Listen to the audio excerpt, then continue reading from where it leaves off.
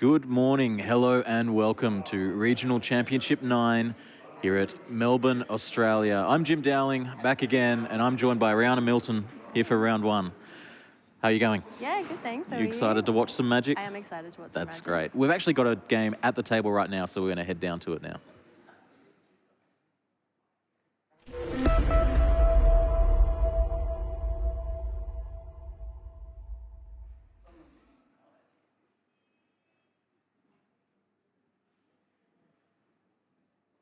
Awesome, here we are in the thick of it.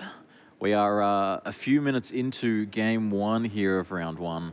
On the right side of this camera, top of the screen, will be Liam Newberry playing DIMIR mid-range. And on the left of the screen now, and we'll be at the bottom, we have Rowan Millers playing blue-white Omniscience.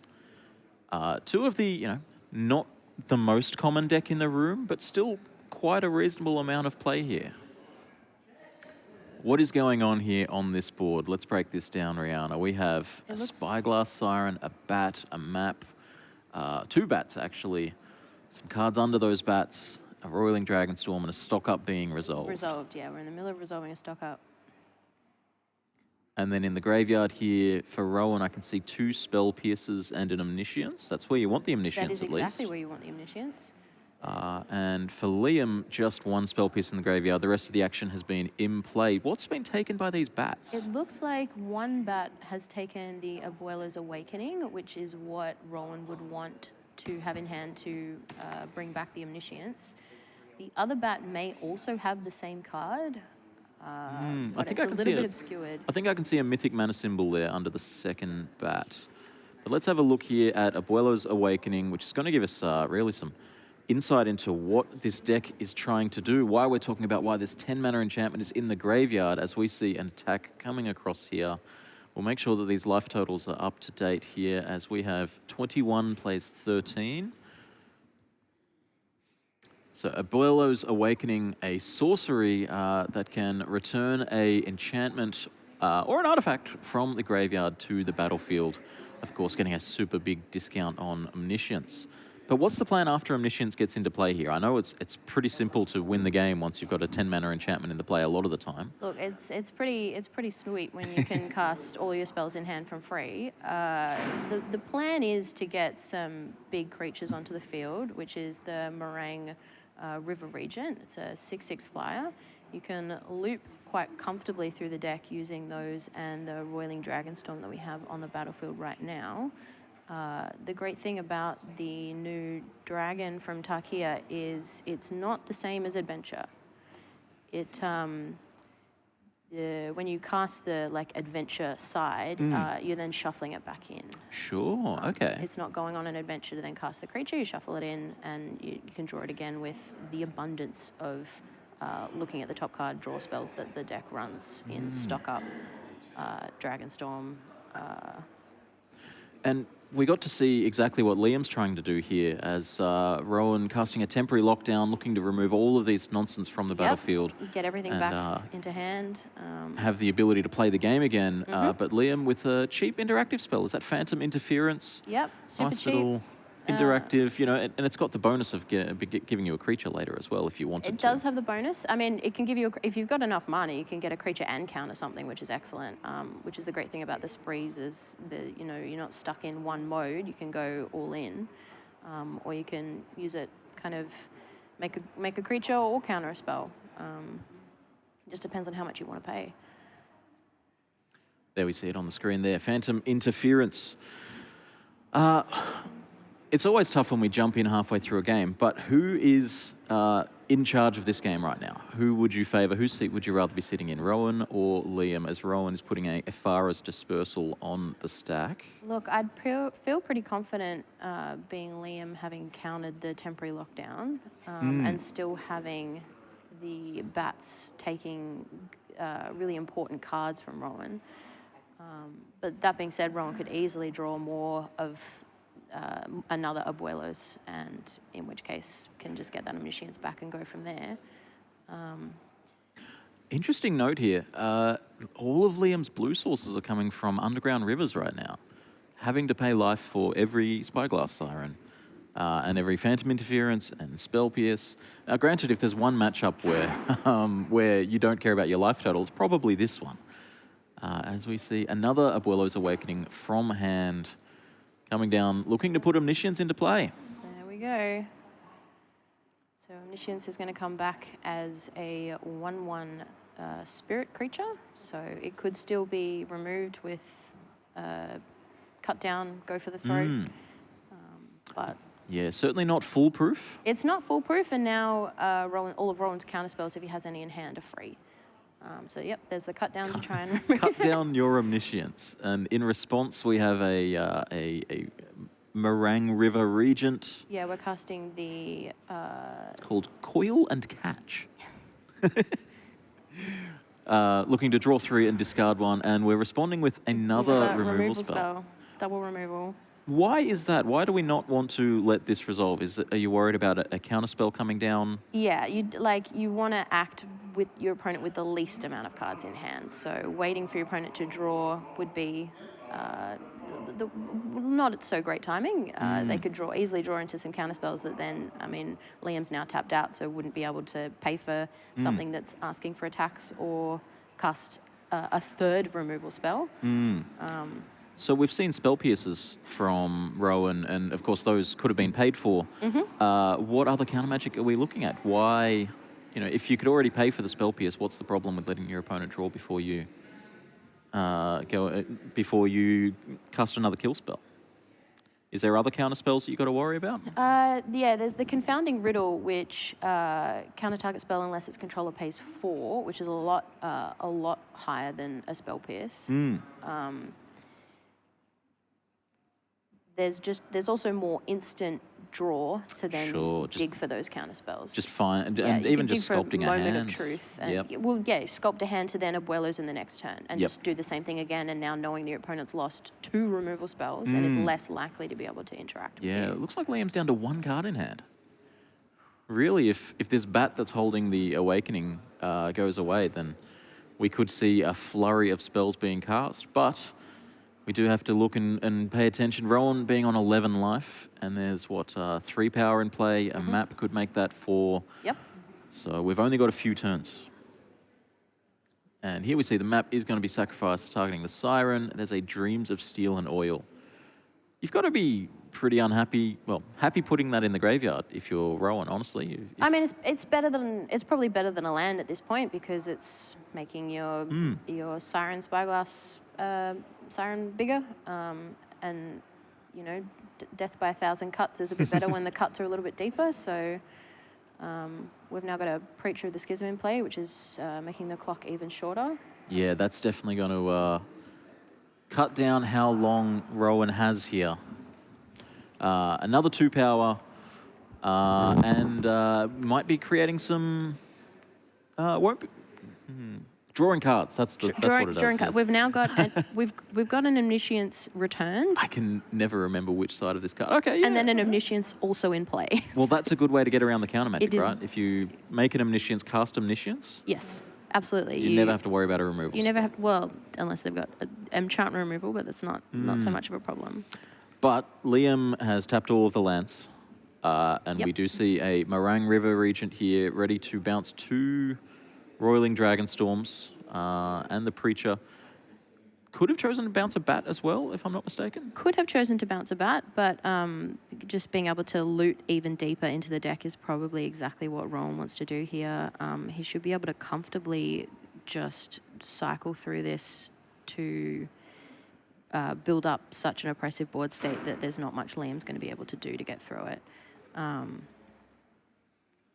And all of this, of course, powered out by one of the most absurd cards that they've printed in a long time. I mean, they printed it a long time ago, to be fair, but just reading what is written on this card, it's so silly, right? It is silly, and they keep giving it to us. Like they put it in Foundation, so we now have this card until 2029, unless they keep printing it in newer standard sets when we get close to it rotating. So Omniscience could be a problem for the next 4 years.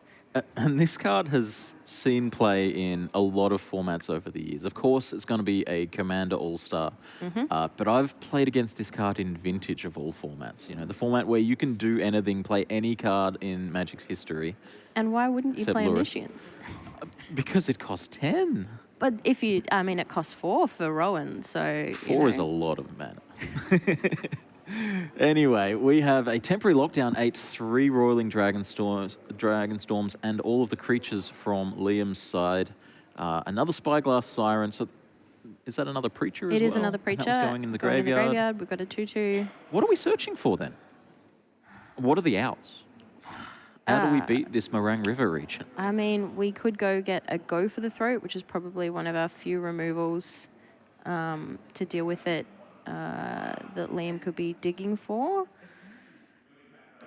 I'm sure Liam would have liked to have like a Shieldred on the board, which would have, like, Rowan wouldn't be able to dig with a Shieldred on board because he would just be losing so much life from drawing cards. Some of the card draw is sort of put it in your hand rather than drawing a moment of truth. It's true, but those Roiling Dragonstorms specifically are... We see a second temporary lockdown, just 1 for 1 here. Just to take that pesky 2/2 out of the way. And saying, I'd like to go to combat, and we see a Flood Pits Drowner here just to tap down the Meringue River region. Buy a couple more turns, and that's honestly some relevant time with Rowan on 7. Rowan on 7, and now you've got a 2/1 with Vigilance that can attack in. That's big. I have to ask though, Abuelo's Omniscience, does it have flying, or is it just a 1/1 on the ground? It's a 1/1 spirit with flying. Okay. So it... Okay, so the Flood Pit Drowner not so useful. You can block with the Omniscience, it's true. What an absurd statement. All right, Liam's drawn and played another Preacher of the Schism. Even after exploring one into the graveyard, still had another one on the top of the deck. Yeah. And one under the temporary lockdown as well. So it's all Preachers all the way down. And we're choosing to shuffle away the Meringue River region. Taking another one from Underground River. This Meringue River region, it's just never going to die. It goes on an adventure, shuffles itself in, and then... Yeah, it's hard to remove. You've basically got to counter it and get it in the bin and then hope that it never ever comes back. And even the Flood Pits Drowners can't stop shuffling it into the library. Nope, that could come back too. That could be on the top right now. Yep. So. All right, Rowan untapping, drawing for... Untapping's a bit... Well, do you even need to untap when you've got 2 Omniscience There in play? was an untap step. Yeah. Drawing for turn. 3 Omnisciences in play. Why not 3? It's not ideal. Okay, so... After the first 2, you really don't want to see any more. We have 36 mana worth of enchantments in play right now for Rowan. If you could fling an enchantment, we'd be cooking. Preacher of the Schism coming across, attacking the player with less life. Left life. So we're not making a 1/1 vampire with lifelink because Liam does not need to gain any more life. Does get to draw a card, does lose life. Chump blocking with my Omniscience. That's just what we do sometimes. And a stock up off the top. This is not what you want to see if you're in Liam's seat, right? That is not what. That is probably an all-star in Standard right now. Stock up. Look at the top 5. Take 2 of the best. Your opponent doesn't get to see what the 2 are. You could pick lands, which Rowan is definitely not going to pick lands here. Got plenty of lands, plenty of Omniscience in play. If I'm not mistaken, this is currently the most played card in Standard. I would hazard a guess that it is probably the most played card in Standard. It is in the IZZET PROWESS deck, which is a very strong contender in the format. I mean, it came out in Aether Drift and kind of snuck in, and once people got a hold of it, they want it in everything. If you're running blue, why not a stock up? It's crazy because you mentioned IZZET PROWESS. This is a deck that doesn't really want to take the game super long. You know, you don't really see these 3 mana card advantage spells that often in super expensive, super aggressive and tempo oriented decks. But they're still happy to play it, But even at sorcery speed. Because even at sorcery speed, because you want to cast that second spell and you only need it to be a 1 mana spell after that. You know, you only need it to be an Opt or a Monstrous Rage, and like What's stock up going to find you? It's going to find you the cards that you want. Sure, I guess you can find a land and a and a one-mana spell. And a 1-mana spell. That's all you need. We see the trainer here making an offspring. Unfortunately, our lovely pile of tokens doesn't include every offspring It doesn't creature. include every offspring. Otherwise, we might be here all day. 'Cause, yeah, we've got otters, but not specifically Thundertrap Trainer otters. And like, props to anybody that has the official Thundertrap Trainer token. That one's a hard one to track down. That's If you're in the venue today and you have a Thundertrap Trainer token, come give it to us. mythic rare token. So we're resolving both of the Thundertrap Trainer abilities here. Seeing a lot of cards and putting some number of them into the hand. It's basically dig through time if you kick this card, right? You look at 4 and take 1 and look at 4 and take 1. Yeah. It's most of a dig through time, you know. And it's got a body on it. And what do we find? We find more cards to look at more cards. And then more cards to look at more cards. This is probably one of the few decks that gets to see probably its whole deck. Short of decking out, we're going to see every card. We've got some spice in the room today, but I've got to tell you, I didn't find a mill deck. Maybe some poison, maybe some reanimator, but I didn't find mill. So this is the closest we're going to be to seeing every card in a player's deck. Yeah, mill would have been possible. We do have the Jace from March of the Machine that can mill for quite a large amount. I have played the Omniscience deck and lost to the Perfected Mind milling me out when I've already thinned my deck out so far. That's great.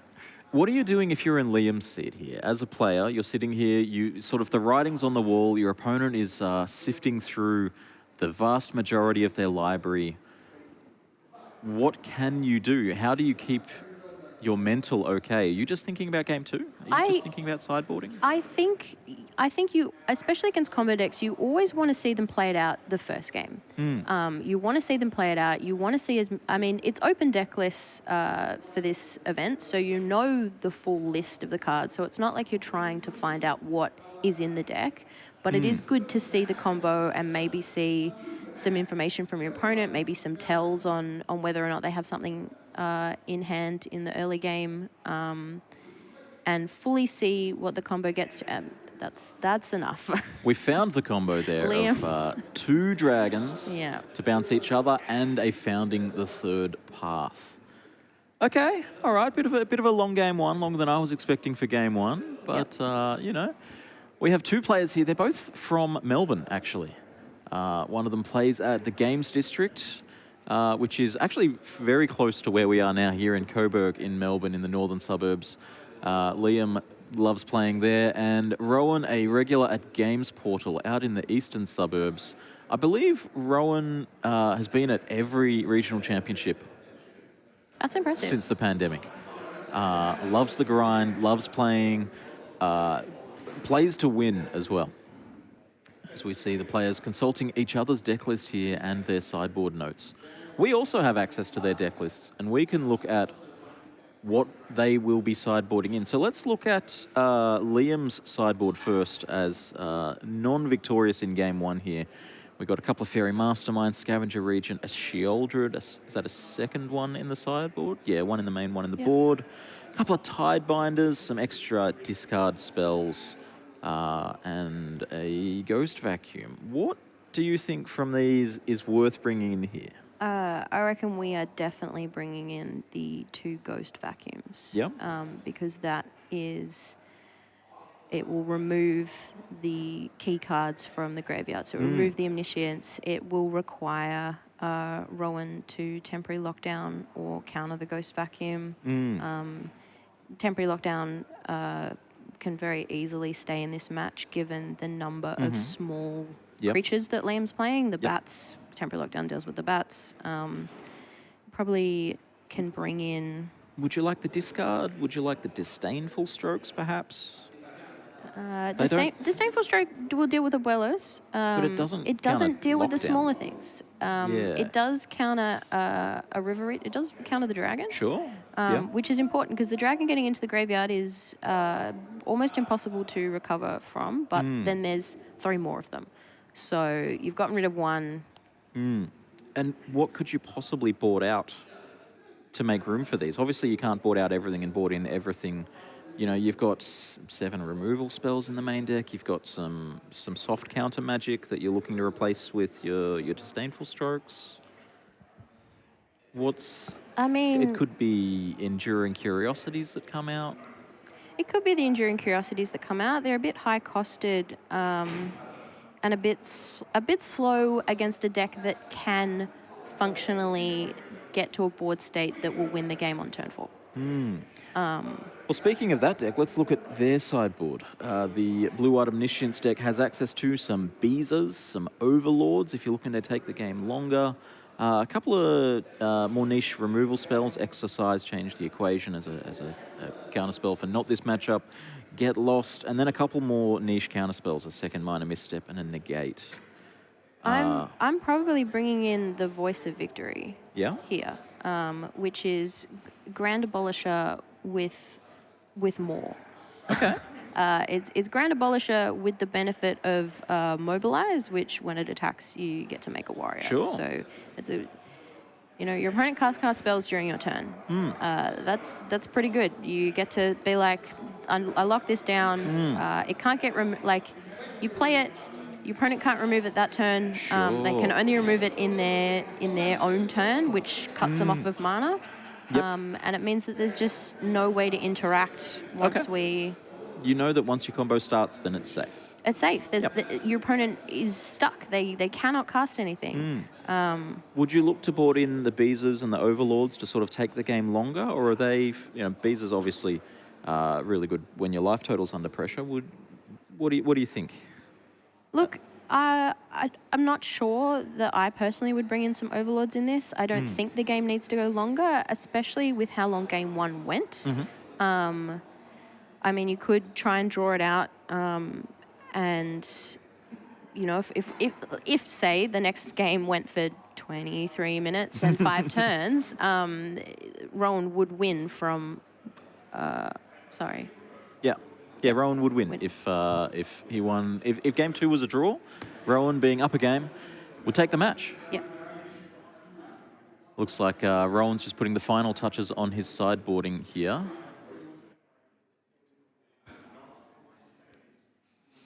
All right, giving back the deck lists. Of course, this is an open deck list event here at the Regional Championship. How does that change how you deck build, how you choose what deck you want to play for an event? If you're coming with something that's going to surprise people, you lose a lot of the benefit of, hey, no one knows what I'm playing. I'm going to get them with this one of. Or it definitely does ruin the element of surprise, and it does actually make these combo decks a little bit harder to bring to these events because your opponent gets to see up front that you're running this combo, which means that they get to mulligan knowing that they're against a combo deck. So they're more likely to keep the hand disruption, or the cards are going to be better, or the faster hand if you're playing a more aggro deck that's going. You're going to make sure that I'm going to kill you before you even get a chance to combo off. Does the same extend to the aggressive decks though? You talk about these like Heartfire Hero decks and Cacophony Scamp that really ask you, do you have the removal spell on turn 1 or turn 2? Do they suffer from the open deck lists as well? I don't think they do, and I think it's because they're just so well pitted in the format as it is and as it stands, and that they're quite resilient to removal in that a lot of them do something when they're removed. True. A Heartfire Hero, you remove it, but if it dies, you're still going to take damage from that. Still take the damage, Yeah. Okay. So we see the players spending the first couple of turns doing nothing, sculpting their hand, getting ready for the rest of the game. Land go, Roiling Dragonstorm counterspell, as we're here on Liam's turn 3 with a Preacher of the Schism. Great. That's a great clock to have. It is. I really like this card. It's a great card. Card draw, Death Touch, deals damage. There's not much more you could really want. out of a 3-drop. It is one of the better black 3-drops in the format at the moment. We see a Clarion Conqueror coming down. This was one from the sideboard. It will shut off Liam's Kaito, if I'm correct. As the Planeswalker abilities won't be able to be activated. Okay, yeah. When I see the card, all I think about is the shutting off the artifacts. Obviously, it's a Stony Silence with wings, you know, but it stops creatures, it stops Planeswalkers. It would stop the Flood Pit of the Drowner activating to do the shuffle effect. Sure. It doesn't do that much more. Maps. It's not going to turn off Omniscience. It's not an activated ability, so... Yep. But I guess it's just maps, Kaito, and I guess part of the reason you would bought it in is it's a 3/3. It's a 3/3 flyer. That's which is great. That will eat bats. It will eat Siren Storm Tamers, even if they've explored once. I mean, it would eat a Preacher of the Schism, but would trade. So. And it doesn't go under your own temporary lockdown as well? It does not go under a temporary lockdown, unlike your Dragon Storms. They do end up getting eaten by temporary lockdown, which is not always where you want them. But we saw an Overlord there being impendinged and eating a Disdainful Stroke. Because even impended, their mana value is still that printed in the top. So. And surprise, it's a Kaito. The vampire that attacked was actually just Kaito wearing a vampire hat. So we're getting a bit of damage coming across here. If you're in Liam's seat, you could actually tap that Underground River and go to 18 and get both benefits from Preacher. But alas, we're past that point now. It's too late now. All right, so Kaito, of course, ninjutsuing in just a little bit cheaper, gets the surprise factor, you know, gets around counter magic, although Rowan was already tapped out here, and getting to activate, get a card out of it for the low price of losing the vampire token. It's a pretty good price to pay, I'd say. Kaito's a bit of a menace, being able to be snuck out like that. Well, if this game keeps on this trajectory, this is going to be much quicker, and we are going to see a game 3 unless Rowan can pull something out here. That Overlord would have done a lot of work in slowing things down. Absolutely. Making 2/1 flyers would have helped a lot. Is it every turn that it makes the 2/1s? No, so it's on enter, and then it's when it attacks, and it's impended. It's not going to attack for a while. Sure. Yep. I did play against that card in Commander last night. Okay. It was very scary. We can see Liam's hand here. I can see a Enduring Innocence, a Sheoldred, and is that a Dreams? Not a Dreams, it's a something. The typical Magic player experience of flicking your cards so fast that we can't quite see what's in there. You've got to spend all the energy you've got buzzing in you. This is round 1. This is a 8-round event. Yeah. So right now these players are full of energy. Perhaps in 5 rounds' time they'll be a little happier to just sit there and let what happens happen, you know? Yeah.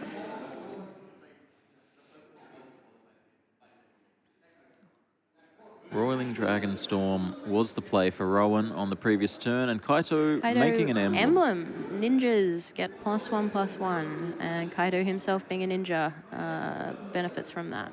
Let's have a look here at Kaito as one of the stranger cards in Standard.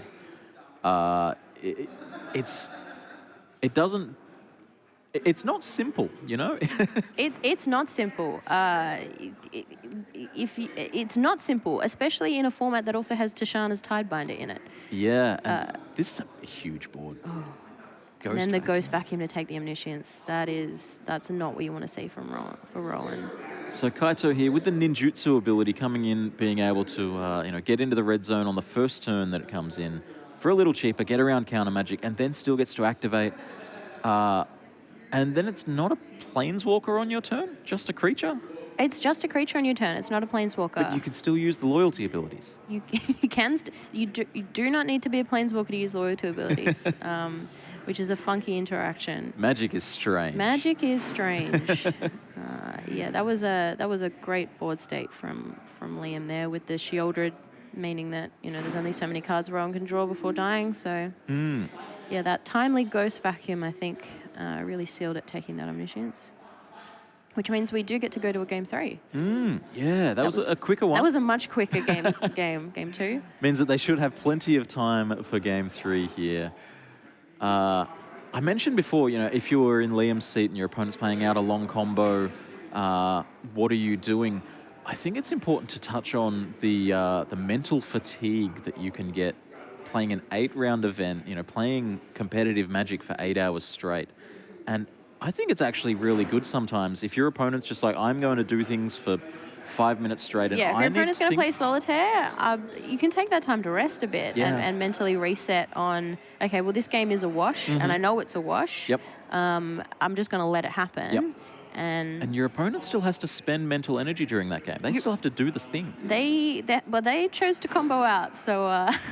But yes, they've got to get the win. Just because they've essentially shown their hand that they are going to win doesn't mean that you're forced to concede. You know, so. Would you see much changing in sideboarding for game 3? I think both players just consulted the deck list and then didn't make any changes. I mean, there is something to be said about the difference of being on the play and the draw, on what you want to see in turn 1, turn 2. Because I mean, sometimes it is just land go, but you know, sometimes if you're on the play, you might want to be land duress before your opponent gets to do anything with their hand. Discard a little better on the play, yeah. Versus, I guess the spell pierces a little better on the draw. Yeah, but I mean, I think you want to be having both, so yeah. I don't think there's much change that needs to go on. I mean, that game went pretty smoothly for Liam, so he's probably pretty comfortable. And one more of those, please. Yes, I will order a second one of those, please. So it looks like Rowan's on a mulligan to 6 here, and Liam might have a 7. Just an island for Rowan, nothing else, no crazy turn 1s. We'll see some big turn 1s and turn 2s in some other matchups. But here we do see the turn 1 duress. Roiling Dragonstorm, Moment of Truth, and it's 3 2 more Roiling Dragonstorms. Great, so these are your options. Yeah. And one other land. So this is a 6-card hand. Yeah. It's not a bad one. All 4 of those cards get you more cards. It's not a bad one, but it's not a good one. You actually just don't know what it is. It's true. You could end up seeing just so many lands from this. It's the old, living end where like I actually don't know what my starting hand is. It's got like 2 street wraiths and a 1-cost cycler, so I don't know how many lands I have. Spells or... But it makes it pretty good in terms of against an opponent that's going to be running duress, because there's only so many things that you could have taken there. You know, if you took a Roiling Dragonstorm, well, there's still 2 more. Take the Moment of Truth, well, at least there's no Moment of Truth, but there's still 3 Roiling Dragonstorms. There's nothing really to grab that's going to be... And there's not a lot of information there because the information's going to change. So we did see turn 2 Roiling Dragonstorm discarding a land. Obviously found at least one, probably found a second one, a third in the game, I guess. And then this second Dragonstorm discarding Omniscience. That's scary. That is scary. But it's sort of scary for both players because you've seen that Liam has Ghost Vacuums, right? The Ghost Vacuum could come out and take the Omniscience. Yeah. Like, you've got much less reliability in sort of going for it on turn 4 here. You do. It's hard to go on it with turn 4 when your opponent's passed with 3 untapped lands. In the most interactive colours in Magic as well. Yes. That is, we could have the Disdainful Stroke and a Spell Pierce. Like, there's a lot. Or even just representing, right? You might not have it, but you're representing that you have it, and that's enough of a threat to not go for it. Yeah, the threat of the counterspell is just as damaging. Well, all of the Roiling Dragonstorms have been resolved. Out. Liam now knows nothing about Rowan's hand. Yeah, the hand is now, it's a completely new hand, completely unknown, so... And another island discarded, so I'm assuming that we're going to have a 5th land here from Rowan as a Preacher of the Schism comes down for Liam. We saw this card putting on a clock as well. I think it drew a card in the previous game as well. Just one. Yeah, just one, which is enough. That's fine. It doesn't always have to make a vampire. I mean, by the end of that game with the Kaito, the Sheoldred, the Ghost Vacuum, you didn't need any more cards.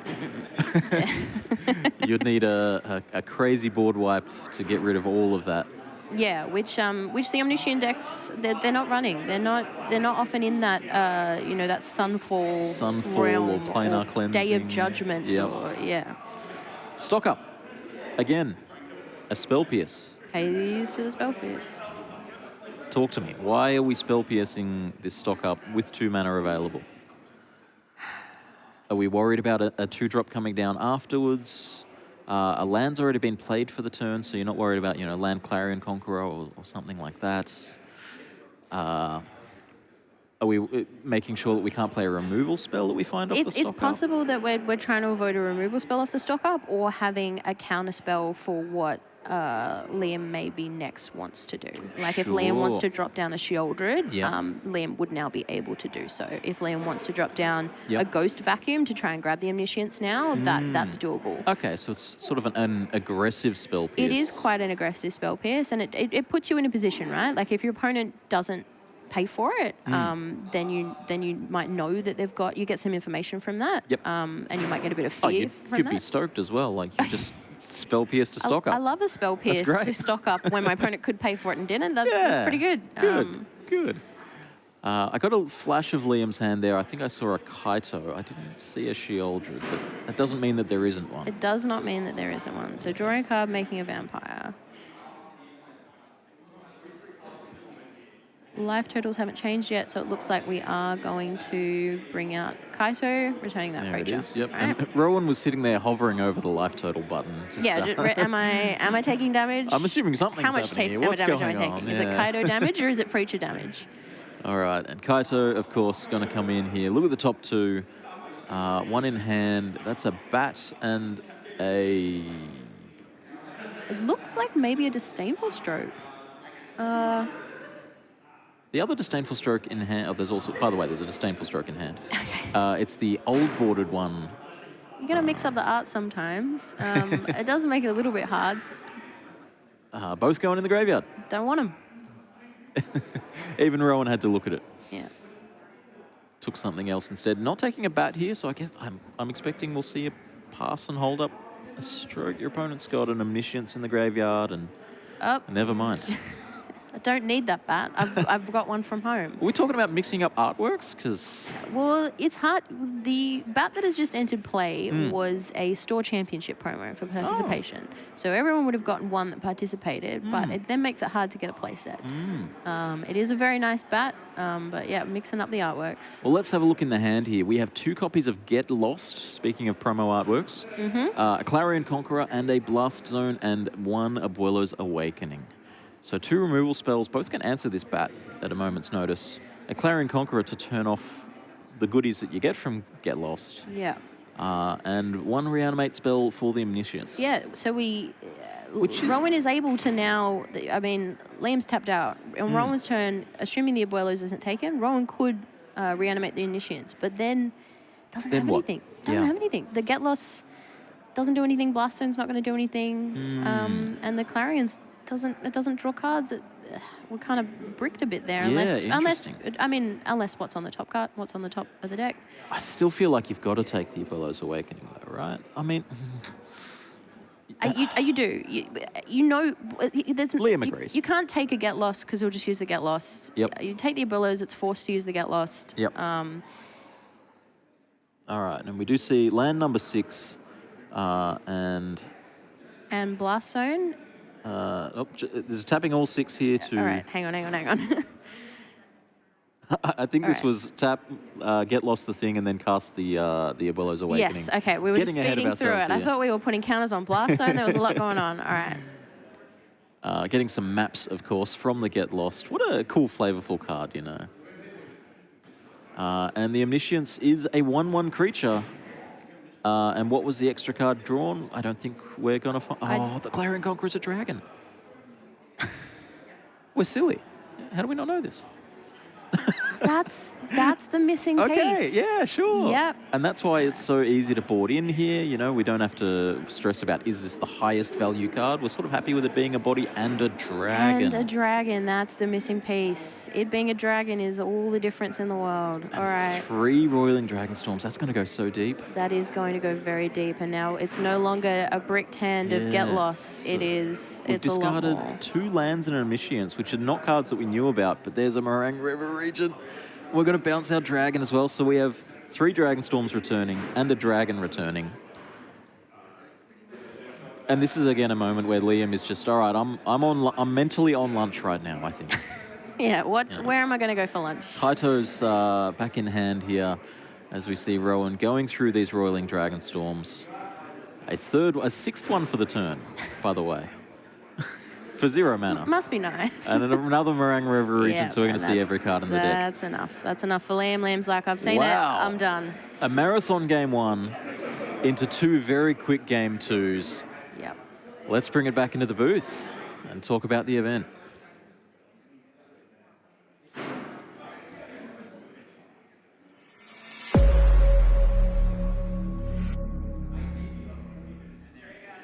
Welcome back to the booth. Jim Dowling, Rihanna Milton. Rihanna Milton, yeah, that's me. That was a cool round 1. It was a very cool round 1. We missed the first 5 minutes. We did miss the first 5 minutes, but that's fine. We jumped straight in, and it ended up being a long game. So it wasn't we jumped in and it was all over.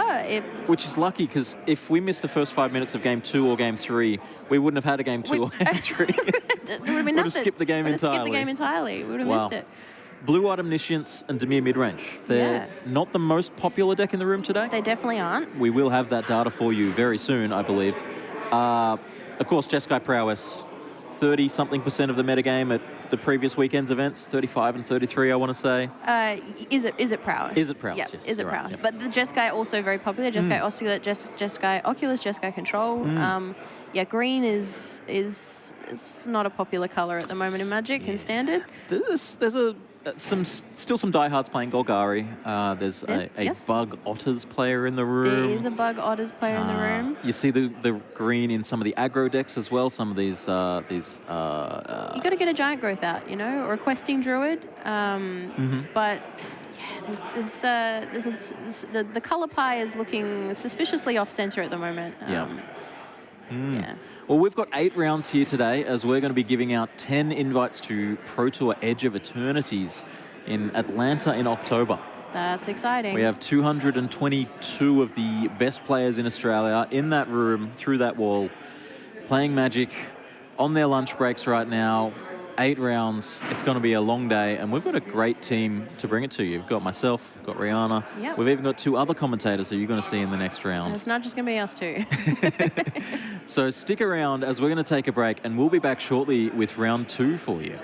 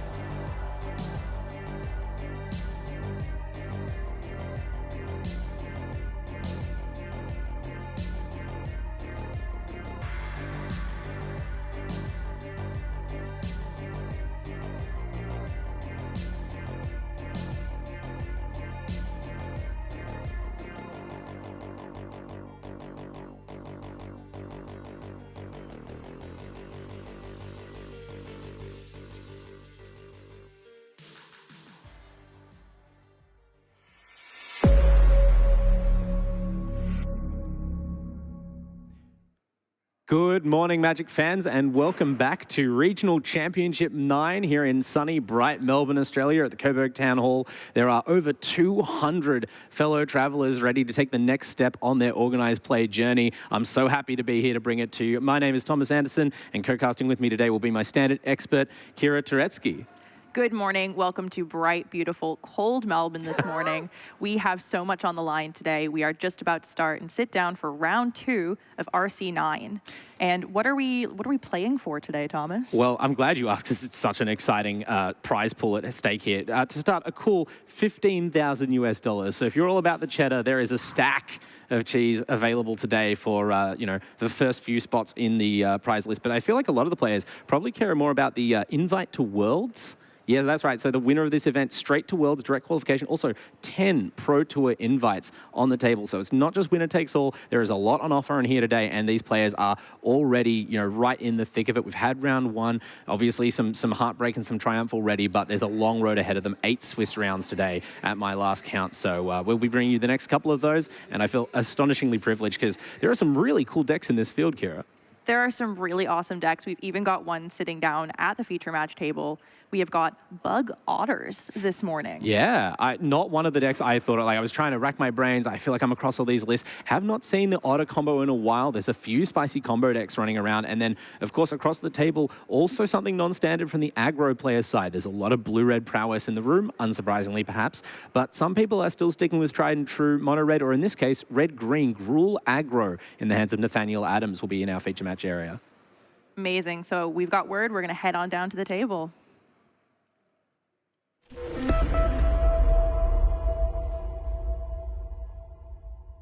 All right, we're heading on down to the table. All right, we've got Dylan Brown on Bug Otters and Nathanael Adams on GRUUL aggro. Yeah, and I think one of the things that's most cool about today, other than just the players themselves, obviously their individual journeys, we've got a lot of past champions and players with Pro Tour experience even in the field, but we're also following, their journey from the store they qualified here to Coburg Town Hall and then potentially beyond. So, you can see over on the left-hand side there, we've got Dylan Brown representing Penrith's from the deep. That's a journey to make here. So good to start out 1-0, and hopefully all that investment and effort to be here at the RC will be rewarded.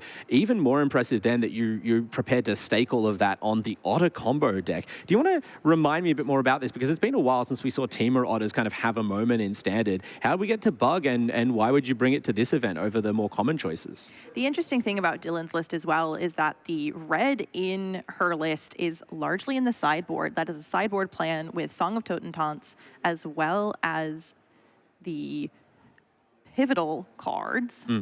And what's interesting about that is choosing to run Sultai at this time. This deck really started as an aggressive deck, and it was leaning on Valley Flood Caller as well as Enduring Vitality to tap and untap. Yeah, and obviously, as you mentioned, it could be aggressive because you're a creature-based combo deck, but then the combo element, obviously, if the game stalls long enough, you kind of go over the top with if not infinite, a lot of untapped triggers and puffs to your team. Amazing. Interesting, wonderful start here from GRUUL aggro. We've got that Copperline Gorge into Heartfire Hero. And we see Dylan's got a Tarnation Vista as well on her side of the board. Whoa, okay. Tarnation Vista is going to be able to produce extra colors of mana once she's got multiple colors down. So as soon as she's got a permanent with, say she's got this Storm Chaser's talent and this Otter as well, she's now representing blue, and she's got red, so that Tarnation Vista can produce blue and red mana. Yeah, we've gotten late enough in this current Standard format that the mana is starting to get pretty good for most of these decks. We're seeing very aggressive decks having no problem juggling 2 or even 3 colors, but once you get into blue, black, red, green, that is a bit demanding, and it's cool to see some creativity even in the mana base of this deck, and I guess it hints at the number of reps and the amount of time you've had to put into more of a niche list like this to have the confidence to bring it to the RC. But no matter how confident you are in your combo deck, sometimes you're going to face more of a sort of mathematical test almost from these Heartfire heroes. This card has been so dominant ever since it first appeared in Standard, and it isn't slowing down even in the face of blue-red prowess.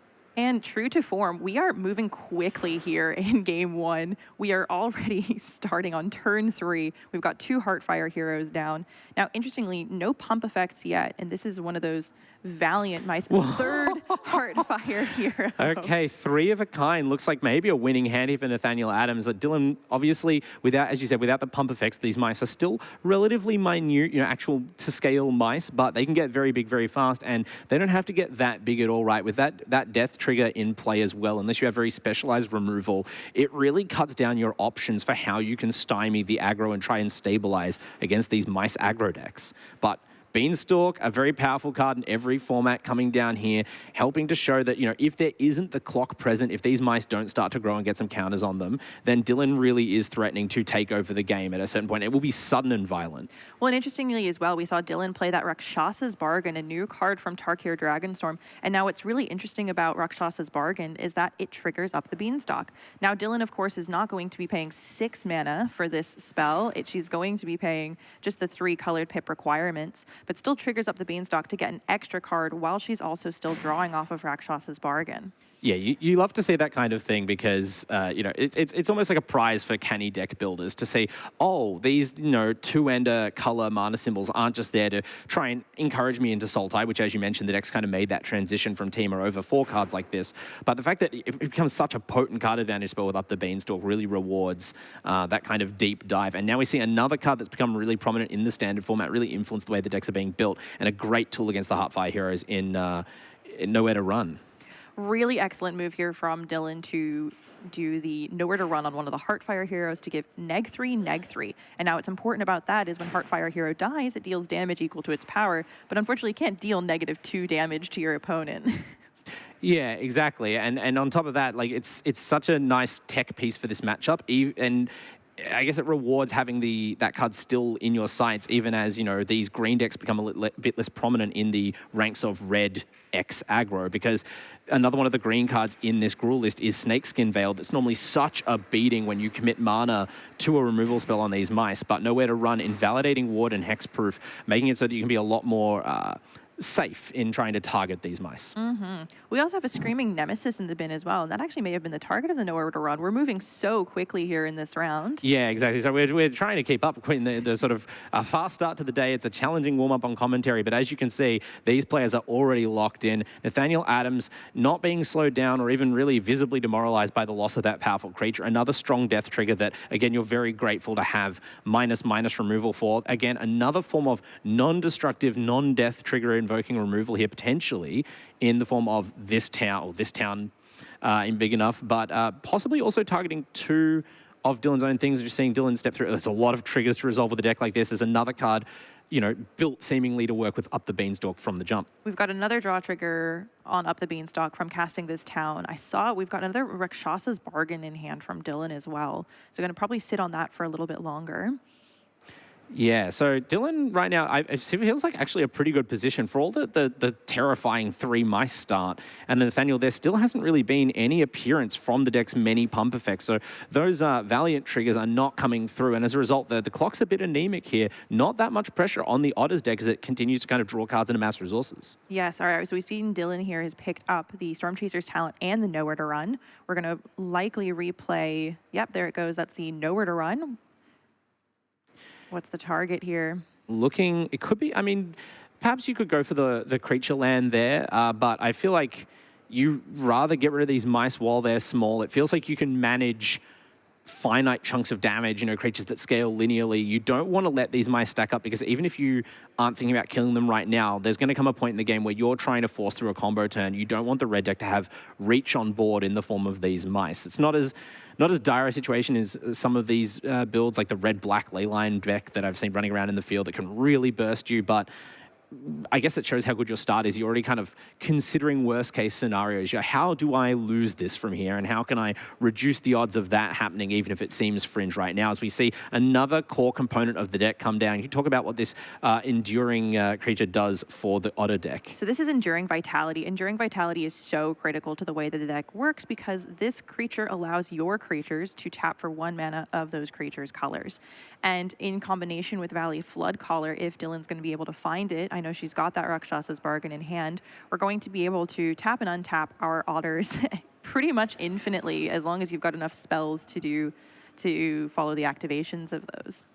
Yeah, so that's I guess that's the combo part of the deck, but it's really nice for a deck like this, like a cool luxury to have, that your combo piece is also just like this solid 3/3 for 3 that you don't even mind trading per se. Like, you don't care about this body. It is pure bonus value, bit of bauble text, almost bauble stats, and along with those otter tokens that we're being reproduced by just recurring the Storm Chaser's talent, you can see how the otter combo deck is actually quite hard to pressure on board. Like, we saw the Omniscience deck on coverage of round 1 if you joined us earlier, and that deck is okay at holding down the board, but it's still a bit reliant on sweepers like Temporary Lockdown, whereas as you can see here, there's a smooth curve from I've got these tokens to chump block, and all of a sudden down come the Valley Flood Callers, and you can see the flurry of game actions being taken. Dylan probably senses she is close to a game on victory here. She's got the Valley Flood colors down, and now at this point we can just tap and untap our creatures thanks to the Enduring Vitality. And Dylan's now here walking her opponent through how exactly she's going to execute the combo. And largely what's going to happen here is you are just going to boost those otters until you've got massive bodies. We're leveling up the Storm Chaser's talent. What did we grab? We grabbed this talent big enough to allow us to reset the talent. That's the one thing, like as with the Omniscience deck, often the only thing that can stop you once you reach this point isn't your opponent. It's if you run out of sort of live cards in hand, draw spells, things that can just keep cast triggers available for you to keep the loop going. But the talent and the this town both reset each other effectively. So once you've demonstrated that loop, both players pick up their cards. They know the score, and it's 1-0 in favor of Dylan Brown. What a showing for the Otter combo deck. Not something that people would have expected perhaps to tune against, and maybe that's given her an advantage coming in. We'll see as she goes on throughout the day, but looking already to be halfway to 2-0 here. Really impressed with the showing from Bug Otters. The question here is, are we going to bring in any red? And I think the answer is no. I don't think there's a need to bring in any of our red cards in this situation. We've executed our combo pretty much to the T. This has gone exactly in Dylan's direction and in her favor. What are we looking to bring in this situation against a deck like GRUUL Aggro? Yeah, well, as you said, it seems like the main red card in the sideboard is one of the signature cards when it was a red deck, Song of Totentanz, which gives the deck the ability to, when you're going for that combo, produce a ton of hasty threats to immediately end the game. But it feels like that more wants to come in against a deck with sweepers. We saw there Dylan had no problem establishing a board of creatures ahead of time, and then that allows you to immediately win as soon as the other pieces come together. Here, you're probably just worried about how do I survive until that point. So you're probably looking for any kind of life gain, any kind of removal. Against some of the aggro decks, perhaps a Spell Pierce is available, but against a deck like red-green, this more traditional creature-based aggro, maybe would you bring in Obstinate Baloth? It's clearly more there for the Hopeless Nightmare decks when you can discard it for free, but it does gain life. It is a large body. Maybe that's all you need. It would be a good card. I think this is not quite the matchup for this. If we were sitting across from something like ORZHOV Pixie, Esper Pixie, I think it's a no-brainer. It's basically a free 4/4. Well, in that case, I mean, unless you want to, and again, it seems like not their key role in the sideboard, not what you put them there for. But other than Song of Totentanz and Obstinate Baloth making different kinds of bodies to block with, it doesn't seem as though Dylan is that concerned about aggro. There's not really anything in this sideboard. You can duress to get, say, a Snakeskin Veil, but then you have nowhere to run. You're kind of pre-boarded against this deck. It just seems like perhaps a rough kind of draw in the matchups for Nathaniel Adams in the GRUUL aggro list. To be honest, I don't think there's anything that I would change about the main deck going into round 2 for Dylan. Interesting. What are we going to do, though, as the GRUUL player? What are we going to do in this position? Yeah, definitely not only because of the game 1 result, but it does seem like Nathaniel Adams is the one who needs to get more juice out of the sideboard here to try and turn this matchup around. The players have exchanged deck lists now. This is an open deck list event, so they're not allowed to check each other's deck lists during the games, but between rounds, they do get that reference to help them guide their sideboarding. So it's not as though anything you conceal in game 1 is going to affect the decisions. Corey Steelcutter is obviously a huge card in the format right now, maybe the card for the day. Would that come in against this kind of deck, or is the trample and potential extra attackers not as valuable as some of the other things you could access? I think you'd have to be moving so quickly with Corey Steelcutter in a GRUUL aggro style deck. Because the bigger question as well, when you're putting cards in from your sideboard, what do you take out from your main deck? What is a card that wasn't helping you overall? Right, exactly. You don't want to fall into the trap of over sideboard, thinking, oh, well, they have a card that goes in the graveyard, so maybe I bring my Ghost Vacuums, and they do have a creature in their combo, so I'll bring in my creature removal, and then suddenly you've just sort of gone below the essential ratios that you need. We saw there the kind of problems the deck can run into, even if you just have a slightly unfortunate draw where the Heartfire heroes didn't really get their money's worth because of the lack of synergistic effects. So you need to be very careful about that if the cards you're sideboarding in don't also double as enablers for those. But perhaps Ghost Vacuum's worth it, considering how important that graveyard loop is. If you prevent the Storm Chaser's talent from recurring, this town ain't big enough there, which you can always do in response to something like Ghost Vacuum, perhaps Dylan needs to work a bit harder to find the infinite. All right, well, we've started game 2, and of course, Mountain Enter tapped, Monastery Swiftspear. Great aggressive start, but Dylan has a swift answer, Grim Bauble. Yeah, a card that most people are probably familiar with, even if you don't play a lot of Standard, and a card that perhaps you wouldn't be familiar with, even if you've played some Standard. Grim Bauble, relatively recent entry and kind of a fringe card, but really good in a deck like this that loves to be able to get its effects on permanence that you can reset to hand. Absolutely, Grim Bauble as well, really efficient in the early game before you have a chance to even pump up your creatures. So it's great, it's effective, it's efficient as well, and also something that's really good to bounce against this deck as well. Against GRUUL aggro, a lot of your creatures are just going to be 1 or 2 toughness. We've got a Questing Druid going on adventure here. We're seeing a Manifold Mouse and a Might of the Meek. Yeah, and the Manifold Mouse we didn't see in game 1, but it's not every red deck running this mouse setup anymore. There's suddenly been kind of an explosion in different forms of the red deck, but the combo is still very powerful. Anyone who's played against it since Bloomburrow came out understands that, you know, just playing all these mice, not just because they're cute, the synergy is very, very strong. We even got some all-out mice decks at the event today, but just Manifold Mouse by itself can be a whole threat, especially with that Offspring cost. But just the one mouse in play for now, and we can see Questing Druid also present, although right now just on an adventure, waving over there from the Exile Zone. It looks like, even it's funny to be in this position, but the GRUUL aggro deck almost falling behind on board as Dylan rapidly develops here. We've got 2 Thundertrap trainers, so Dylan's had the ability to look off the top of her deck for 2 turns now and refine her hand even more. We saw a Storm Chaser's talent revealed there as well, so she's well on her way to already setting up. Yeah, absolutely. And this is a great spot to be in as the Otter deck. So already, you know, for a fringe deck, I suppose it's, again, at that point in Standard where there's such a diversity. It's not that this deck fell off suddenly somehow in power level. It wasn't a hard counter was printed for it. But there are perhaps newer, shinier toys that have distracted people. Not Dylan. Clearly has a lot of reps on this deck, playing with confidence and with pace and moving aggressively to try and close out this round 2 game in the feature match area. Is this a Thundertrap trainer like getting in to try and trade here or try and set up some sort of Grim Bauble type exchange? What are you hoping for when you block with these creatures? I'm curious here is, you know, making the decision just to block with 1. Yeah. I think this would, to me, indicate that we've potentially got an Enduring Vitality in hand. You want to preserve your ability. This is, you know, when you've got an Enduring Vitality in hand, your creatures are your mana source as well. This also, if I would have done both, this would have been playing around Monstrous Rage, and there it comes down as well. So we've got 2 Might of the Meeks fired off already on that Manifold Mouse, plus a Monstrous Rage. Likely as well, Nathaniel would have chosen Double Strike on this creature rather than Trample with the Monstrous Rage in hand, because the Monstrous Rage token, the Monster Roll token, grants Trample. Yeah. So this is a big swing coming in. Yeah, for exactly. Nathaniel. Part of the, we're seeing half of the reason, I guess, at least why red decks are so prominent today. It's maybe 2 of the strongest cards in Standard right now are Corey Steelcutter and Monstrous Rage, and that permanent trample is a huge part of it. But just that play pattern we just saw, even if it's not the exact cards we're seeing in all of the red decks, it's so interesting to see how people have to play on both sides of the matchup when the red decks at any time can just explode in a flurry of combat tricks. And the damage, the variance between the damage it can hit you between like a double striking, non-trampling mouse with no buffs on it, and this suddenly huge trampling double striking creature. You can see there, instant speed removal, a fun safety blanket to have when you're on the defensive side of this matchup. But Dylan took a lot of damage from that Manifold Mouse before it went down. That's, I guess, the advantage of front-loading all of the damage into those 1 mana instants. The only question now is how much gas does Nathaniel Adams have left in the tank? Definitely not giving up yet. Can smell the blood in the water. 9 life is not a lot against these sorts of decks. And especially if you can get one of these creatures.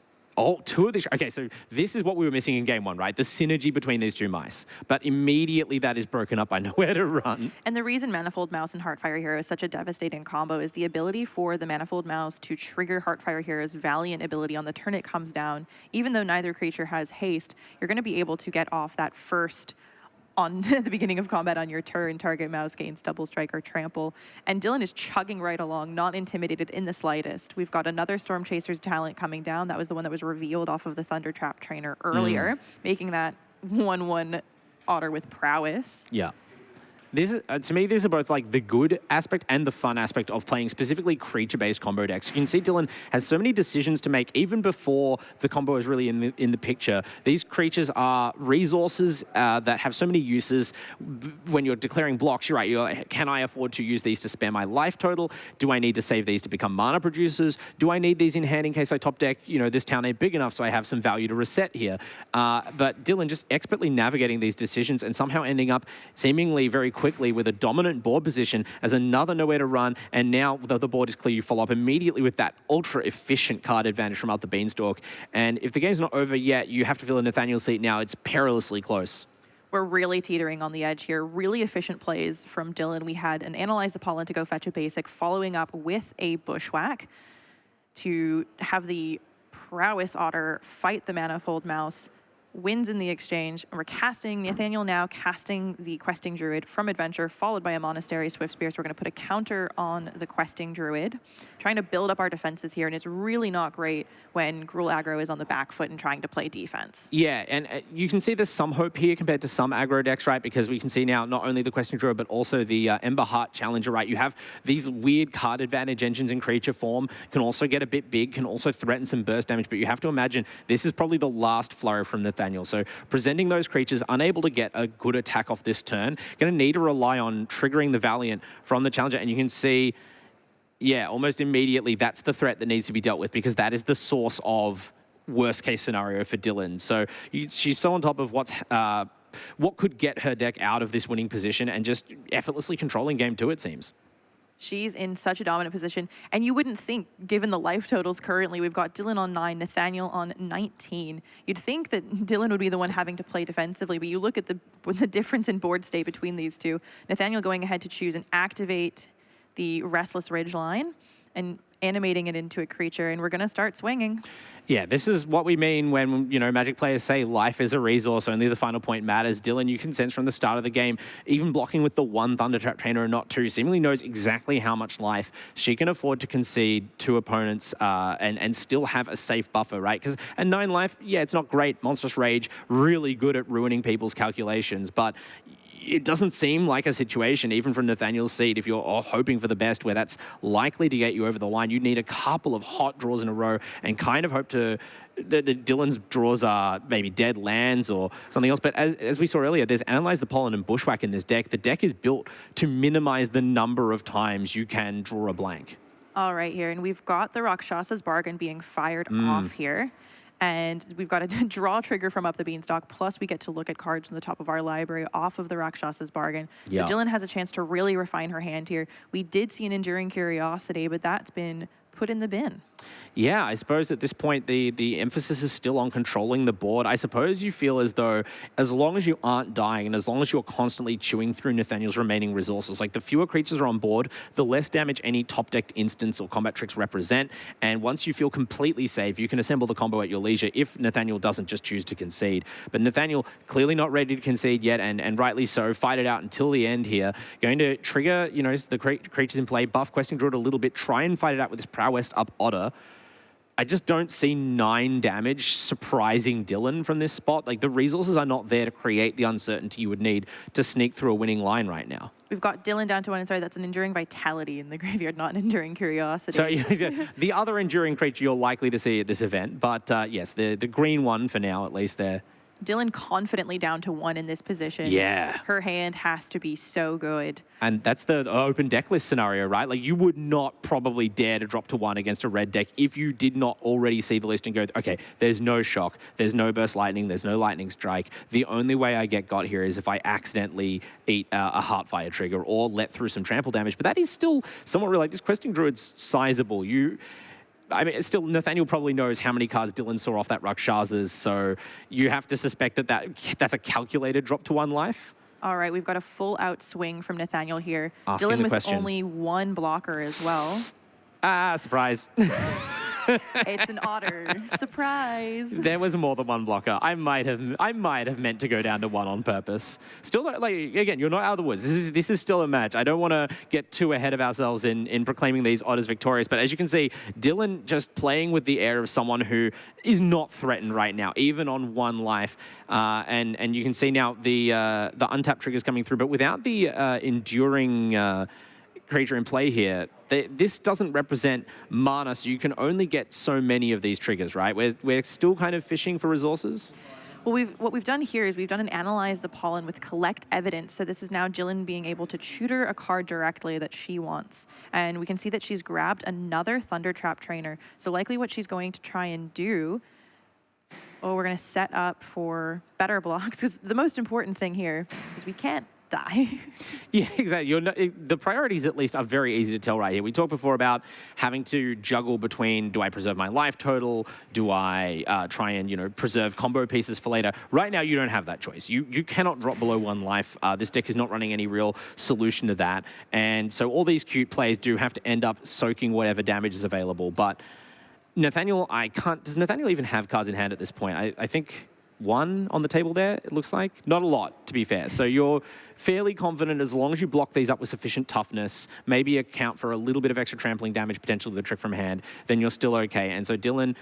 But look at this, she's cleaned up the board. Exactly, survives unfazed. Everything seems so calculated right now. Like, not saying that anyone in this room is unprepared, but okay. Duress a mountain in hand, that is not good for Nathaniel. That's not where he wants to be. We've got a Thundertrap off the top, so we're going to, again, be able to find a piece necessary. We've got another Rakshas's Bargain, and Dylan is well on her way.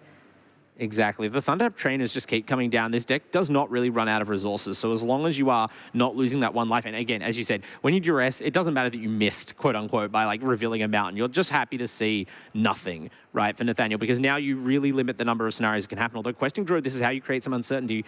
Off the top, we're going to see another couple of cards. Now, Dylan doesn't know what Nathaniel could be having, but again, in this position, there's multiple tough blockers in play. You need haste, you need trample. There's a lot that has to happen here. We're going to go ahead and we're going to quest again off of the Questing Druid. We're going to seek the beast again to see two more cards. Not what we want to see off of here, unfortunately. Yeah. We do have that creature land. We've got one more Restless Ridgeline, but Dylan, again, already well set up with her blockers. At least you can say that Dylan does not have the combo. Like, it is not at least visibly threatened in the next turn or so. So those Questing Druids that are on exile are probably going to get to, return from their adventure, and we see one now immediately coming back into play. These are far from the worst cards you could have to play right now. They're just a bit slow.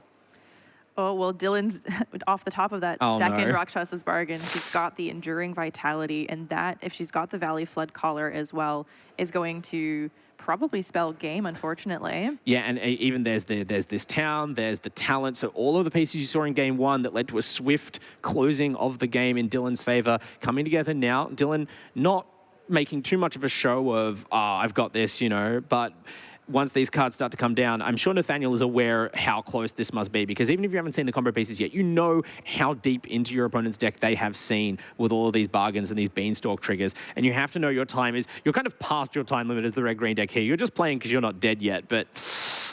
Interesting here from Dylan as well. So obviously we've gone from 6 mana to effectively 8 on that turn, but choosing to pass and leave up potentially another Rakshas's Bargain. There's likely another This Town Ain't Big Enough in the hand as well to start getting that loop going.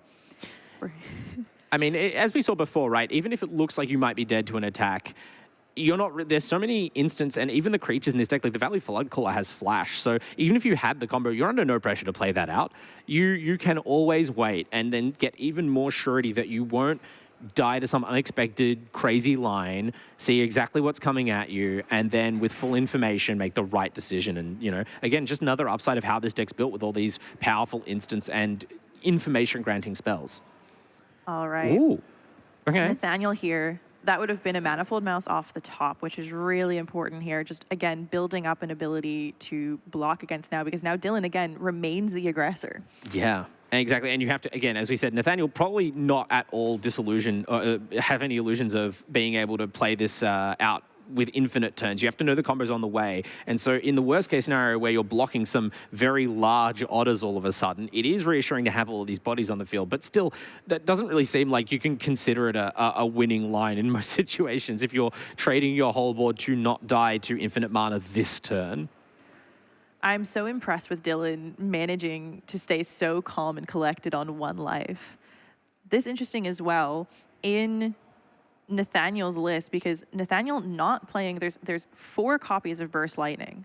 And that could spell disaster for Dylan at the last second if Nathaniel is able to rip that off the top. Yeah, it's one of those things earlier where I spoke probably ahead of myself by watching Dylan go to 1. I went, well, there must not be a Burst Lightning in the list. I didn't see it before when I was glancing over the sideboard. So, you know, there's probably no direct burn. But not only are you playing around those death triggers in the mouse and also Screaming Nemesis, but yeah, there is just straight up a chance you could die to any top deck. So obviously Dylan either calculating the odds there or just playing with unbridled confidence and feeling as though she has the ability to react to whatever comes off the top, as long as you have mana and cards available. And to be fair, the match so far has borne that out. Like, this Otter deck has been in complete control of the game, and all of the times that Dylan has tanked life loss has felt like it's a very calculated attempt to use that resource and preserve bodies in play. For a situation like this right now, we have now assembled most of the combo, just looking now for a way to continue the loop, right? Or at least to pick up another Flood Caller out of the yard.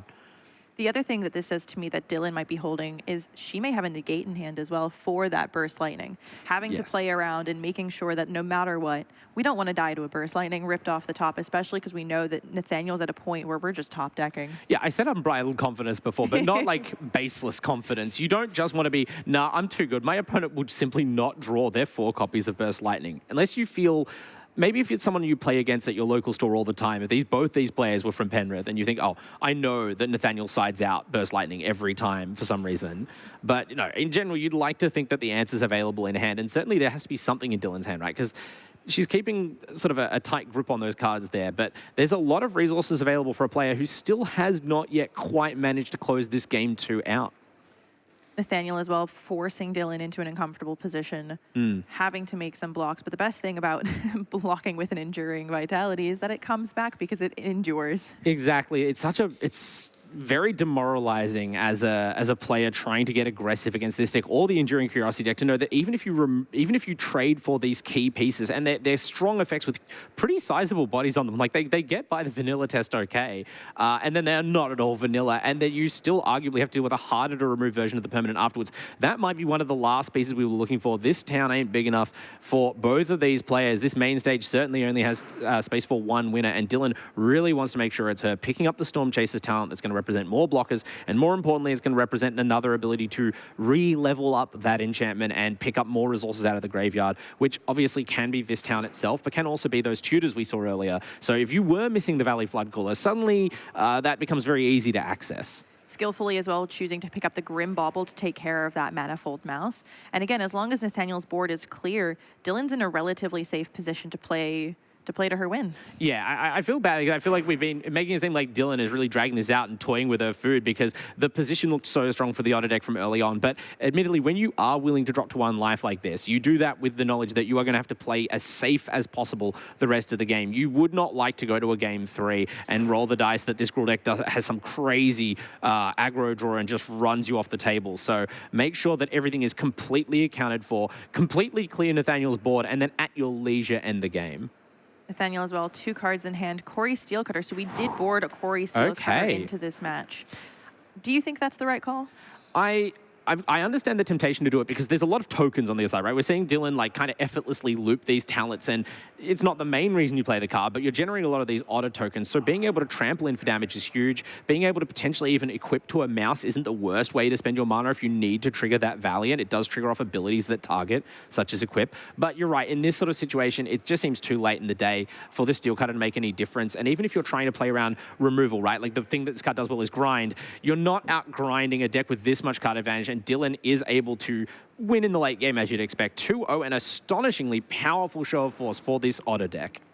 Really incredible work from Dylan here. This deck really impressed me. Yeah, I mean, I'd seen previous incarnations of the deck, especially the Teamer deck, and I respected the combo and the fact that it has a lot of blockers, so it can just hang around in a match, even where you don't get the ideal draw. But it seems like there's very few bad cards in the deck now. The fact that you can move the Song of Totentanz to the sideboard, which was one of the more marginal cards, and instead you're playing something like Rakshas's Bug, which, as you said, is just rock solid, especially with Up the Beanstalk in play. The deck looks to have crazy legs. I will say I'm pleasantly surprised to see Up the Beanstalk in this Otter deck. I think it's a card that sees very narrow play. You know, you often see this in going to be your classic domain deck. You're going to see this in some of those green-black graveyard decks, but seeing it in an Otter combo deck as well, really interesting, and pushing, again, that card advantage, that ability to dig through the deck and grab those pieces that you really need.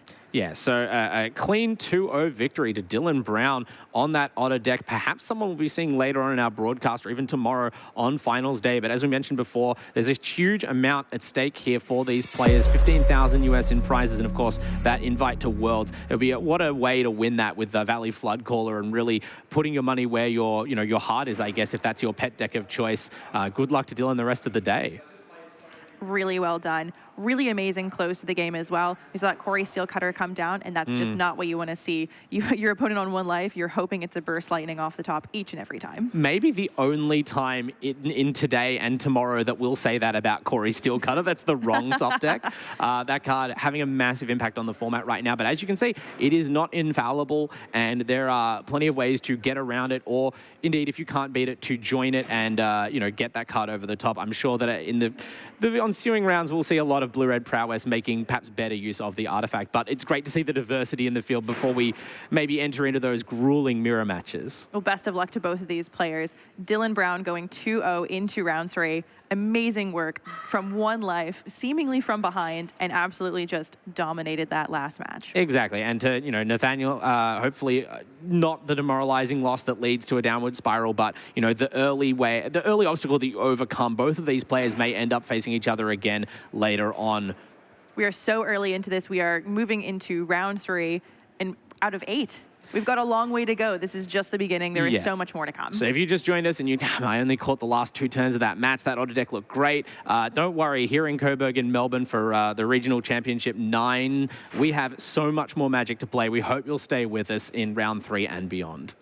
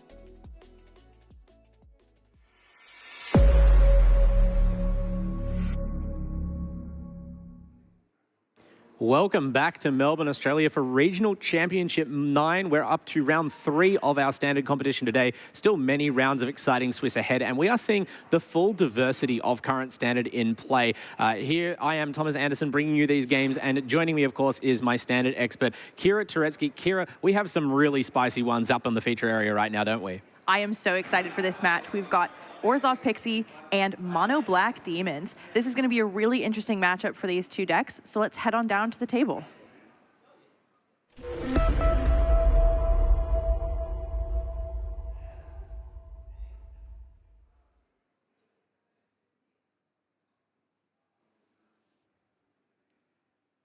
All right, at the table, we've got Sam LEWIN on ORZHOV PIXIE and Magnus MUNGO on Mono Black Demons. These are two incredibly, I wouldn't say popular deck lists right now, but really, really interesting for the current standard meta. Yeah, exactly. In a long tournament like this, most players want to be on a deck that is known to be good, has proactive lines, is able to close games relatively quickly, so you have time to go and get lunch or, check how your mates are doing. But some people are just dyed-in-the-wool grind lovers, mid-range players, ORZHOV aficionados. I do count myself among their number, and either of these deck lists I'd be very happy to register. Similar in some ways, quite different in others. Obviously, ORZHOV PIXIE putting its best foot forward right there in the name. The identifying cards, the self-bouncing power of not only the Pixie, but now Sunpearl Kirin, really fueling a revival for the two-color version of this archetype after Esper kind of took over for a while. And we are playing open deck lists today here for RC Melbourne. And so both players are well aware of what the other is doing. And so Sunpearl Kirin, like you said, really great to see this coming out of Tarkir Dragonstorm, really makes the self-bounce archetype run really, really well. And we're getting straight started Magnus turn 1 Swamp. No duress off of that one. I believe that's just in the sideboard to start with. Actually, the Mono Black Demons deck is running a couple of duress in the main. And in fact, there's even one in ORZHOV PIXIE, just the one of duress to worry about. But I guess that's the, if not the benefit, the kind of flavor that you get from these fewer color decks, even especially the Mono Black deck. You have fewer slots to spend on the blue cantrips or whatever else, and you can go back to just what Black purely does best, which is hand disruption through the duress, intimidation tactics now, and Deep Cavern Bat, and then, of course, the really premium mid-range threats like Sheoldred the Apocalypse and Preacher of the Schism that we've been familiar with in Standard for some time now, as well as this card that we've become familiar with, although, unfortunately, we won't have time to get familiar with on the table there. That is the Room Unholy Annex / Ritual Chamber, immediately picked off by Get Lost there. Sam has absolutely no patience for this card, it seems. Well, an Unholy Annex is the most important card, or one of the most important cards in the Mono Black Demon archetype. That is going to be your card advantage engine in this deck. It's going to be drawing you a card, and when you have a demon on the battlefield, it's going to be gaining you life and draining your opponent out. But most importantly is going to be that card draw. Mono Black especially really, really lacking for card draw, except in cards like Preacher of the Schism and Unholy Annex. And now Sam countering with his own Unholy Annex. He says only one of us is allowed to have this on the table. And he slams down the Unholy Annex. That's going to allow him to, he's going to take 2 here and draw a card on the end step and pass back to Magnus. So if by some chance you haven't been playing a lot of Standard recently, you might not have witnessed the rooms mechanic here. It's actually fairly simple, as funky as the card looks to see in this top-down view. You can see it's a split card effectively. Both sides are enchantments. Only one of them is active on the initial cast. Both sides have independent mana costs. You can see both players leading with the 3 mana side, which is that sort of Phyrexian Arena draw engine. You lose life, you draw cards, although if you have a demon in play, you actually gain life. And then the other side, conveniently enough, produces a large demon token, which is where Magnus Mungo's deck gets its name. Obviously not the only deck making demons, but it is the deck seemingly most heavily all in on this card as its main plan. And you see Sam LEWIN making an interesting play here with the Momentum Breaker. Really smart here as well, I think. That's going to attack the hand. Momentum Breaker, a really great addition from Aether Drift into the self-bounce archetype, because regardless of whether or not it hits a creature, an artifact, it's also going to attack the hand if nothing else. Really great card to end up bouncing to your hand to play later.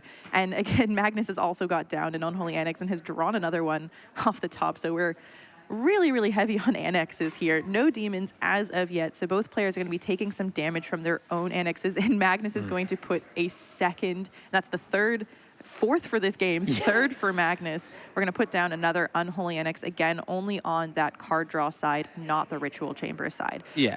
It's really nice of these players to immediately show us what the important card in this matchup is going to be, right? Like, just the sheer power this card offers is so devastating.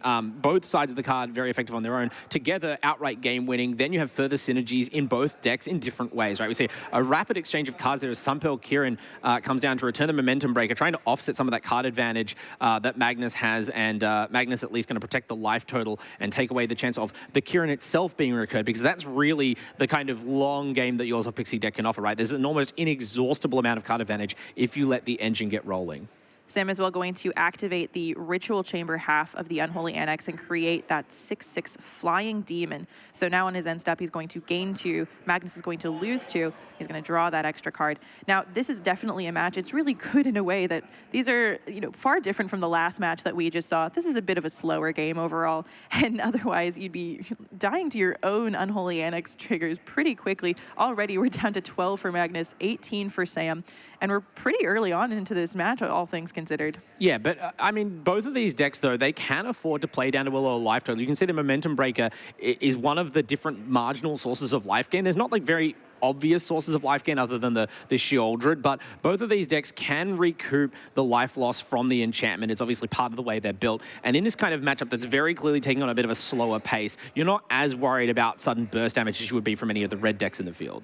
All right, Anoint with Affliction, hitting that demon token. Lines up beautifully, doesn't it, right? You normally think of that being an early game removal spell to pick off cheap creatures like 1-drops. In this case, you take what is effectively a 5-mana demon, but because it's a token, obviously a valid target. However, the Pixie deck is the deck best able to recreate that threat over and over again. You really can't rely on just answering the demons and assuming you've dealt with this room against the ORZHOV self-bounce. But Magnus continuing to have the hand pressured here. Hopeless Nightmare, the other discard incurring enchantment coming down. And this is arguably even more core to the deck. It's funny how the sort of 1-mana junk enchantment has become central to this archetype. It's really amazing. It's a common from Wild to Eldraine as well, but it's so effective at what it does. It causes your opponent to discard. They also lose 2 life as well, and it's just so effective and so efficient. We've got the Sunpearl Kirin coming down as well. Yet another go for the throat. So Magnus understands that these bounce elements are really vital to the deck, and so making sure that was discarded. Oh my goodness, he had to discard a go for the throat. I mean, you can see real pieces hitting the graveyard here. Magnus obviously not going to give up much in terms of like emotional damage to the opponent, even if you are feeling in a rough position here, down to 4 life. Is there any way the black deck can get out of this? If he has a demon in hand, and I think that's an Archfiend of the Dross in hand, if he's able to put a demon down or unlock one of those rooms, and here comes the Archfiend of the Dross, otherwise Magnus was going to be dead to his own Unholy Annex triggers on the end step, but thankfully, Archfiend of the Dross has come down. That's going to be a demon. That's going to help. Now Magnus is going to be able to start gaining life back and start turning the tide on Sam, who's going to start taking damage because Sam no longer has a demon on the field. Yeah, it's interesting how even getting that demon to stick for 1 turn can give you a gasp of new air in the matchup. And obviously, if that demon is removed, there's still a path to victory for Sam just by allowing those enchantments to tick down Magnus. But so far, it looks like that Archfiend is going to hang around. It's a sizable body as well, so you're also not in any danger immediately of being chipped out in the air. What else does the ORZHOV Pixie deck have in way of reach? Do you need to get rid of this flyer to get in for lethal, or can we see the combo element of the deck almost come into play? If Sam were to have another Momentum Breaker in hand, it would eat up that Archfiend, which is really vital in this spot. Additionally, we can see on Sam's side, he's got that Soulstone Sanctuary. The activated ability to turn that Soulstone Sanctuary into a creature is going to be really important because it has all creature types. There it is. He had it in hand. That is the Momentum Breaker taking care of that Archfiend of the Dross. So clean by Sam. Not a moment of hesitation or nerves from Sam at all. He knew he was in a safe spot. So Sam now here has the ability to activate that Soulstone Sanctuary, and then will be able to then gain that life off of the Unholy Annex and put Magnus in a really difficult position. Yeah, in a situation where both players are potentially at least having to consider the life drain from their own enchantments, Sam feels in a really comfortable spot. Now running out a second copy of that room, and yeah, we're making sure that we are opening. Which side are we checking? It's the demon side, of course. It's definitely going to be the demon side there. Well, this is really precarious as well because now Magnus is going to take 4. Ooh. Yeah, so all the good work done by playing that Archfiend is erased, and now what can Magnus possibly top deck here? Deep Cavern Bat might not be the answer. There's a lot of other cards in hand, but I mean, ideally, Magnus might be able to... Magnus also playing 4 copies of Soulstone Sanctuary. It's worth noting, maybe even for future games, does have the option to help stem the bleeding from the doors that way, but in the end, forced to pay the 5 mana to unlock the Ritual Chamber and the Demon within, so creates a 6/6 token of his own. and now just has to try and fade another removal spell. But the also Pixie deck, that's the cool part about it, is effectively so many cards Sam could have in hand or top deck represent extra copies of Momentum Breaker. This is such an interesting game. I think we've now seen 5 or 6 Unholy Annexes at this point. Not going to be the last of them either. Sheoldred's Edict now coming down. Cool main board card. It will wipe out that demon. So again, not only removing the 6/6 flyer, but also reducing the pressure from the direct damage of Sam's enchantments. Magnus trying to just buy time here, pull the resource game back in his favor, and has done so at least on the life front. This is really precarious. There's the third Momentum Breaker as well, eating up that demon token, and that's going to be really massive for Sam in this position, because now, Magnus still has one more activation on the Ritual Chamber side, so still has the ability to make one more demon token, and still has the Soulstone Sanctuary activation as well. Yeah, even has the other creature land, of course, so there's an interesting divergence there between the Soulstone Sanctuary obviously has great synergy with the Ritual Chamber, also permanently becomes a creature, only need to activate that the one time, so pretty good time to go for it. Obviously, it can get removed, and that's a bother, but in this position right now, the game is slow enough that having this little bit of advantage right now in this moment, definitely worth any sort of slight setback if this dies to go to the throat or something else. And Magnus going to be under even more pressure now on the life front. Has to both find another demon to, not die to his own enchantments and answer this Sanctuary. Incredibly as well, Sam now at max speed. Yeah, I mean, another great way to synergize with that enchantment, right? Like, max speed obviously works well when you have ways to directly damage opponents. You don't need to worry about getting it in combat, and that's just what the, Ritual Chamber Unholy Annex does. It's such an potent engine for these black mid-range decks. Most importantly as well, each of those Momentum Breakers now, if Sam needs to, represents an additional 4 life to be gained. Yeah, so that's really backbreaking, right? So we're seeing these life totals kind of swing violently back and forth as each player is able to sort of drain life on their turn, then has their demon destroyed, the opponent produces a demon of their own. But again, Sam just has those resources in the bank. So Magnus clearly just trying to fight for board control here. Then you can start to worry about dealing some more permanent damage to Sam's life total. As we see, nowhere to run, really potent card in current standard coming down, able to answer that creature land. So again, Sam off the demons. And what is really important here, Sam then activated the Soulstone Sanctuary. He tapped that and the Restless Fortress and sacrificed one of those Momentum Breakers to gain that 4 life. So really important in that last squeeze. These life totals are neck and neck. We are never more than really about 2 points behind one another. Who do you rate? Like, my gut feeling would be to rate ORZHOV Pixie in a sort of grindy test of resources, right? Especially where the cards that matter are permanents on the field that you can reset to hand. There's so many good draws, but it seems like Magnus is keeping up pretty well here with Mono Black. Magnus as well has pinpointed the fact that if he can't bounce these back to his hand, the replayability is pretty much 0 at this point. There's no other real way to pick these cards back up. We haven't even seen a temporary lockdown to sweep everything back up, and then potentially even, because one of the things the ORZHOV Pixie deck loves to do is sweep everything that it has under a temporary lockdown to then bounce it and regain all of the benefits off of those ETBs. That is the 4th Momentum Breaker. I mean, again, it's one of those things where, technically that's as likely as any other random distribution of cards, but also as Magnus, you have to feel a little bit hard done by as yet more of your hard work, your momentum is broken down. And of course, the cool way that max speed works means that this new Momentum Breaker is immediately another 4 points of life that Sam mostly has on the board. You do need to keep the mana floating to activate that sacrifice ability, but a steep hill now for Magnus to climb with those enchantments in play. Really importantly as well, Sam has tactfully left one of the Unholy Annex sides locked. Yeah. And obviously that's not from mana. It's definitely not for a lack of mana in that point. Interestingly, Sam here puts the temporary lockdown into the bin. Likely means he doesn't have either a Nurturing Pixie or a Sunpearl Kirin in hand, so not able to capitalize off of the ETB effects. So into the bin we go. Was that Duressed away? Duressed? Yeah. Oh my goodness, yeah, so, Duressed away. Which is no also interesting. There. Yeah. As we mentioned, the combo effect of being able to recur those Momentum Breakers even alone, let alone the Hopeless Nightmare, would be devastating to Magnus with the game in such a close position. But yeah, that's the threat that poses in the deck, and it's probably my favorite part of the current incarnation of ORZHOV Pixie is how that temporary lockdown becomes an offensive weapon, even against a deck like Mono Black that isn't swarming the board with cheap creatures. And further discard coming out, this is I guess the most recent addition to Black's arsenal of hand attack, Intimidation Tactics. Really interesting card here because that's going to exile, which is going to end up being really important as well going forward. If Sam is looking to recur and we catch a Preacher of the Schism under a Deep Cavern Bat. Yeah, so the hand attack coming into full force all of a sudden, Magnus kind of unleashing some of those resources that have finally appeared in hand now that the momentum breaker train has slightly slowed down. Really key to see Lauren of the third path get exiled there, so there's one of the potential answers to your opponent's annex if you are trying to take it off the board instead of hoping it kills them.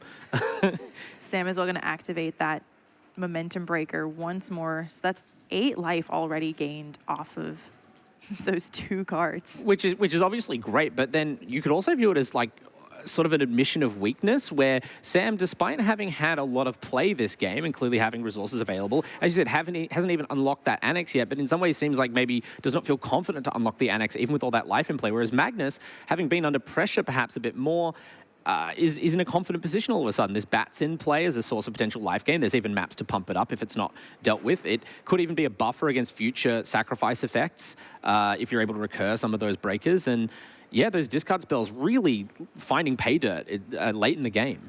Well, interesting as well, Sam's discard hasn't been as effective against Magnus just because both of them have been able to generate so much extra card draw value from those unholy annexes. Normally when you're attacking, you know, the hand of, say, a GRUUL aggro player or even, you know, a Jeskai control player, you're able to pretty handily get them to be out of hand more than anything else. But in this instance, both Magnus and Sam have been able to refuel their hands pretty often, putting a discard-focused deck in a pretty precarious position to having to play a little bit more offensively. Yeah, it makes for a really interesting game where you're always trying to see like a draw to a head because every card sort of has to be useful as it's drawn. It's very much a gamble to keep any resources in hand. As we just saw, Sam, you know, losing a card as valuable as Lauren has to hurt. But it's not as though the mana is completely free either. There's these activated abilities you have to hold up. You're potentially activating these creature lands, which is quite costly in terms of sort of immediate tempo. And the tension in these decision makings is at a peak. You can see Sam, though, having cashed in the resources now, going for a full court press. Magnus all the way down to 1 life, has to be very careful here. Not out of it yet, obviously, as both these decks have, you know, rebounded their lives back up several times now, but perhaps we're coming to a close here in a long game 1. Sun Pearl Kirin going underneath the Deep Cavern Bat.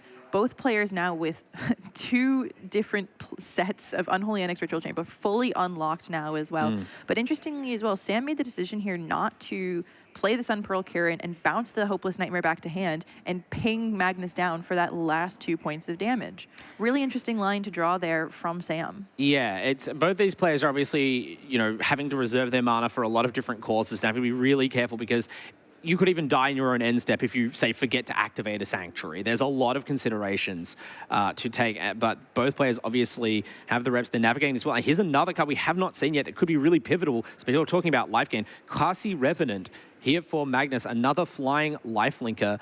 Even trades with those big demons with its death touch, and then potentially a source of, you know, further life gain and keywords from the graveyard. So great little piece to pick up here as you're trying to preserve yourself. Carcia Revenant, they basically printed Vampire Nighthawk, but better. It really does feel that way. Vampire Nighthawk, it puts a Vampire Nighthawk token on another creature as well when you renew it. It is a vampire and not a demon, even though it's got that sort of funky appearance, so it will not help with the Annex requirement. But for now, that Soulstone Sanctuary is really hanging around there for Magnus. These life totals are swinging up, they are swinging down. We had Magnus down at 1 just a moment ago, Sam up at 15. Now we are back to 10 and 6. These Unholy Annexes are really putting in a lot of work to mitigate damage, and a lot of this has been passive life gained and life loss.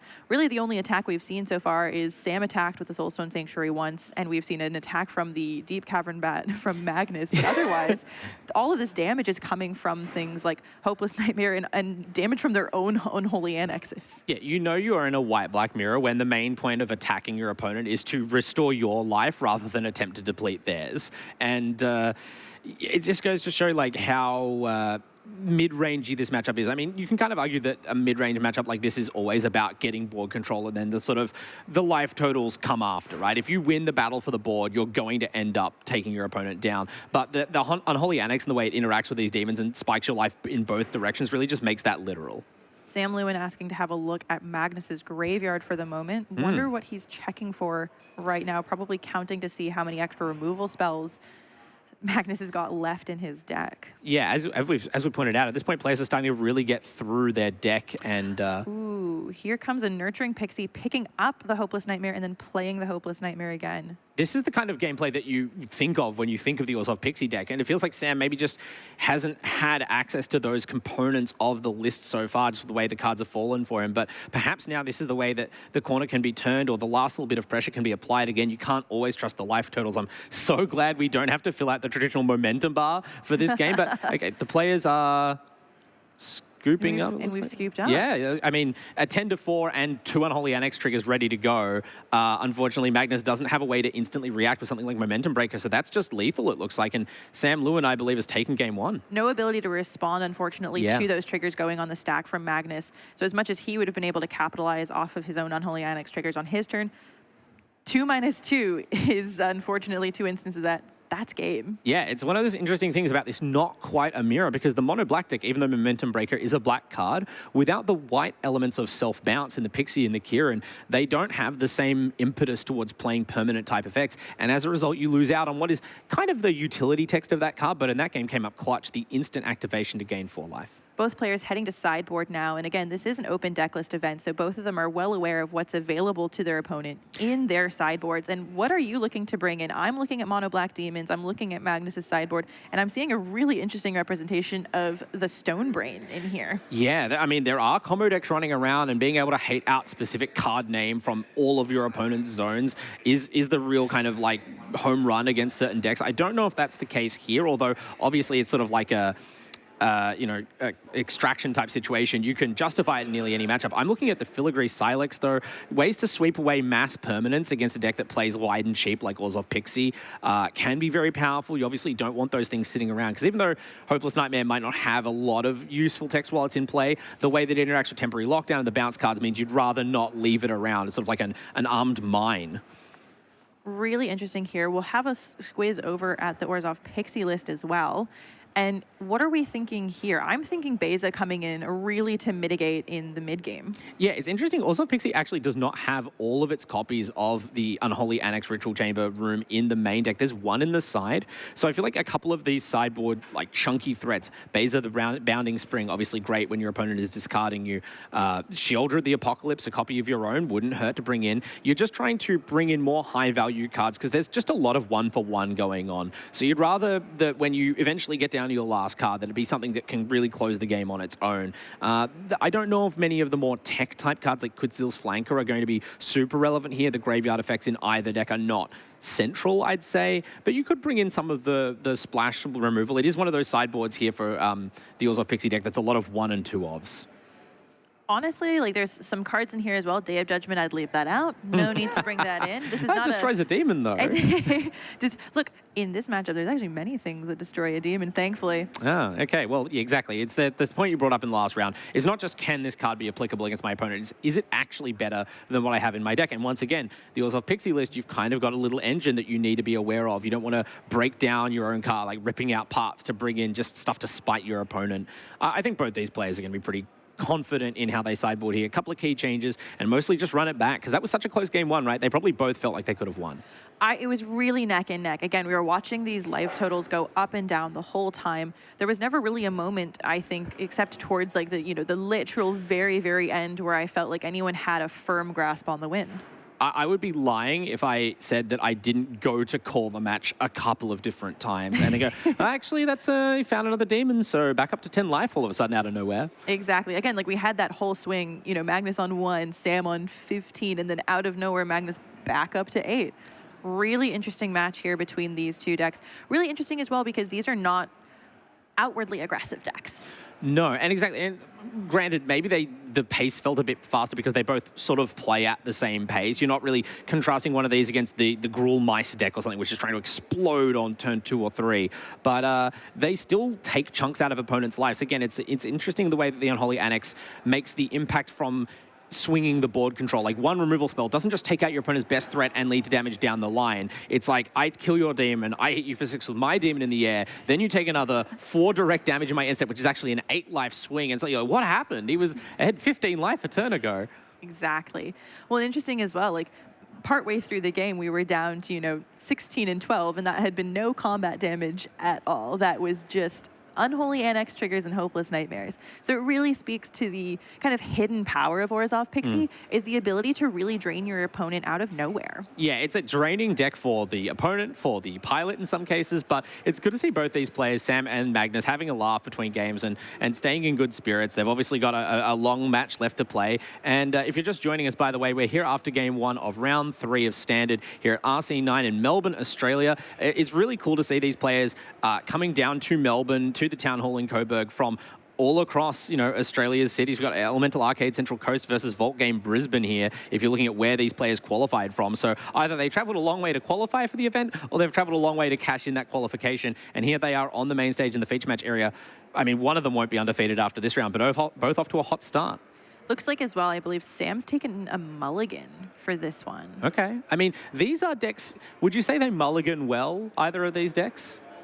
I think it's really difficult. I think there are instances in which I'm confused to say, I think there are instances in which ORZHOV PIXIE really okay. And in game 2 especially, I would say you'd want to have a Duress in hand just to see exactly what we're working with here.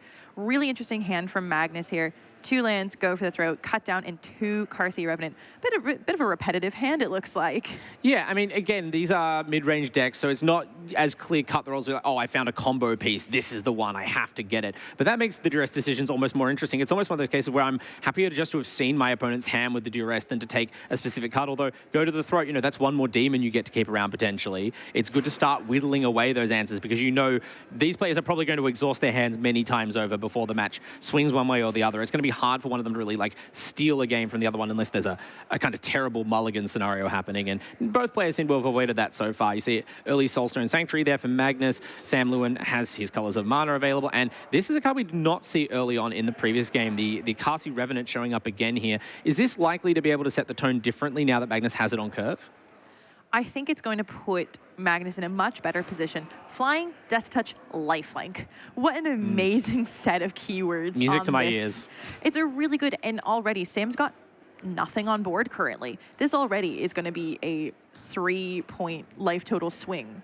Yeah, it's interesting to see a deck that has as many cheap cards as ORZHOV PIXIE just leaving mana open, especially because it doesn't really play that many instances. I think there's 3 in the main board, but it doesn't necessarily mean that Sam is just bricked the hand, right? Because of the interaction between your cards and the amount of removal in Magnus's deck, Sam could just be kind of saving pieces so that you can play them out together and try and chain the effects for more value. See, and what I'm so interested here is I would have expected Sam Lewin to have had a Nowhere to Run in hand to answer that Carsey Revenant pretty handily, but no action, not a flinch from Sam Lewin. Whoa. Oh. Here comes the Sun Pearl Kirin instead. So obviously we can't see the player's hands right now, especially Sam's. What does that say to you that you're willing to just run out a Sun Pearl as, I guess, just a small flying blocker here? I think it puts Sam in a really precarious position. We've got a Momentum Breaker coming down, and that's going to handle one of the Carsey Revenants. But I think it signals Sam not having the best hand. I mean, I'm trying to play whatever the Angel's advocate, I suppose, thinking of the best case scenario for Sam, right? The fact that you have the Sun Pearl Kirin in hand, you play it out without bouncing something back, right? Especially for this deck, you're so focused on that ability to reset a permanent to your hand like Momentum Breaker. Typically, you think that if you play out the Kirin and you don't return something, it's because you have nothing to return. But clearly, that card was available, unless it was just peeled off the top. So perhaps it's a case where Sam has kind of a glut of maybe a lot of those self-bounced creatures in hand, or you need to hold up an instant and you're okay just developing your board a little bit, because I guess these Revenants, they're setting the tempo for a faster game, and Sam is forced to respond by playing cards out for not their optimum value. Still, though, not like the kind of massive life total disparity you would be afraid of, if you're Sam. You're going to have time to play some more cards and catch back up. Magnus as well puts down a Preacher of the Schism. Now, what I would have expected from Sam with that play of Sun Pearl Kirin into Momentum Breaker is leading into some kind of temporary lockdown effect. Temporary lockdown in this deck, you can generate somewhat of an infinite loop, not quite infinite. You need to have the mana available, but of bouncing Sun Pearl Kirin and then potentially the card that makes the name of Nurturing Pixie back into your hand over and over, and just profiting off of those ETB effects. Yeah, so it's not infinite in the sense of it doesn't happen and win the game on the spot. Yeah. But if your deck doesn't present a lot of burst damage, it's very difficult to outgrind. How much does that affect how Magnus plays the deck? Do you just sort of play as normal and hope you go under that, or are you having to kind of change the way you use your removal to break it up? It's really interesting, and we can see here we've got the Defiled Crypt in the Cadaver Lab room being brought in from Sam. I love that. I thought that sideboard deck might have actually kind of gone the way of the Dodo. It's been a while since at least the Espelis was playing it, but it's really cool to see it here in such a grindy matchup in particular. I must have missed it before going over those sideboards. How exactly is this going to change things? Well, what it allows Sam to do here is he was able to get one of those cards out of the graveyard, able to rescue the Sun Pearl Kyrian, but unfortunately we're going to just put it under a Soulstone Sanctuary. Save, but perhaps only for later. Yes. The life total swings here are really heavily favored for Magnus, and then here comes a Deep Cavern Bat wanting to have a peek, and we'll get to see. So seeing the Sarah Paragon, that explains why exactly we're okay putting these cards in the graveyard. Sarah Paragon really going to allow you to replay those cards for extra value. Yeah, that's a pretty devastating blow, right? Because it seemed, if we're prepared to say that Sam's earlier sequencing was kind of hedging on that Paragon being able to get some value and recur cards, I mean, I suppose you could get it back from the bat later. It's not at least permanently exiled, but now what do you do? We're definitely in a bit of a pickle here for Sam. You can unlock the other side, I suppose, of the room and pick up your Kyrian anyway. So you do at least have a backup plan as far as that goes. You get some value, but this is a nice, reassuring card to see in almost any situation, right? This is like the heart of mid-range in current standard. Preacher of the Schism.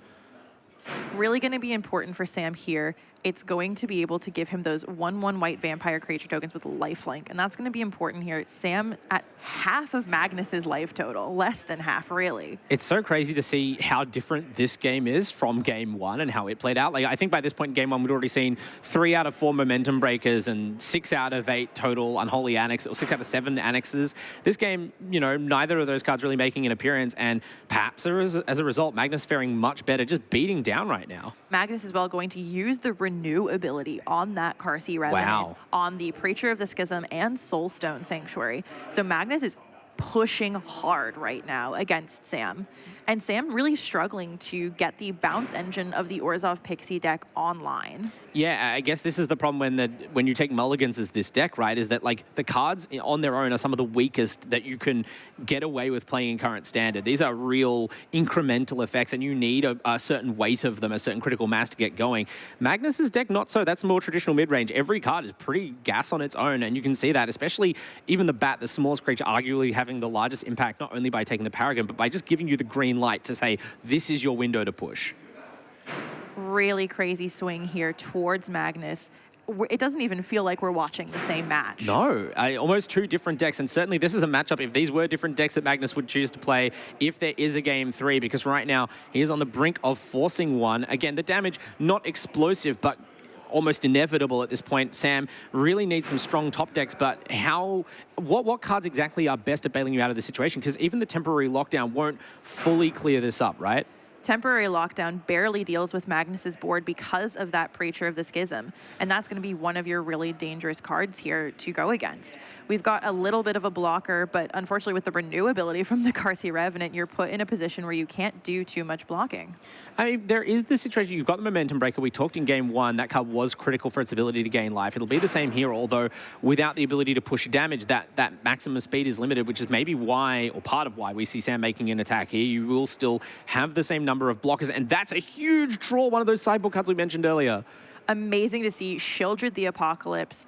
One of the triumphs of Standard for the last few years. Sheoldred almost always making an appearance in one way or another. This is going to really help Sam mitigate some of that life loss.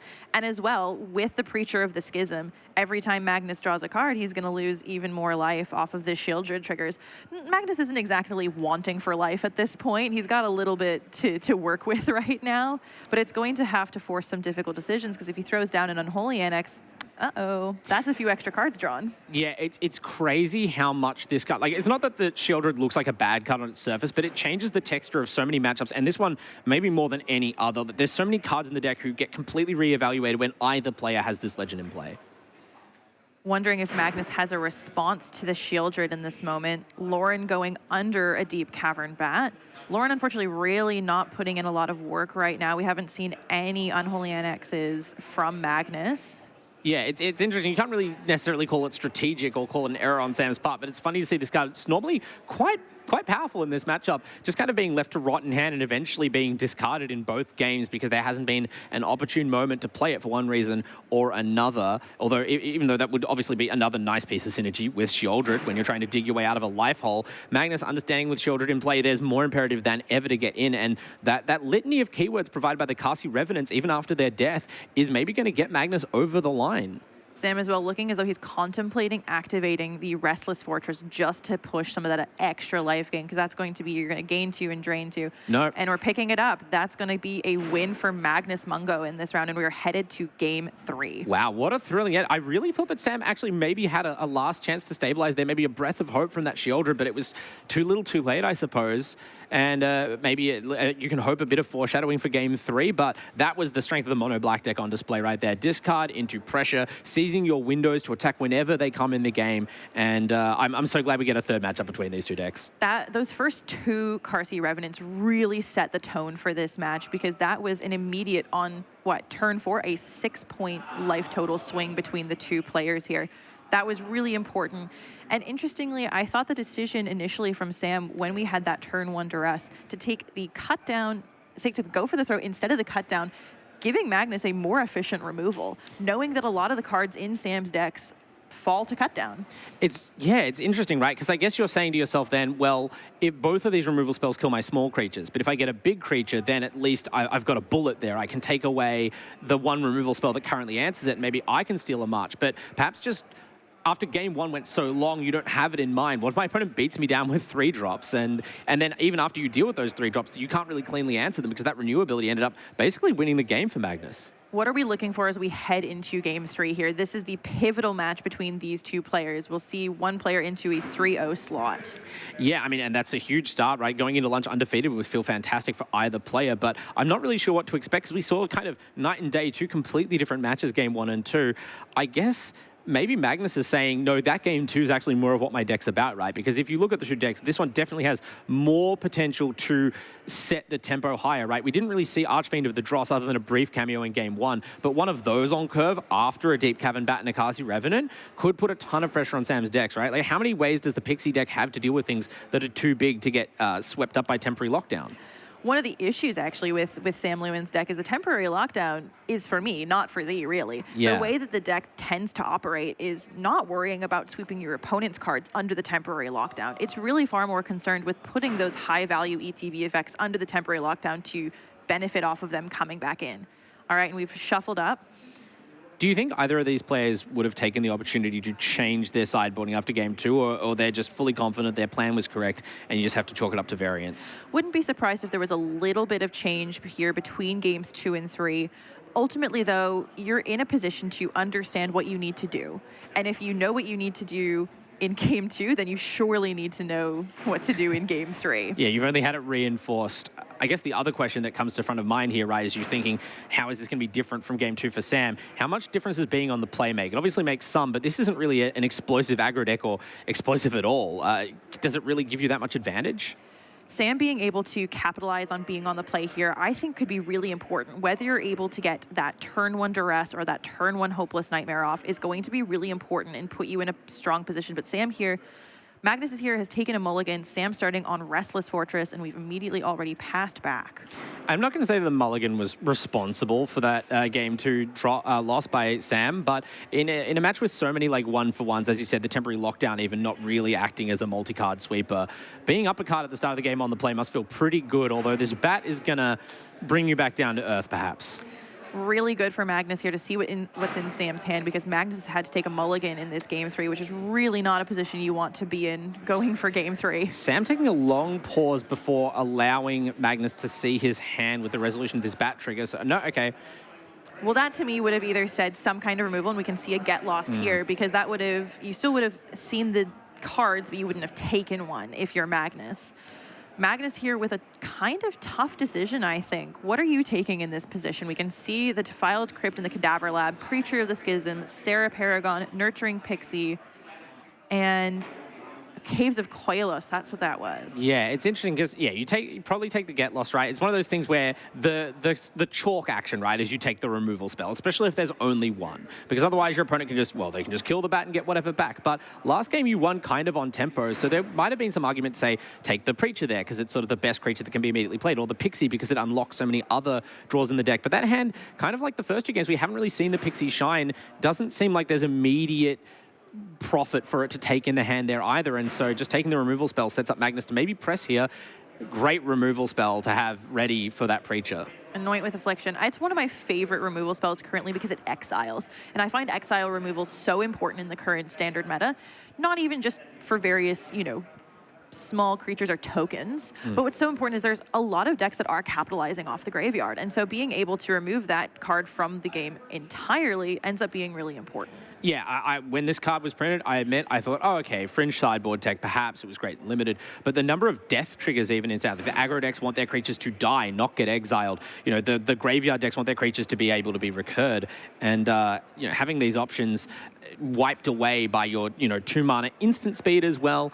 Even if you don't end up using the poison counters, I don't know if I've ever seen that part of the card be relevant in Standard. Just gets this card there as a fully playable part of the list, and now we continue to see more very strong and playable black cards as a Preacher of the Schism enters the other side of the field. Magnus in a strong position even after that mulligan. Sarah Paragon with an empty graveyard as well cannot feel good in this position.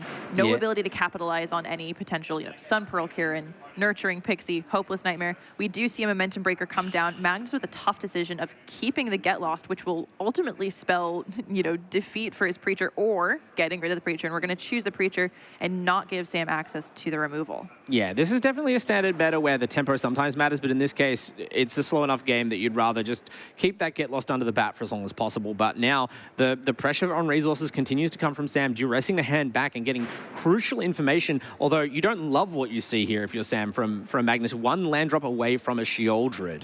I was actually going to say I'm a little bit comfortable in this position, knowing that it's going to take another land drop, but I would, Sam's making the decision I would take the Sheoldred's Edict, because the Nowhere to Run doesn't currently hit the Sarah Paragon, so you know that your creature is safe for the time being. Feels great when you see the one relevant removal spell for especially such a key card as the Paragon. Admittedly, as you said, not doing a ton for Sam right now, but if that does get to stay in play, if there's a few more draws before another viable removal spell comes through, we could see it start to do something. As we, that hand before looked awkward, the pieces didn't quite line up, but now you have Momentum Breaker and the Pixie. So Pixie coming into play here as a 2/2 flyer, also resetting that Breaker. That'll be another discard, and Sam's starting to build some momentum. Even if you kill that Pixie now, you're just basically offering the opportunity to play it again if the Paragon remains in play. Magnus with that 4th land drop off the top, choosing to sandbag the Sheoldred right now and instead play out the Karsi Revenant. Yeah, this is where the matchup gets really interesting, right? Any black mid-range mirror, both players kind of have pretty good information about what their opponent's holding, not even just because, they're great Magic players and they understand each other's deck lists and have a bit of a hunch based on plays, but they've literally seen each other's hands at multiple points through the game. Got a bit of a judge call at the minute here. How are we feeling about the current state of affairs? Well, earlier on, I was prepared to say Magnus was making a remarkable recovery from that mulligan, but Sam, seemingly with that draw of Momentum Breaker, has really kind of sewn together some disparate pieces from the hand. I think we're just dealing with the fact this Pixie did not get a +1/+1 counter, but either way, I think this matchup is still looking to be in the balance. But Sam may be pulling ahead here, considering that Magnus doesn't feel safe playing out the Sheoldred. Obviously, the life totals are still high, but Sam has still action to play in the hand. I think that's what bogged him down in game 2, is just not a lot of profitable plays. Whereas here, it seems like the deck's starting to kind of do its thing.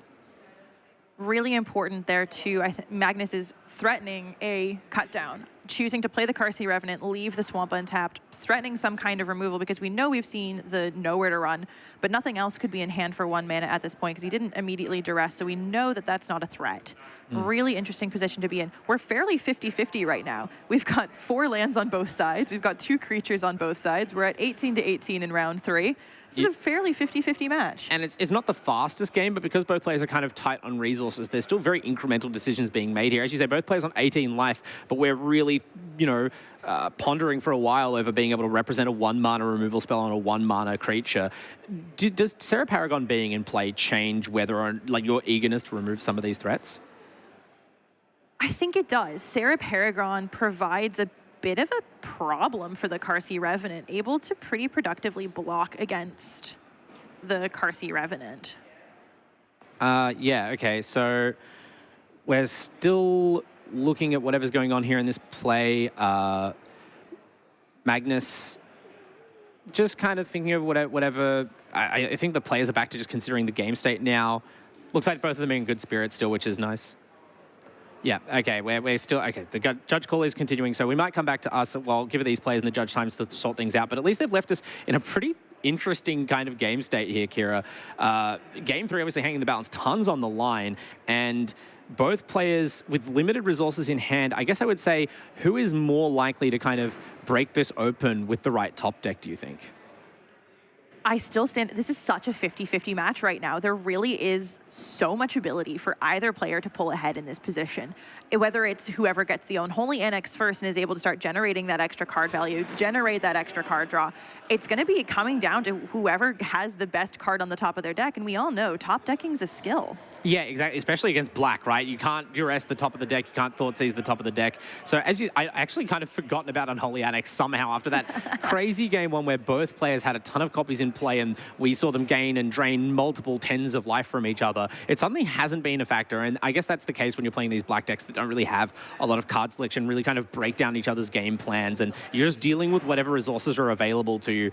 But, you know, I agree, and I think that even perhaps the mono black deck, maybe because of the way the matchup works, just has its cards feel like they're more relevant to this specific situation, whereas the Pixie deck, great against the field. We've seen lots of you know, elite players post results with this deck recently, but in this current matchup, it seems like Sam might be on the back foot unless that Paragon can start to creak out some great value. We're going to need a few more cards in the graveyard before we really get to see the Sarah Paragon take over here. But importantly as well, ORZHOV Pixie has a great matchup against IZZET Prowess, and we've seen plenty of IZZET Prowess in the field today. Something around 26% of the field, I believe, is currently represented by IZZET Prowess, and ORZHOV Pixie has a monumental win rate over it. Yeah, I understand that we haven't yet shown it on the feature match area, but don't worry, if you are one of those people out there, you're a huge IZZET Prowess fan, you love Corey Steelcutter, you're tuning in for that action, don't worry. By the end of today and tomorrow, you will have gotten your fill. But for now, we're focusing on these decks, the kind of diversity that Standard has to offer, and especially perhaps some of the final bosses those IZZET players might be running into in these temporary lockdown, you know, grindy, life gain capable decks. Speaking of the life gain, that's a nice thing for Sam to be able to recur, of course. The Pixie picking up that momentum break, likely the same copy coming down again, and finally getting back the get loss that time. All right, we are back down to the table. We're in the end of round 3 here at RC9 Melbourne. Back at the table with Sam LEWIN on ORZHOV Pixie and Magnus MUNGO on Mono Black Demons. This is still very much anyone's game. We're 1-1 here between these two players. Yeah, absolutely. And of course, if you are just joining us, there's a lot on the line for these players. Clearly in round 3, there's still a ways to go. But both these players currently in the driver's seat to pick up, you know, a Worlds invite and a lion's share of $15,000 that awaits our winner. So, you know, no pressure, boys. Just make sure you close this one out clean, no misplays. And I mean, right now, either of them are still in a position to do it. 15,000 prize pool. What an amount. And again, Sam wondering as well whether or not to use that Get Lost when the Deep Cavern Bat comes down and it's back underneath the bat again. I suppose if you committed to not playing it the first time, you're okay with it being taken a second time, but it is an interesting decision, right? Not one that I'm sure a lot of players are familiar with now. The bat's been around a while and you're kind of always going, do I just get it now and just use the removal spell? But even giving your opponent maps in a delicate game state like this might not be something you want to do without thinking about it. All right, and the Pixie going to make a block against that Carsey Revenant.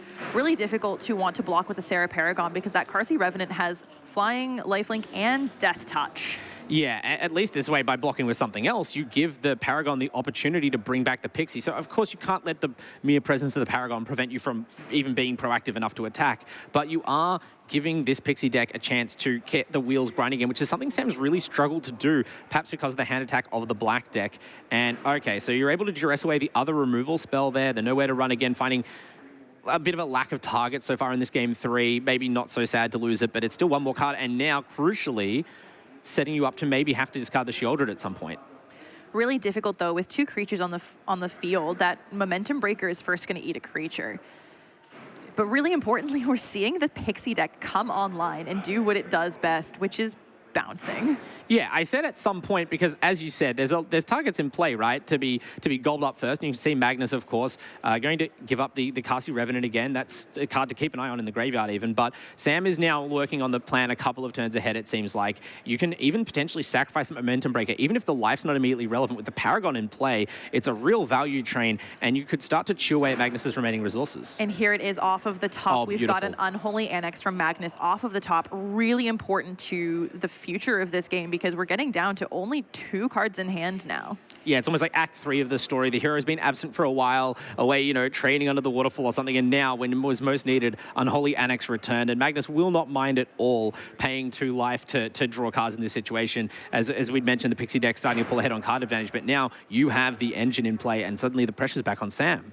Really difficult position for Sam as well. He can go ahead and take care of the Deep Cavern Bat, get the Get Lost, use that for the Shieldred. But importantly, like, this is just a difficult spot to be in now that your opponent is going to be the one with card advantage. Again, when this deck cares about discarding cards, really difficult when your opponent keeps drawing those dang cards. Yeah, because neither of these decks... Oh, that's a nice draw to have as well there, as you see the Shieldred once again redeployed for Sam. Again, it's becoming more clear what axis you have to attack on, right, as Sam. Your opponent has the card advantage, and fair enough, good for them. You have board control right now, so if you're not going to be able to immediately remove that Annex, you might just start to pressure the life total and say, I'm not going to give you the time to use those cards, really see the benefit of that engine. Right now, can't even make the Demon token off of the Ritual Chamber, but now this is where Shieldred once again becomes so impactful for the millionth time in Standard since it was printed, and flips that Annex kind of all by itself. Shieldred versus Shieldred, really important. And especially in this instance, it's important whose Shieldred triggers first. Yeah, so would you like to take us through that as the Standard expert? I know this is an interaction that not everyone may be familiar with. Sure, so what's going to be really difficult here is that I believe this is where layers come into effect as well. I think, is active player, non-active player? Oh, active player, non-active player is going to be really important here on who draws what when. And especially with that Unholy Annex, I do believe it triggers your opponent's Shieldred prior to yours. Yeah, so AppNap order means that if you are drawing a card on your own turn, which is more usual, especially with these decks, no instant cantrips, your Shieldred will go on the stack and then your opponent's, which means you'll lose life before you gain life. So it's sort of like old Lifelink used to be. You can't just rely on the Shieldreds to, quote, cancel each other out.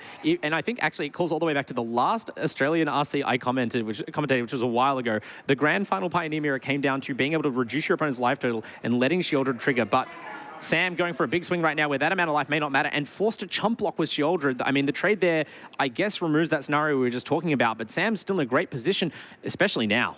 Really amazing while we see the Cadaver Lab and Sam confidently happy to attack because that Cadaver Lab allows him to return a card from graveyard to his hand. He's going to pick up that Shieldred. Magnus really in a difficult position. Got that 5th land. We can activate the Ritual Chamber side of the Unholy Annex and get that Demon into play.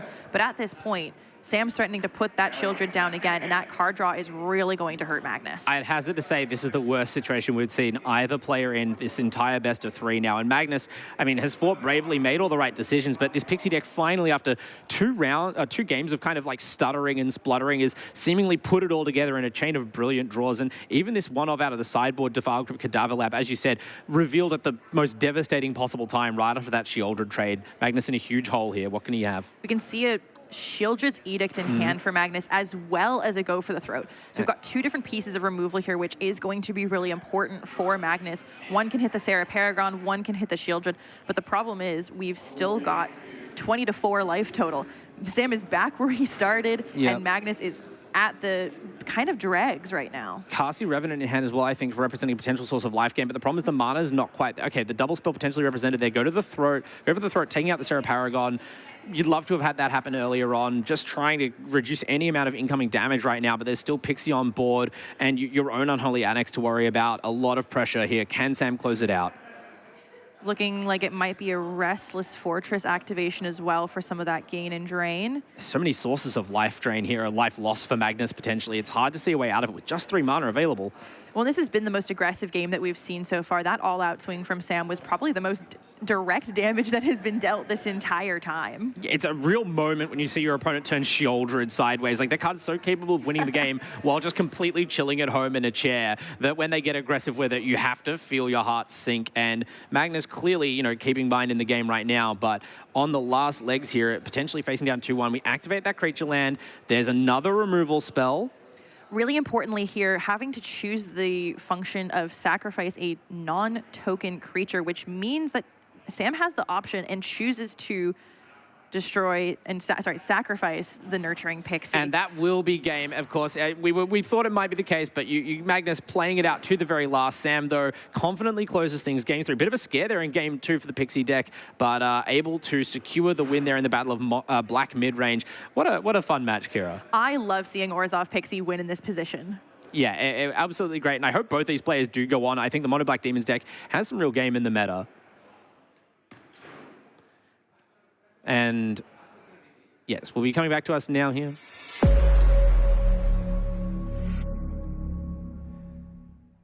Oh my goodness. Yeah. What a match. I loved that. I love seeing ORZHOV Pixie do well because it really attacks the meta on a different axis. A lot of that damage that we saw, all of that damage being chipped away, passive. Pretty passive, all things considered. Well, game 3, a little less passive, kind of showing that you can still get in the red zone there. I mean, the Pixie's a 2-2 flyer for 1. You know, don't think about the rest of what goes into that bargain, but that deck really can turn the corner quickly and get aggressive. Once you start to build up that advantage, it kind of becomes more of an avalanche. The momentum builds, and that what ends up, you know, turning the game in favor of the Pixie deck. We saw the Paragon come into play. I love all the one-offs showing up there for Sam, really kind of maybe previewing what that deck can do later on, because I feel like if you get over this matchup in a field so heavy on IZZET Prowess, Kira, do you like the Pixie deck's chances of qualifying players into our finals tomorrow? I love ORZHOV Pixie's chances against IZZET Prowess. Really great information came out showing about how aggressive ORZHOV Pixie is against IZZET Prowess. And here is our metagame breakdown here at RC9 in Melbourne. Look at that representation of IZZET Prowess. And the reason that I say I love Pixie against this deck so much is some great information came out of the RCs in all of Bologna and Minneapolis. And IZZET Prowess, do you know what the win rate against Pixie is for IZZET Prowess? I mean, for a deck that relies so much on, you know, finite life totals and cheap creatures, I have to think it's pretty low, maybe 40%? It is 39%. Oh, actually, wow. I thought I was going to go low there, but that's crazy as a matchup against a deck that's so much of the field and potentially a lot of the day 2 field. I mean, someone like Sam, who's already 3-0 on the deck, must be really liking their choice. And he's really happy as well to see that. Look at that representation of IZZET Prowess. 59 players today on IZZET Prowess, which is about 26% of the field, a little bit lower than some of the other events that we've been seeing. Similar to, as I said, RC Bologna and RC Minneapolis saw a 33% representation of IZZET Prowess. So seeing a little bit of a dip here in favor of decks like JESKAI Oculus and JESKAI Control. Yeah, we obviously don't have time to talk through all these decks in detail here, Kira, but in your opinion, obviously, IZZET Prowess the deck to beat? Pixie, arguably the deck to beat it. What makes you as a player go with something else, if not one of those two? I think you're looking, especially, you can see here this red and red X aggro, going fast. If you can go fast and you can go over the top of either of these decks, it puts you in a really favorable position. And so, of course, as you said, it's what decks go over the top of each other. How are we layering our wins here? And again, amazing result from Sam LEWIN, 3-0 into our lunch break now. And we'll be back for round 4.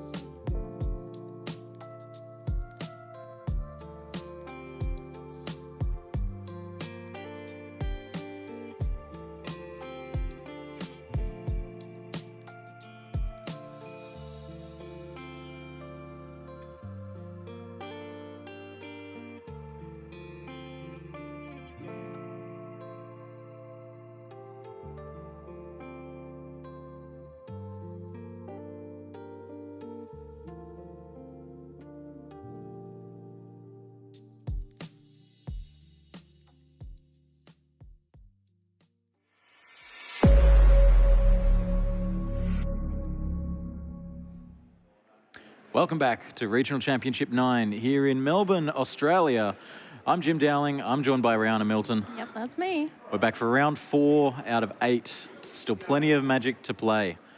We just had a lunch break, so the players are well refreshed. We're going to see some tight Magic down at the tables. I mean, they could be on a carb snooze. And we have 2 superstar players that I believe are down at the table waiting for us.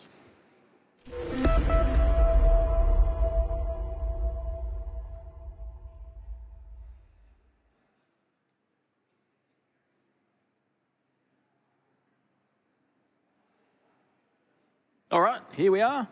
On the right-hand side of the screen, and then the top will be Zen MIYAJI-THORNE playing JESKAI Control. And on the left, and then the bottom of the screen will be Ben TUDMAN playing JESKAI OCULUS. Both of these players, professional level, have played at previous Pro Tours, qualified for the current one of them is. One of these players has even played at Worlds.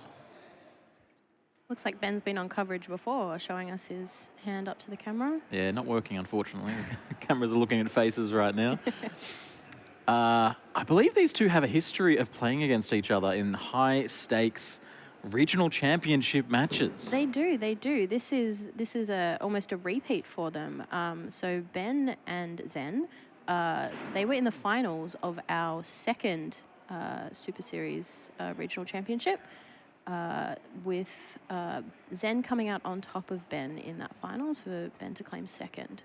So this is they've played each other before. I'm sure they've played each other in Swiss rounds in previous RCs as well. And now we're up to number 9 now. So it's been a bit of a gap since 2. And we'll see a rematch between them. Yeah, as you said, they've probably played in Swiss rounds. You know, when you're at the top level of play, you know who the players in the room are, and you see them at the big events, especially once you're, 3-0 like these players are, or if you make it to 4-0, 5-0, you expect to see some of the same faces each event. Yeah, there's a few surprises sometimes, but it does keep being some of the same names and faces that you expect to see at the top tables. So let's look at this matchup. We've got 2 JESKAI decks, that's blue, white, red for those playing along at home, with very different strategies here. We see a turn 2 fear of missing out from Ben, and Zen, I'm expecting to see not very much on turn 2. Yeah, I'm expecting not a lot of permanence, not a lot of play immediately from Zen's side of the field. It's nice for Ben to get a quick fear of missing out. 2 single color lands here. And a braid. All right. Deal 3 damage. There goes FOMO. Taking it out before Ben has the opportunity to untap and have up, we've seen so many spell pierces today, and any other cheap interaction that there might be floating around. I don't know if Ben has another land in hand. Oh, there is two there in hand. 5 off canal, there we go. All right, and the fear of missing out is back. Yep. And going to be discarding another land and drawing, that looked like a Sheltered by Ghosts. Is that in this deck list? It could be, yeah. Yeah, we definitely do have a Sheltered by Ghosts. Okay. Excellent removal and excellent threat. Give you some lifelink. Really cool that it both removes your opponent's stuff and also makes your own creature kind of scary. Kind of scary. And hard to remove. And hard to... Ward 2 is hard to remove. It's often easier to just remove the Sheltered by Ghosts than the actual creature it's attached to. Yep. Zen here... 2 Lightning monocolored lands, able to right. cast a double pipped spell. It's important to note this was a mulligan to 6 as well, so Yeah. Zen not playing with a full card of hands. Yeah, not looking like a Jeskai deck just yet with only red and white. Doesn't have a 3rd land, unfortunate for him. A Proft's Eidetic Memory coming down. Yep. What does this card do? I see it, and I see that it has a lot of words. It does have a lot of words. One of those is you have no maximum hand size. Okay. Why not? We'll just throw that in there. And it's a huge threat. It's going to buff Ben's creatures based on the number of cards that have been drawn in the turn. Right, so no maximum hand size, some bad synergy with the Marauding Mako. You can't discard to hand size anymore. No, we can't get a sneaky Ben. discard in the cleanup step. Yeah, it has a at the beginning of combat trigger, and just makes your creatures an even bigger threat. Playing a second one to the legend rule just to get the first text, which I think is a loot. Yeah, I believe you draw a card and may discard a card or something along those lines. And that's Oh, no, just draw a card. just draw a card. And that's a Get Lost from Zen. This card is so flexible. Get lost. It's very flexible. Enchantments, creatures, planeswalkers, and turns them into maps, which are a good resource. But often I would, rather have the thing that was destroyed than some map tokens. Yeah, they're nice value, but they're unreliable. They're not as useful as, say, a clue or even some treasures to rebuy some tempo here. You're never unhappy to get maps for free, but I mean, it's not really free. It's not super free, and it can easily go to waste. If you activate the map on the target creature and the creature's removed, then you've just lost a map and your creature. So it's not the best feeling. Speaking of losing two things when you could have lost one, the second Prophet's Eidetic Memory is gone. It's a legendary. Yeah, but then the second one was lost to the Get Lost. Yes, to the Get Lost. So but this whole point is moot because Ben's got a third one. It just doesn't matter, does it? I hope Ben knows you can only play 4 of that card. Look, if we see the 5th one come out, we might have some questions. And we are exploring. We see a Spell Pierce here. You've got to be stoked if you're Ben, right? You leave that on top. Your opponent's got 2 lands. Makes the shark bigger. You can make it bigger again with another map if we want. And then a Spell Pierce that we can, 2 lands. You're never going to pay for a Spell Pierce. So. That's all of the mana. That's not a nice feeling for Zen, still missing a land drop there and still being cut off from blue.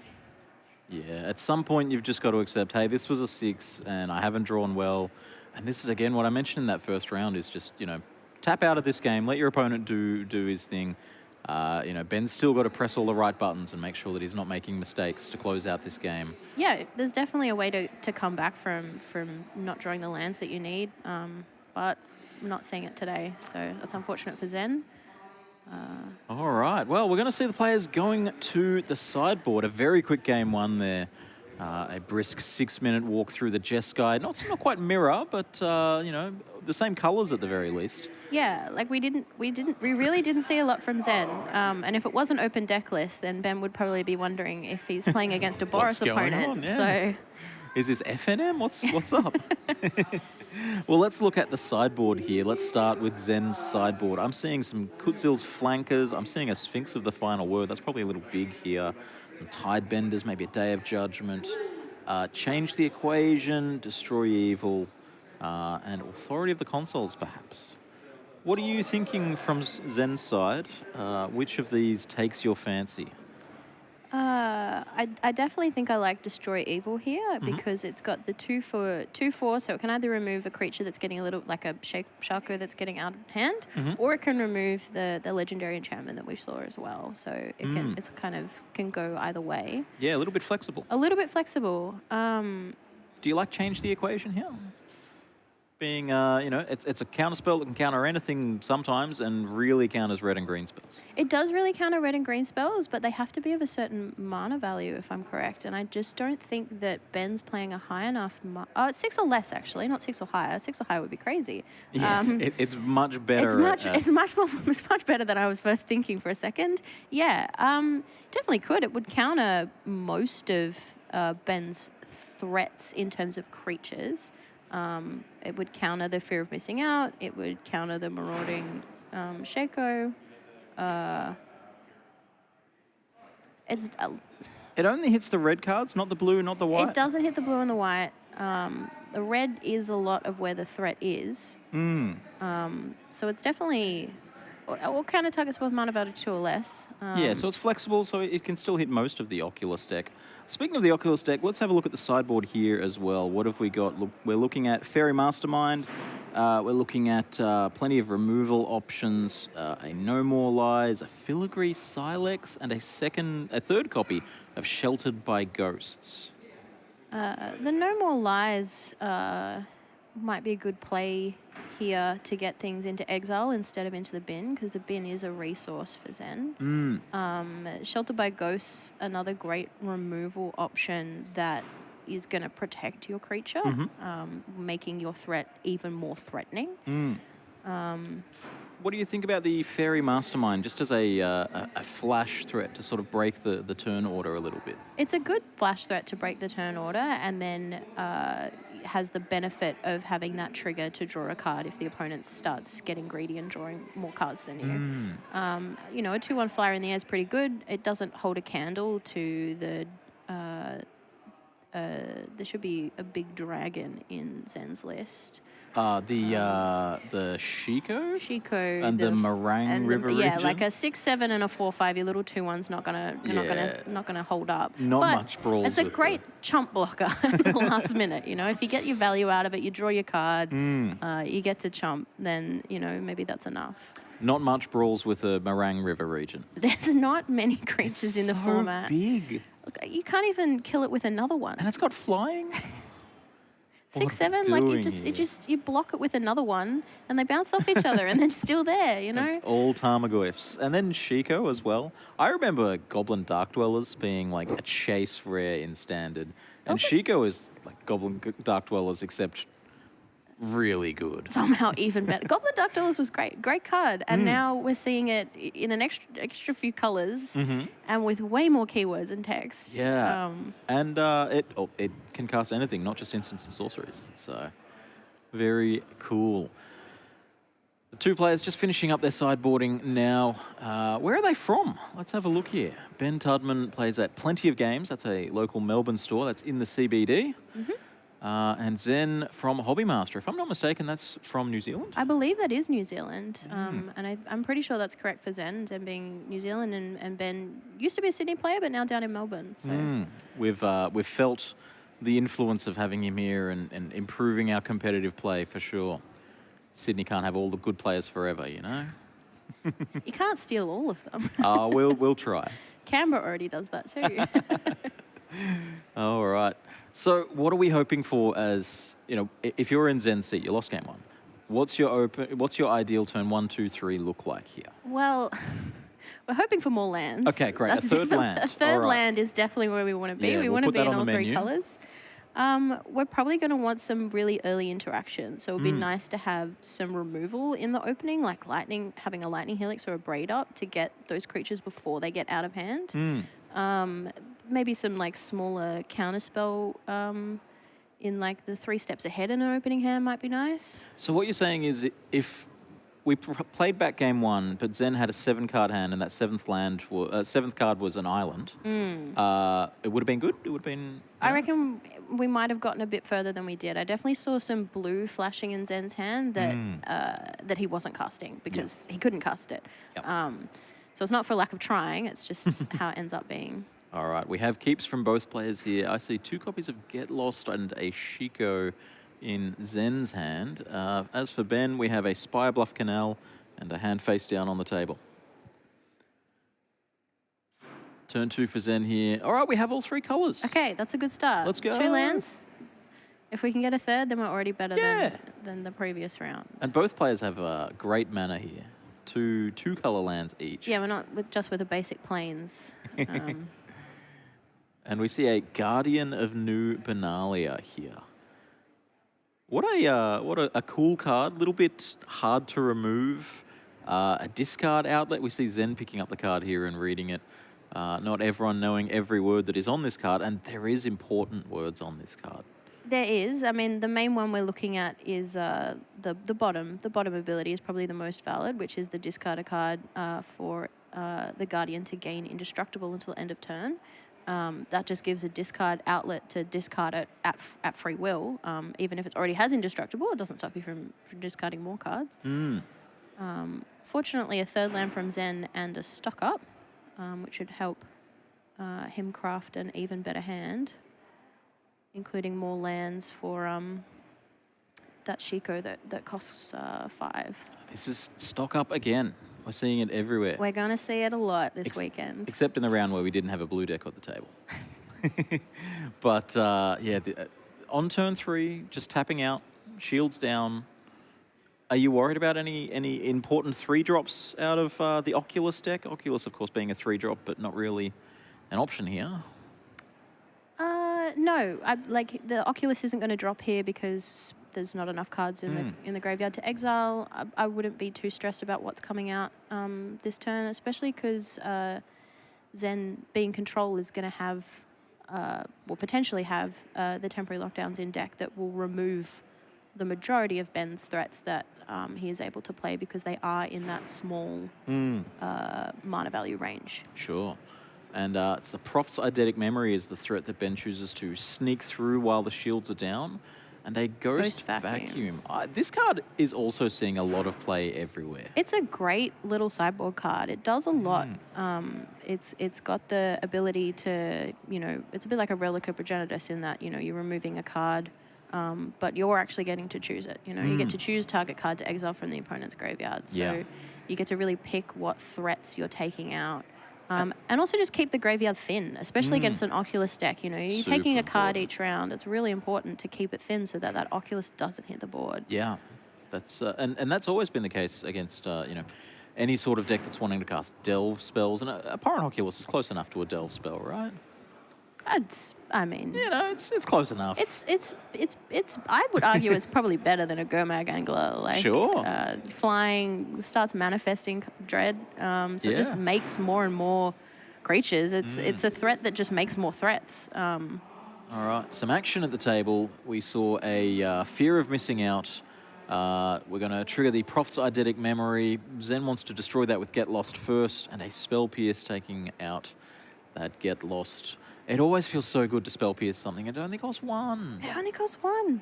And so often, you know, you end up just having 1 mana to pay for it. You don't have that second one. You're like, I should have tapped that extra land, or I should have played an untapped land. And Ben discarded a Steam Core Scholar to that Fear of Missing Out.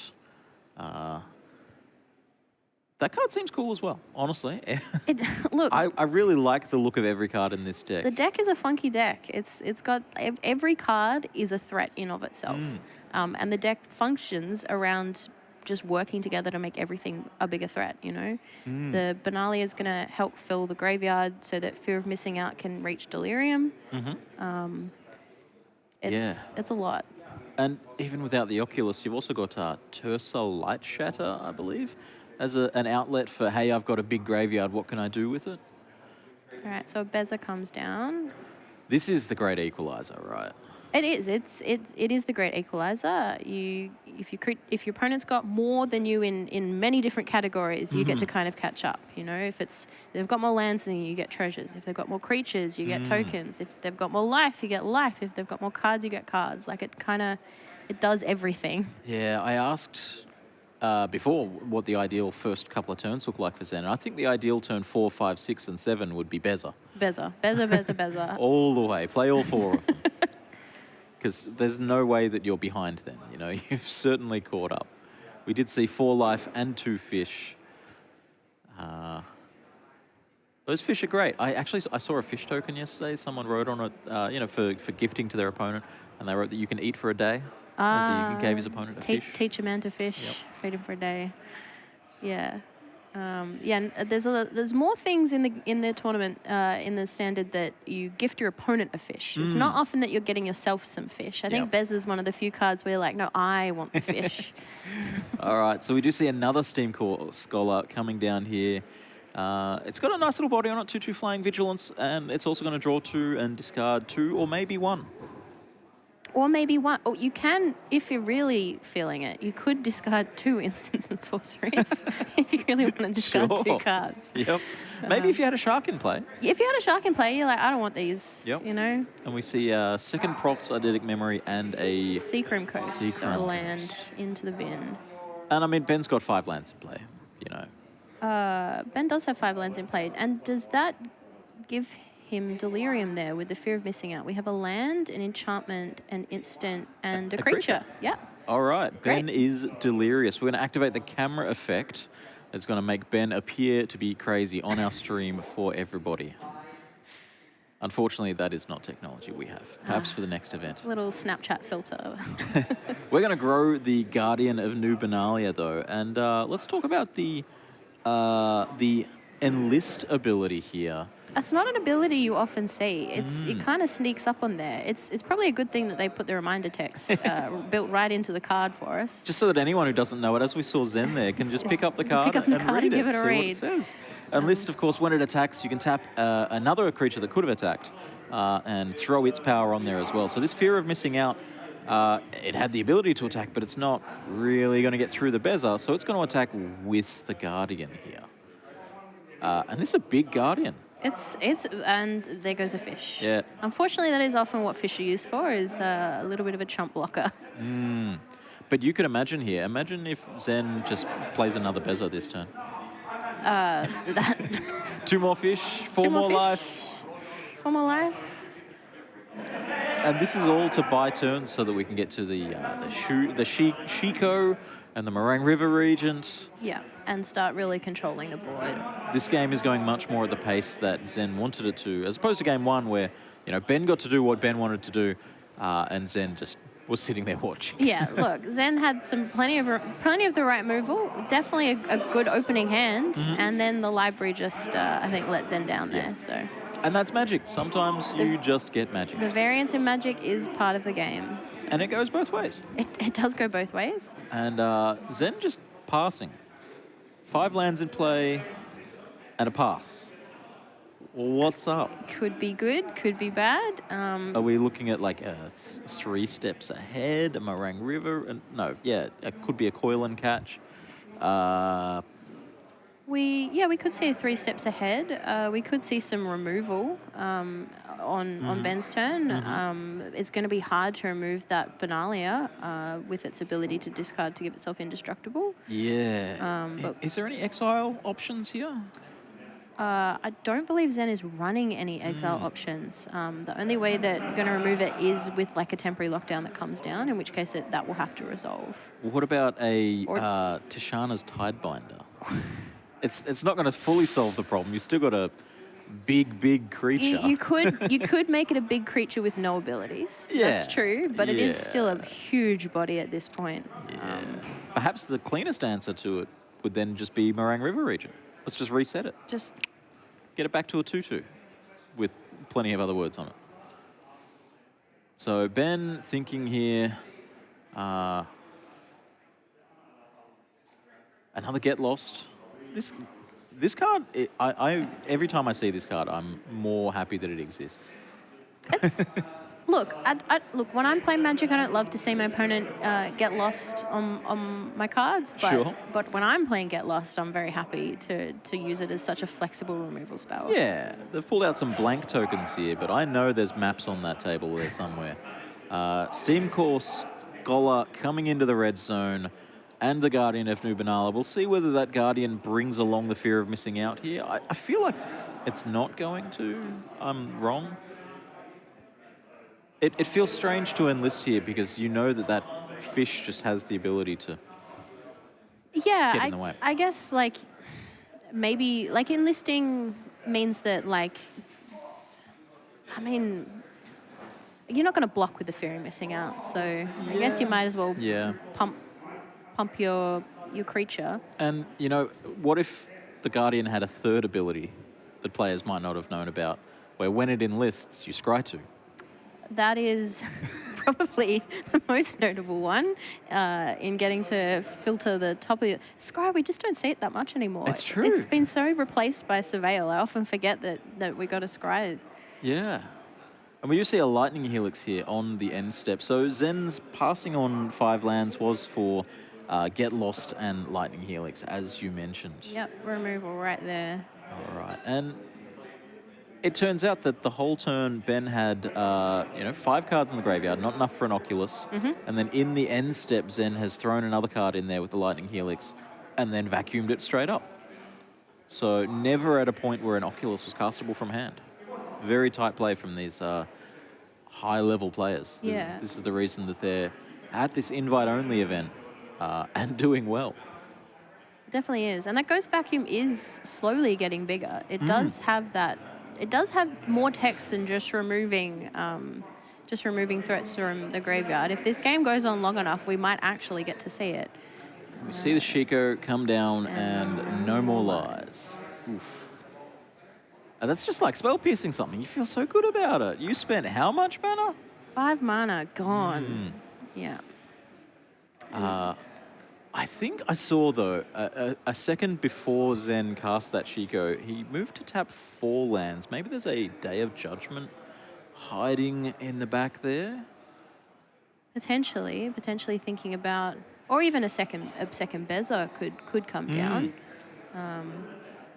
Now, maps, you can only crack them at sorcery speed, You can right? only crack them at sorcery speed. So if Ben wants to do it for combat, he'll need to do it before we get to combat. So we don't get any value of attack, enlist my guy, scry to, leave some lands on the top, or some non-lands as you may require. Or even the ability to sort of turn that scry into surveil by mapping cards away. Instead, we're going to fix our hand a little bit here with a Winter Night Stories. Drawing 3 and then discarding 2 or a creature. Choosing not to harmonize this. Oh no, harmonize from the Harmonize graveyard. from the graveyard. It's just like Good. flashback. And Ben could still harmonize this turn if he wanted to. He's drawn 3 cards? Oh, there's no profits anymore. Okay. And there's a Destroy Evil, a removal spell, and that's it. Wow. Okay. I was ready to keep talking about it, and then it's all gone. Yeah, 2 quick games at the table. We're going to come back into the booth, talk about what we just saw.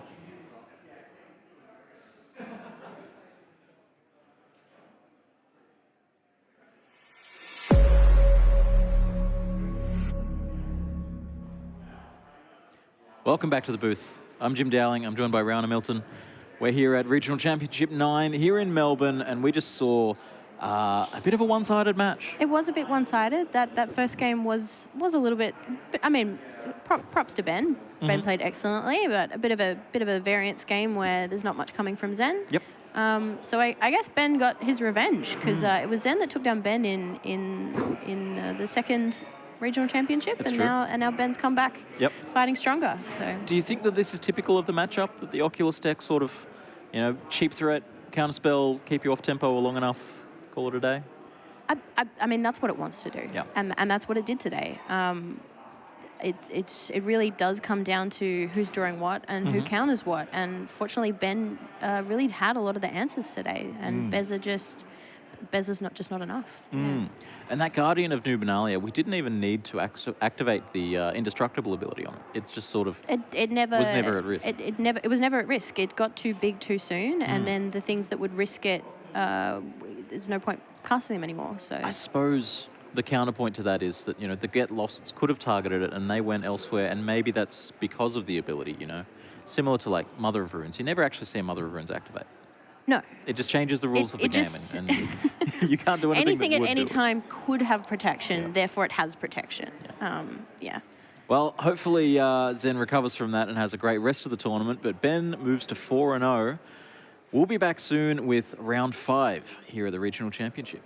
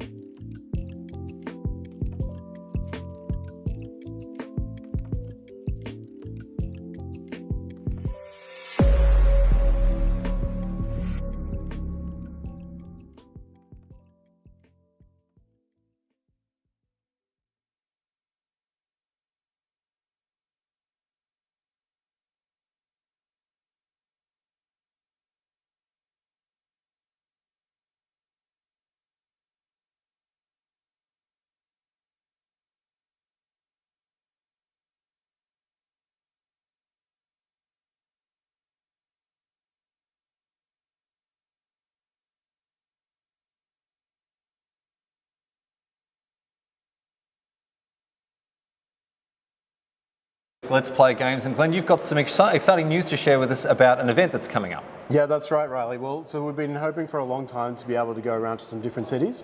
So I'm happy to let everybody know that we'll be in Brisbane for what we call our new Let's Play Magic events. So it'll be Let's Play Magic Brisbane, and that will be on the 9th and 10th of August this year. And it will be at Royal on the Park, which is a hotel in the CBD of Brisbane City. Beautiful. Well, you can enjoy the first-hand experience of trying to park in the Brisbane CBD, but very happy and excited to hear that this sort of stuff is coming to the Sunshine State. What can we expect at this event in Brisbane? Yeah, look, it's going to be pretty cool. We're going to have, there'll be plenty of Commander activations, so plenty of tables where you can just come and play Commander, as well as we will have a competitive CEDH Commander event there at that event.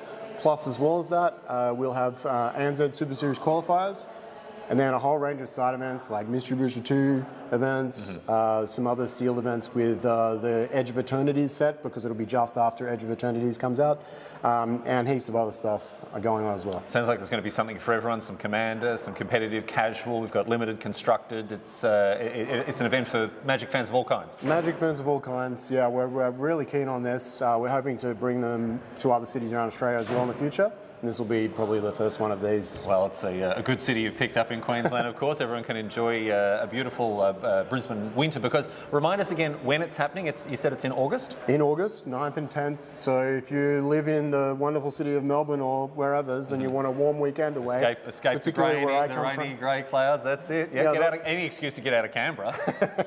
Canberra's a wonderful city that I love very much, but travelling up to Brisbane for the weekend will be pretty cool. Nice warm weekend. All right, well, if anyone is interested in getting involved in this event, maybe securing tickets or finding out more, what's the next thing that they should be doing? So you can go along and get tickets as of Monday the 12th. We'll turn the tickets on. That'll be on the ANZ mtg.com.au website, and there'll be a little drop down there which is called Destination Events, where we'll house all these, and you'll see things like Command Fests and the Let's Play Magic events on that page. And there's information up there right now that people can read through?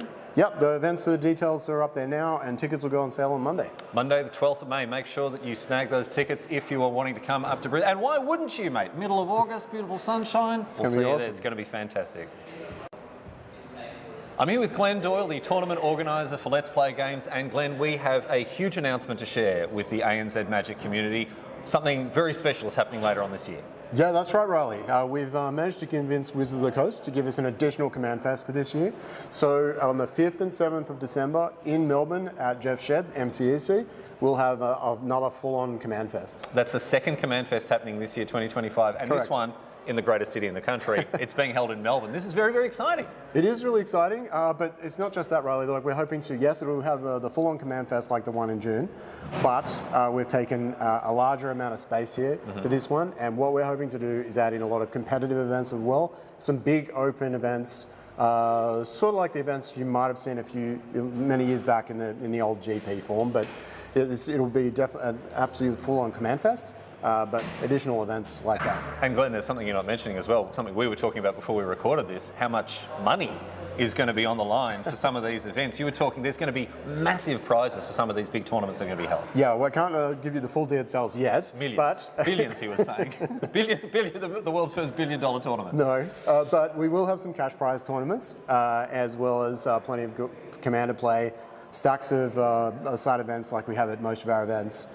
So there's lots more to come for this, but not full details yet. That's to come. If you would like to go along to this event, which I think a lot of people are going to want to do, if you go along to the anzmtg.com.au website and use the destination drop-down, you'll see the initial Command Fest Melbourne, hit that, and there'll be a link in there that you can put your name down so that we contact you when the tickets go live. So sort of like a notification, you'll get an email, a notification letting you know if you want to be amongst the first people to snag your tickets for this event, because it sounds like, even though it's being called a Command Fest, it sounds like there is so much more going on with this event. Again, we've got casual Magic, competitive Magic, we've got constructed limited side events, all sorts of things. This is an event that people are not going to want to miss out on. Yeah, you're not going to want to miss this. We have some international artists coming for this too, and I'm not going to say who those are right now. Yep, it's Leonardo da Vinci has been, we've exhumed him, he's coming back. $1 billion on the line, Leonardo da Vinci, this event's going to be massive. Be careful, he's got his own card now. So. Oh, that's true, actually. He's in the Magic multiverse, isn't he? But no, look, quite seriously, people should head over to the website, sign up for the alert list, and be amongst the first to get their hands on those tickets when they become available later on in the year. Remind us one last time, when and where later on this year? December 5 to 7. It's in Melbourne at Jeff's Shed, the MCEC in the centre of Melbourne. All right, looking forward to seeing everyone there.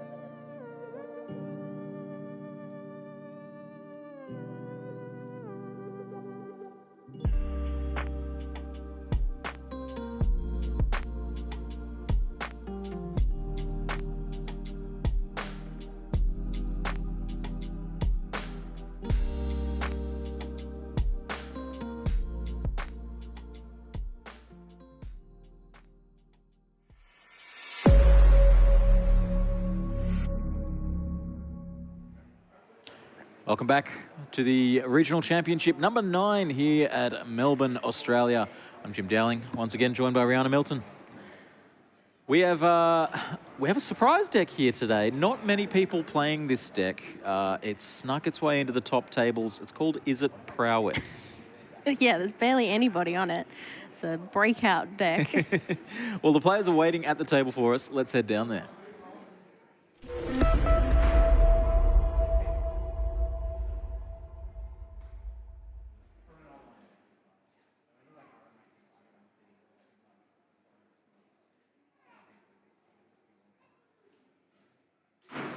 Alrighty, we have on the top Samuel Loy wearing a lovely ABC Rage shirt.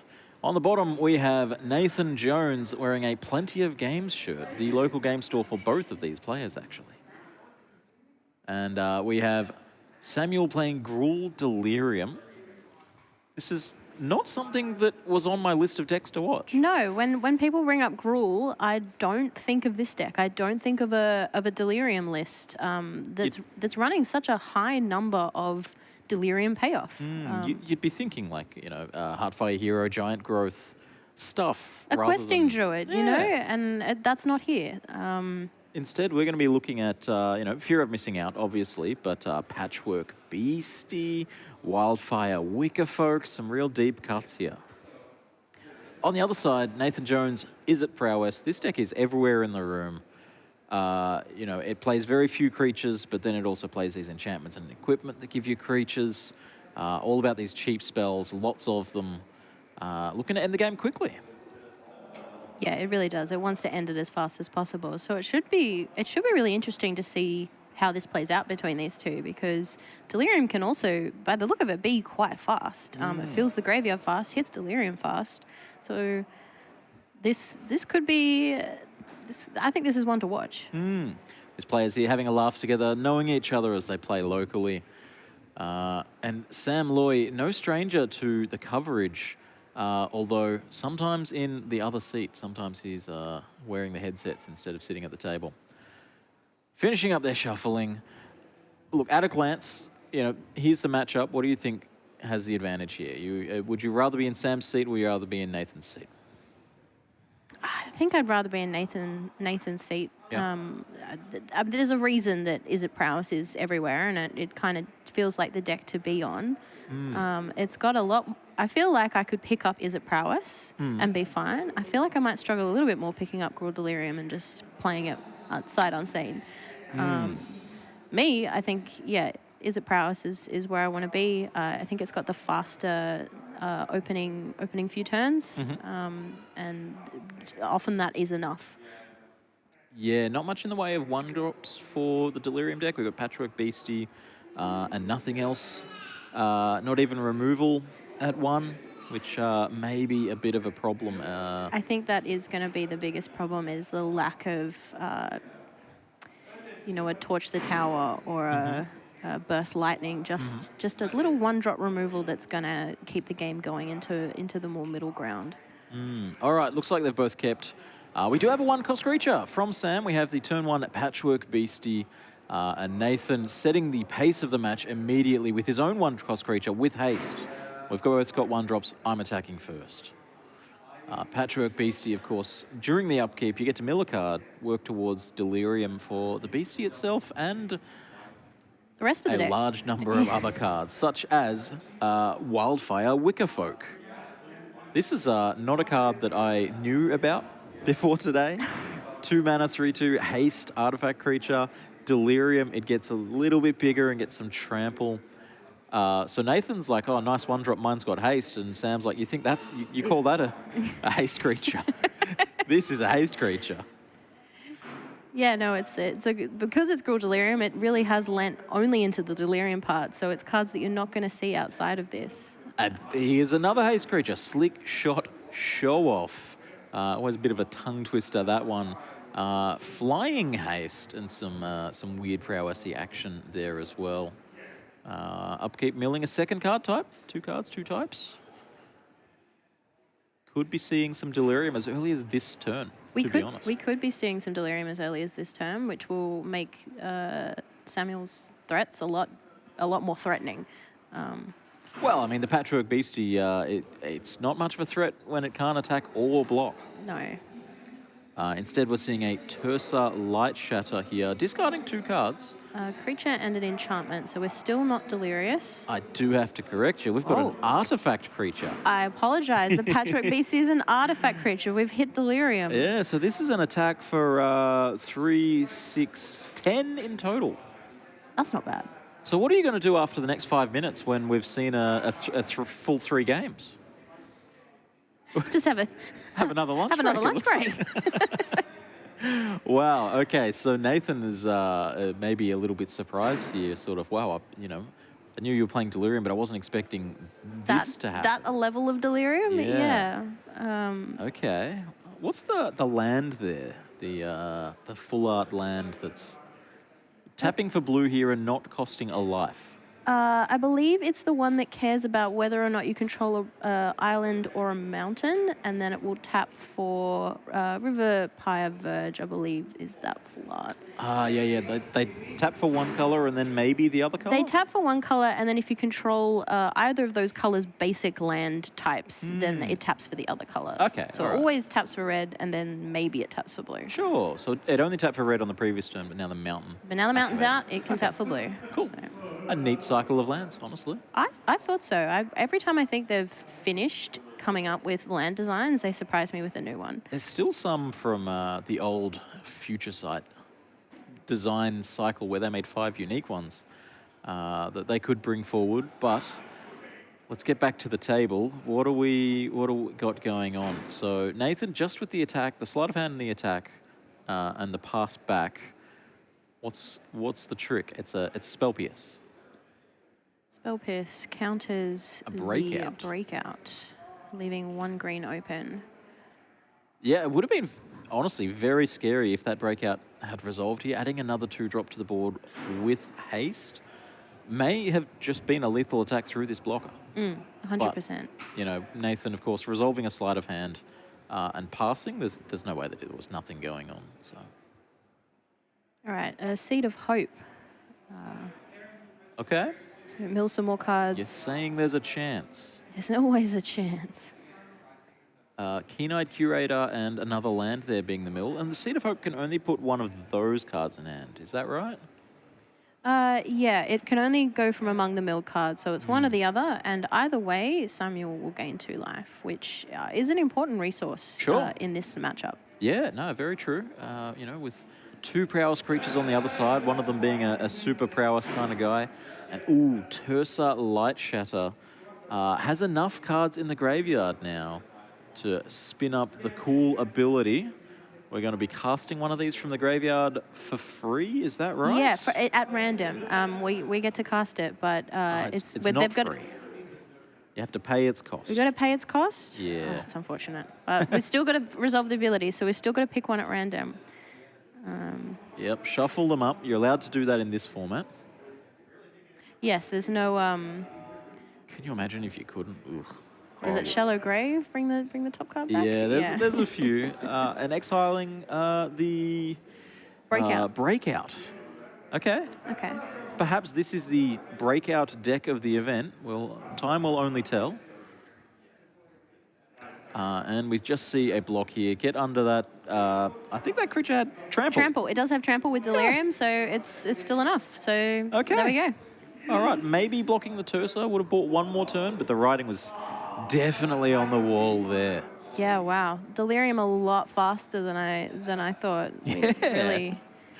I mean, having 4 card types in 4 cards, you know, it's possible that in the next game we don't have an artifact creature, we just have a regular creature and don't get the full activation that early. Well, now I'm a big fan of Patchwork Beastie. It's artifact creature, it's got the mill, It's a 1 mana got the 3/3? delirium. That's Whoa. crazy.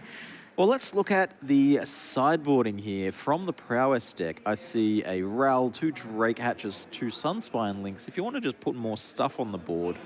And then there's a pile of removal options, Lithomantic Barrage, Braidfire, Annihilation, into the Floodmoor, Torch the Tower, and a couple of extra goodies there. What do we think is good here? I think Sweeper? No. We haven't got a... I mean, I haven't seen Brotherhood end in such a long time. I kind of miss that card as a removal. I think we could bring in the Ghost Vacuums. That's going to trim down that graveyard a bit. I glossed over that one. Against a Delirium deck? Yeah, Against a Delirium deck? Ghost Vacuum, you say? Yep. Yeah. Get some of those cards out of the graveyard, even if it's just to keep it a little bit thin. But yeah, you get the most important card. Like if you got the Patchwork Beastie out, for example, that cuts it off from Delirium. Yeah, so I think that's such an important card to bring in here. A Braid could do a lot of work here. It's got both modes, so it's got the deal 3 damage, it destroy target artifact. There's only one of them, but why not bring it in? Okay, and what about cards like Sunspine Links, just as something a little bit beefier? It is a bit beefier. It's not doing a crazy amount beyond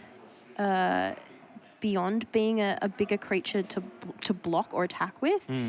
Players can't gain life. That could be a little bit relevant for things like Seed of Hope that are gaining 2 life, and 2 life is the difference between winning and losing. You know, if you leave your opponent on 2, it's not the same as leaving them on 0. We saw that on an earlier round. We did see that on an earlier round, living on 1. Yep. But it also can hurt in response because these players aren't playing as many basics as you think they might in a 2-color deck. True, very true. And Sunspire Links unfortunately has that deal damage for the non-basics, so you could end up hurting yourself more than you're doing. Well, let's look at the other side of the table. Sam, with a comfortable win in Game 1, has some options to bring in for Game 2. We're looking at Cankerbloom, some Linkses of his own, some Pyroclasms, Braids, 2 extra copies of Overprotect, if you're expecting a lot of removal out of Nathan. Paw Patch Formation, similar vibes there. Snakeskin Veil, Soul Guide Lantern, and Outpace Oblivion. What does that do? Start your engines. When it enters, it deals 5 damage to a creature or planeswalker. You can sacrifice it and deal, Deal 2 another damage to a 2. player who doesn't have max speed. Okay. Probably not for this matchup then. But what are we feeling? Overprotect? Do you go as deep as Paw Patch? Do you brought in the Pyroclasm? The Pyroclasms could be the play here. The Pyroclasm, dealing 2 damage to each creature, your creatures could end up being bigger, and it could deal with those pesky slick shot show-outs that are a bit smaller until we cast some spells. Well, if you're Delirious, the only thing that Pyroclasm kills of your own is your Cankerblooms. Great. And even if you're not, it kills Cankerbloom and Wildfire Wickerfolk. You could certainly craft a board state where Pyroclasm is just one-sided. Yeah, you definitely could, or you could craft a board state where Pyroclasm is actually beneficial. Like if you want that artifact creature in the bin to get Delirium, then that's not a bad play. Okay. And the benefit of getting rid of those pesky birds in the air. Well, plenty of options, and we're going to have to wait and see what the people who have actually played this deck, because this is not one that I practiced. I didn't prepare for this jam one. this one on Arena. I didn't even run into it in the standard queue, so I'm out of my depth. Maybe we'll see what Sam has to say and see what Sam boards in for game 2 here as the players are shuffling up. Just about ready. We might see it more on Arena now. People might be quickly seeing how many wildcards they've got on Arena, quickly brewing it up. Yeah, all the viewers at home, the cards are spiking as we speak. Yep, get into it right now. All right, 7 for each player. Let's see. They're really taking their time with these sideboarding decisions. I see a turn 1 Swift Spear with a little bit of disruption. See some Torch the Tower. Okay. Does that return to the Floodmoor as well? And then on the other side, I'm seeing a couple of Seed of Hope. So you really don't know what's in Sam's hand yet. Assuming that he can cast it on turn 1, there's 2 of those, so the hand could really be anything. The hand is not... Doesn't like it. Wants to change it. All right. Maybe the mana didn't work out. The Verge in that color makes red all the time and sometimes green, so that might have been a problem. It felt like... I mean, it's only a brief glance, but it felt like maybe there were a little bit too many lands in that hand. Sure. Which isn't what you want to see. You know, you kind of want to sit probably comfortably, happy on 2, bit to 3, bit to 4, but any more than that, you flood it out. So. Whereas Nathan, we saw a turn 1 threat and some blue cards to either sculpt the hand or interact a little more, and then some removal. So really, all the pieces that you're looking for in the deck. Yeah. Just got to play them in the right order. This is round 5 out of 8. Long day of Magic today. Long day Magic. These players are, they're going to be starting to get worn down. And over these next couple of rounds, we're really going to see if they have the stamina to keep their brains working for 8 straight hours of, making decisions, seeing what the opponent's doing. See a card revealed there halfway through shuffling. They're just going to have to fix that up. Shuffle it up again. Yep, start from scratch. And make sure that we haven't got it upside down, I think is what we're checking now.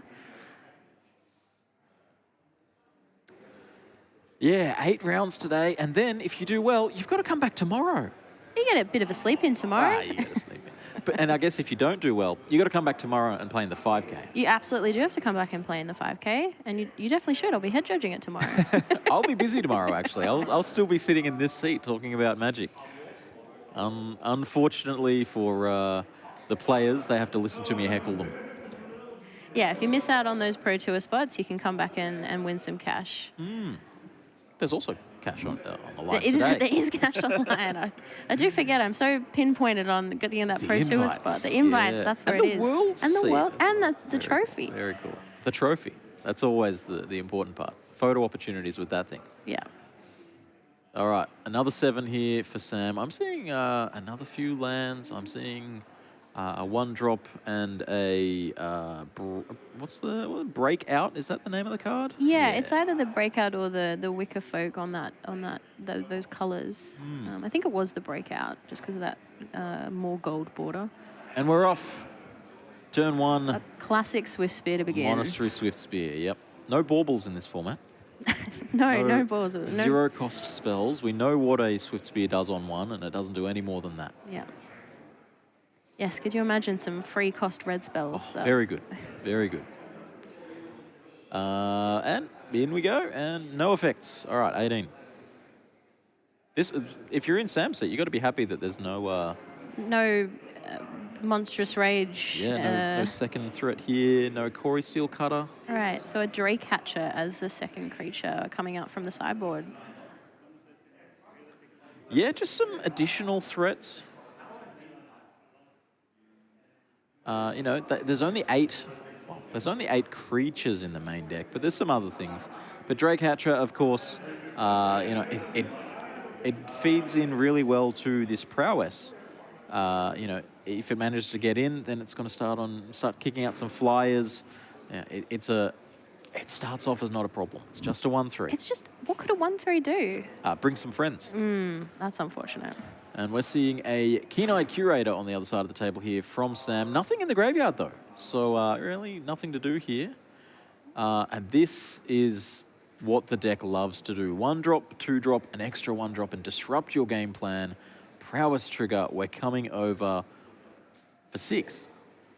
That's nasty. Everything having prowess is, I mean, that's why we call it, is it prowess? Yeah. It's in the truest sense, right? Thanks for that one. Yeah, Yeah, cleared you're that most one up welcome.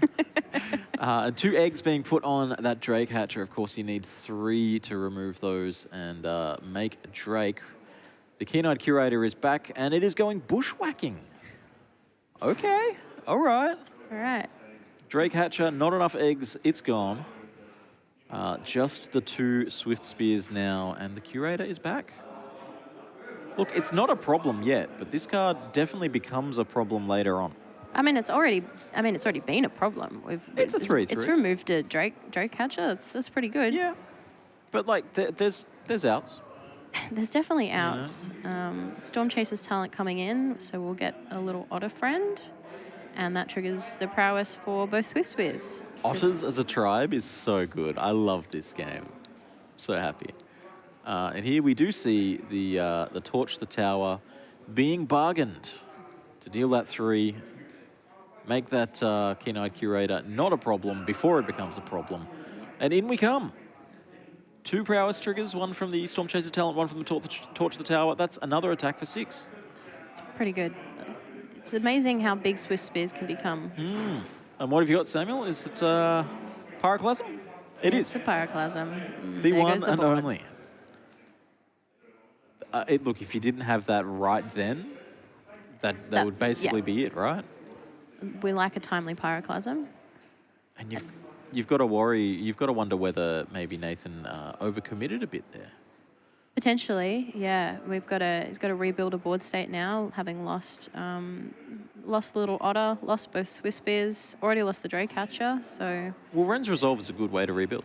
You know? It is. It's 2 less great when it sees 2 lands. Yeah, it's not what you'd want if you were making the card and could make it not do that. You could make it not do that. I mean, stock up is much better. That costs 3, not 2. Well, now we can play it if we see one. But we do have the Patchwork Beastie back around. So we've got, is Bushwhack an instant or sorcery? Tell me. It's a sorcery. Okay, so we've got 2 sorceries and a Screaming Nemesis. We're not delirious yet, but a Seed of Hope, that's going to add instant and potentially either land or enchantment creature. And that means that this Patchwork Beastie has gone mad. It is ready to get into the red zone here. And that also means that the fear of missing out that we've picked up is also going to be delirious. Yeah, and 2 life from the Seed of Hope. The 2 life is very relevant. Back up to Very 8, relevant. feeling a little bit more comfortable than being on 6. Yeah, you're never going to be at risk of, you know, attacking with everything and having a Swift Spear come down and a flurry of spells. Not at 8. At 6, you know, you could see some amount of burn to the face and see a universe where you could die, but not this time. Nope, fear of missing out. We're looting and discarding another fear of missing out. Okay, so the type count is at 5 now. Very good. Beastie's coming across for 3, finally putting some pressure on Nathan's life total. Yeah, and it looked like Sam also has a Screaming Nemesis in hand, so that could put even more pressure on in the following turn as well. Yeah, Nathan's got to find something to put together right now. Stock up, as you mentioned before, would be really good. But yeah, if there isn't something to contest this board on this turn, you've got to worry that this game could get away from him. Yeah, with Delirium online as well, that's going to really buff that fear of missing out and make Sam's next attack could be very close to lethal. Very close to lethal. Is that a creature land hiding out at the back there? A restless ridgeline? It is a restless ridgeline hiding there. So with one more mana, that could also come out instead. and end the game? Possibly? Possibly. Fear of missing out, restless ridgeline. I've been told that that's a good combination. It's a scary combination. I definitely wouldn't want to see it. Extra combat steps and buffing creatures when you attack. Yeah, that's good. All right, so we've plotted a slick shot show off. You've got to imagine that there's something else going on then for Nathan, right? Either representing or actually has looks like potentially a bounce spell in hand, which would help to stop Sam coming in for too much damage this turn, which then gives, I mean, how big can you get a slick shot show off in one turn? Pretty big. Oh boy, we're breaking out again. If this hits, and we're looking at 6 cards here, look at 6 cards, finding a creature. If it's small, it's going to come in with haste. If it's big, it's going to go to hand. But it's small in mana value, not in stat line, right? Like Patchwork Beastie, it's a 1 cost. How big could it be? How big could it possibly be? Uh-oh. Yep. And we have a Keen-Eyed Curator. 2 mana, 3/3 with haste. We love haste. Yeah, breakout. I mean, looking at the top 6, that's even better than stock up. You only get 1 of them, though. That's true. With haste, ready to come in. So what's on board? We have a 3/3, we have a 3/3, and a 2/3. That's 8. One of them's going to untap for another combat step. So there's going to be an attack for 11 in total, if I'm not mistaken. Don't ask me to check the maths. That's for Nathan to figure out. Yeah, maths is for blockers. And Nathan, having a think here, you've got to fire off the Go Fish, surely, if that's what you're sitting on. That's what we're sitting on. Then yeah, I think now's the time to pull the trigger. Okay, we're going to take the damage. Okay. Right on. Going to a second combat as this fear of missing out. You know, once it's delirious, it goes mad. It gives you another combat step. Why not 2? We've had first combat. What about second combat? If we go all the way to 11s, we're in trouble. And Nathan doing nothing, holding it back for the slick shot show off. Does he have lethal?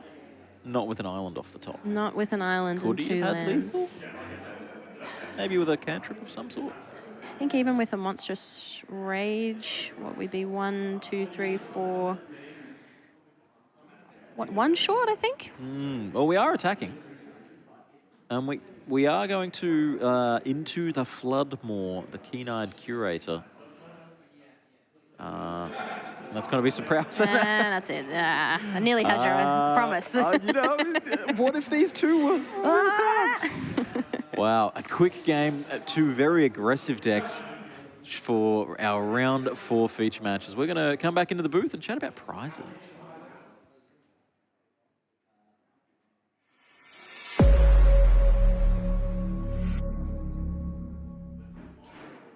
You know, the other commentary team has actually had some long matches. They have. And then we come here and they just blitz through it. Yep.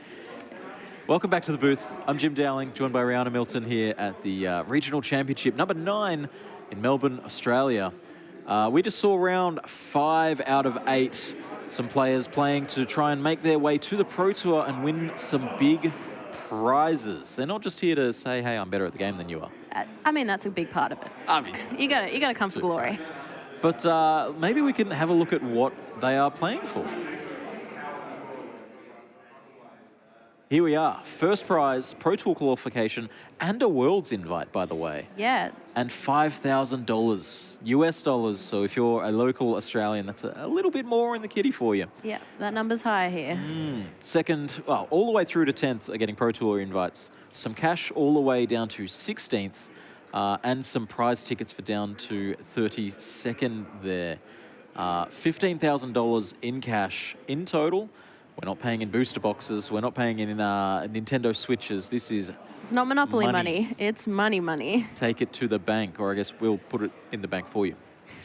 And the Pro Tour invites, 10 Pro Tour slots up for grabs, and a World seat, along with Regional Championship 8 winner Thomas Bott and Regional Championship 7 winner James Moore. They're both in the room right now, actually. They're playing. I don't know what happens if they win. I assume we have a pass down. Yeah, Maybe probably. we do like a scissors, paper, rock. We're not randomly determining anything here. Well, that's the prizes. That was round 5. We're going to take a quick break, and we'll be back soon with more Magic.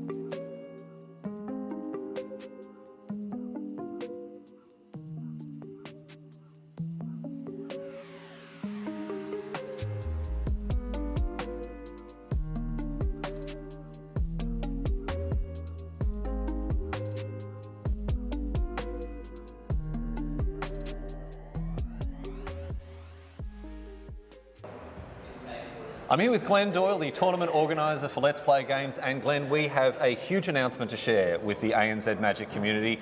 Something very special is happening later on this year. Yeah, that's right, Riley. We've managed to convince Wizards of the Coast to give us an additional Command Fest for this year.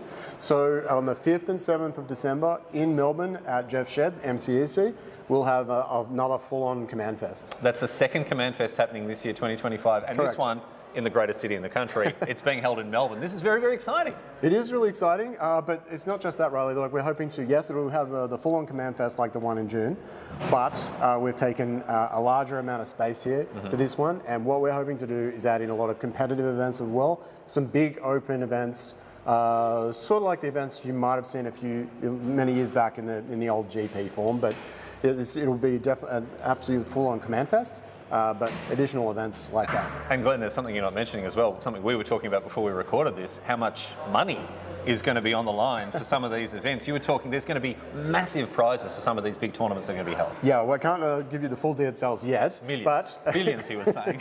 the world's first billion-dollar tournament. No, but we will have some cash prize tournaments, as well as plenty of Commander play, stacks of side events like we have at most of our events. So there's lots more to come for this, but not full details yet. That's to come. If you would like to go along to this event, which I think a lot of people are going to want to do, if you go along to the anzmtg.com.au website and use the destination drop-down, you'll see the initial Command Fest Melbourne, hit that, and there'll be a link in there that you can put your name down so that we contact you when the tickets go live. So sort of like a notification, you'll get an email, a notification letting you know if you want to be amongst the first people to snag your tickets for this event, because it sounds like, even though it's being called a Command Fest, it sounds like there is so much more going on with this event. Again, we've got casual Magic, competitive Magic, we've got constructed limited side events, all sorts of things.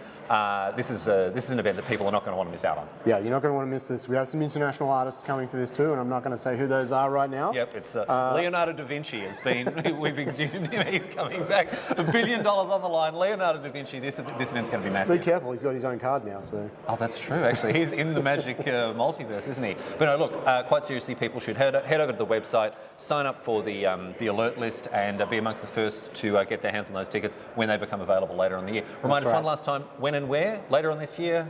December 5 to 7. It's in Melbourne at Jeff's Shed, the MCEC, in the centre of Melbourne. All right, looking forward to seeing everyone there.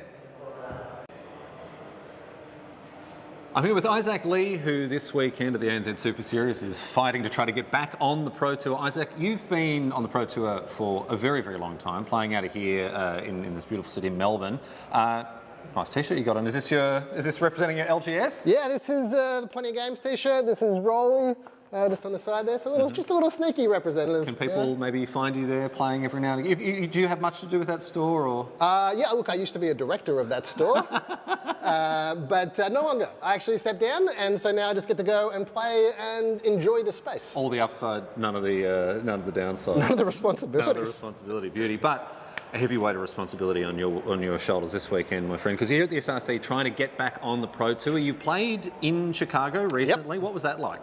Chicago was awesome. Like being back on the Pro Tour, getting to hang out with mates, going out for dinner, play testing, playing draft every day in a foreign country, going out in the cold, experiencing new stuff. Just, I mean, it's what life's about, really. And you've been doing this for a long time. The first Pro Tour you played in was 15 years ago? Yep, Chiba 2010 was my first Pro Tour. And then I played a bunch in a row, and then I had a bit of a gap until 2020 when I played in the lockdown arena. The online one. The online one, yep. Yeah. And then Chicago, back on the real-life Pro Tour. Yeah, well, it's very exciting, and I know that you want to be doing it again, but for someone who has a lot of experience at the highest level of Magic, playing at the Pro Tours, that sort of stuff, what are your words of wisdom or advice to more aspirational, maybe younger players who are playing at these RCs, wanting to get on the train, as it were? What's been something that's helped you in finding that success in the past? I found one of the best things is actually just finding people that are better at the game than you and hanging out with them. So that's really interesting. This is exactly the same advice that you gave me back in 2012 when I walked into the LGS that you were working at the time. I said, Isaac, I want to get better at Magic. What should I do? And you're like, honestly, just be around people who are better than you. And you know what, Isaac? I always have, ever since. I've always surrounded myself by people who are better. hasn't been very difficult for me. But no, look, Isaac, I know a lot of people will be very, very keen to sort of replicate the success that you've had in getting onto the Pro Tour. And apart from this idea of always being around people who are better than you, what are some other maybe pieces of advice? Preparation? Yeah, well, play a lot. Yep. If you want to record yourself actually playing on Arena or MTGO and then review those games and try to work out where you can improve, try to get some feedback either from yourself or from other people, with the attitude that you can always improve. Particularly, like in my head, like the way that my head works is particularly when I lose a game, it's a lot easier to do that. But you can also do it when you win a game. Like, how could I have played this differently? How could I have made it so that the win percentage was higher or that I had more outs in this kind of situation? Yeah, not just looking at a win and being like, oh, I won, so I played perfectly. I played perfectly. There's nothing more I could have done. But if you do that and you're trying to improve, then gradual, slow improvements, incremental is the way to go, and then just in it for the long haul, because even if you've got like the most insane win percentage in the room, it's still really difficult to qualify for the Pro Tour, so just stay at it. Yep, I was going to say tenacity, obviously a big strength of yours. I won't keep you any longer. I know you're waiting for another last chance qualifier for the RC. Yeah, last chance qualifier to even get into the RC to get back on the Pro Tour, so yeah. That Isaac Lee tenacity, you've got to have it. Anyway, Isaac, thanks for joining us today. Best of luck in your quest to get back on the Pro Tour. Thanks very much.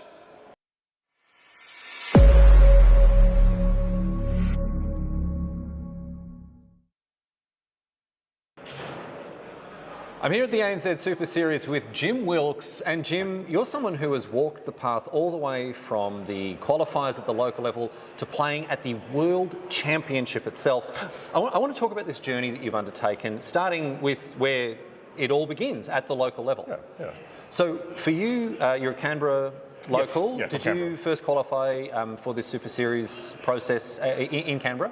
Yeah, so I play at the local Good Games store in Canberra, Good Games Canberra City, I mean, getting to things like Pro Tour and Worlds, I played at the store, I played at the regionals from that, and then managed to qualify and travel the world most of last year for this.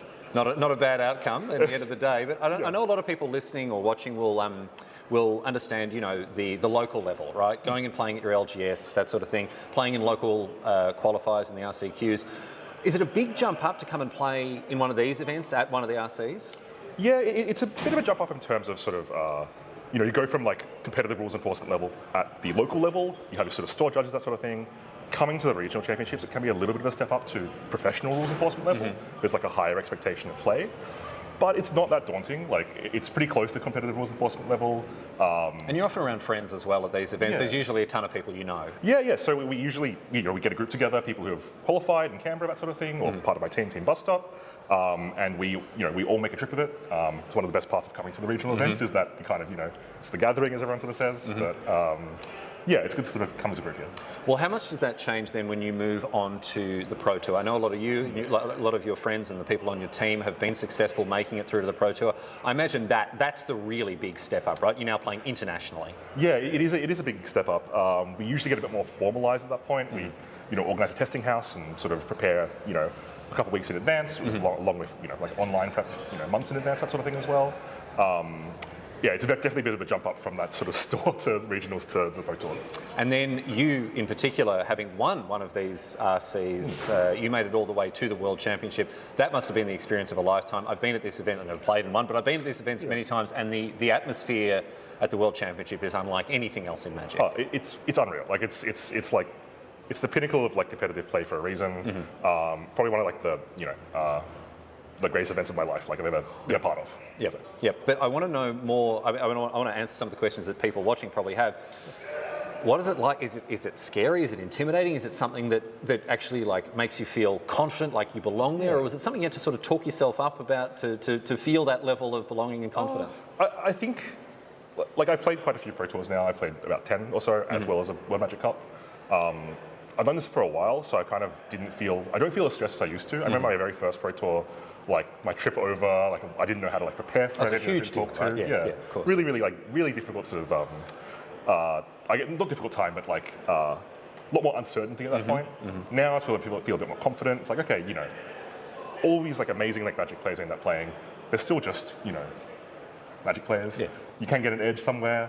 They're really good at the game, but I love being challenged. So Yeah, and look, and this is the way to do it, right? You come to these events, challenges await. To sum up, it sounds like there have been two key elements to your success, which is sticking at it for a long time, right? But the other thing is building a community. It seems like you are well supported by friends and teammates, and it seems like you get a lot out of the, as you say, I know it is a tired old cliche, but the gathering at these events, whether it's the local, the regional, or the international level, that seems to be have been a big part of your journey playing professional Magic. Oh no, absolutely. I mean, I've made a lot of friends playing Magic. It's a huge part of my life. But I do feel like part of the success has been surrounding myself with like-minded people who are, also, want to be competitive and want to be like keen and want to win the game and that sort of thing as well. But at the same time, are not like, are like good to hang out with as well. Yes, good fun to hang out with. When we all lose, we can kind of hang out and have a good time. So. Well, there you go. If you want to walk the path that Jim has all the way from the local level to the World Championship, it starts at your LCQs. Jim, thanks for joining us, and best of luck this weekend. Thank you. Thank you.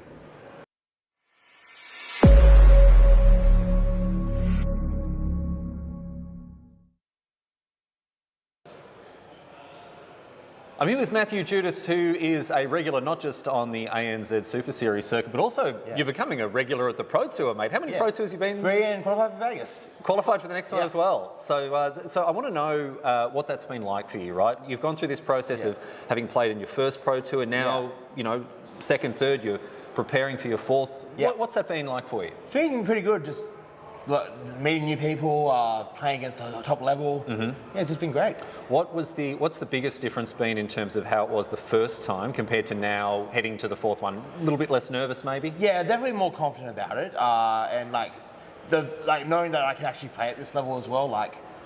These are players that I can actually play against and do real games, proper games against. You've sort of figured out that this is where you're at with your game. That must be a huge vote of confidence. 100%.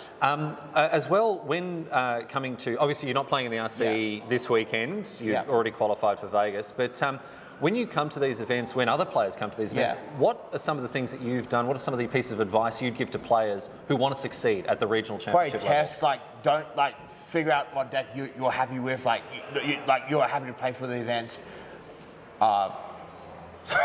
It sounds like preparation. Yeah, definitely preparation. Yeah, and because you're not playing in this RC this weekend, what are your plans? I'm playing a bunch of Mystery Booster Sealed. Came specifically for Mystery Booster? Yep, enjoy the format.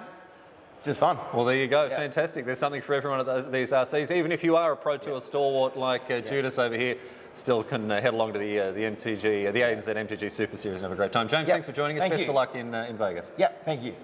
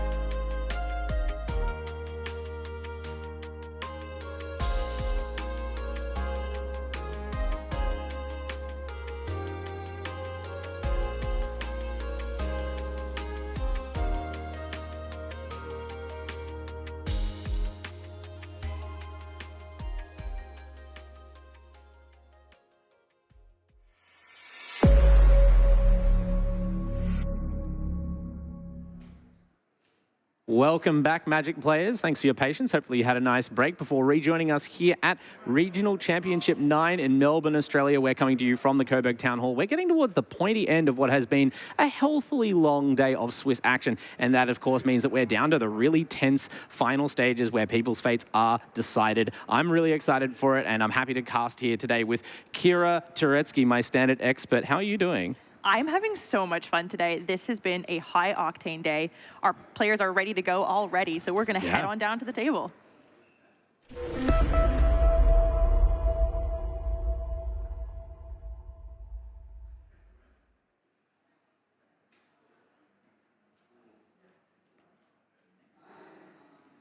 All right, and here at the table today, we've got Alex Humbley on JESKAI Oculus and Justin CHEUNG on IZZET Prowess. And these are two decks. These are familiar face decks.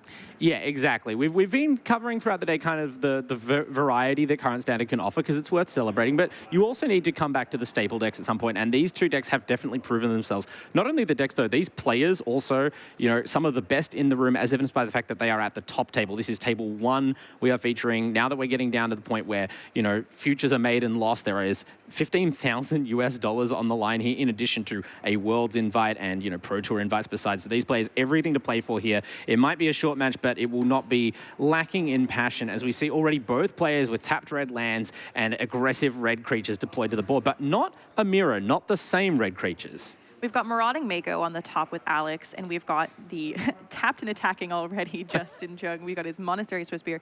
Back to Alex, we've got the Fear of Missing Out, pitching an Oculus, and that's going to be, of course, the namesake of the deck. The Oculus already in the bin. The real question is going to be on this next turn if Alex has Helping Hand or Recommission to get that Oculus straight out onto the board. Well, hopefully they buy us a little bit more time before we have to discuss the card, because there's a lot of text on the Oculus, and it's obviously going to be definitive of this matchup. Kira, do you want to quickly take us through what this card is and how it enables this archetype? So what's really important here about Abhorrent Oculus and the way that the Jeskai deck tends to play is when you hard cast an Oculus, you have to exile 6 cards from your graveyard. But if you've got the Oculus in your graveyard and you've either got a Recommission or a Helping Hand, you can just pull that bad boy out straight onto the battlefield. Importantly as well, it has this secondary part where on each of your opponent's upkeeps, you are going to manifest Dread. You're going to look at the top 2 cards of your deck, going to manifest one of them as a 2/2, and put the other one into your graveyard. So back to Justin here. We've got a Storm Chaser's Talent. Again, a card we've seen a lot of today, not only just in IZZET Prowess, but also earlier we saw that in our Sultai Otters list.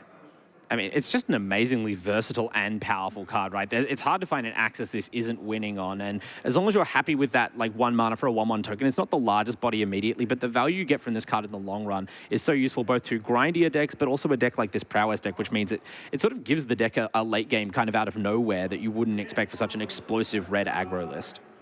All right, Alex just taking the one from the Monastery Swissbeer. No tricks from Justin either.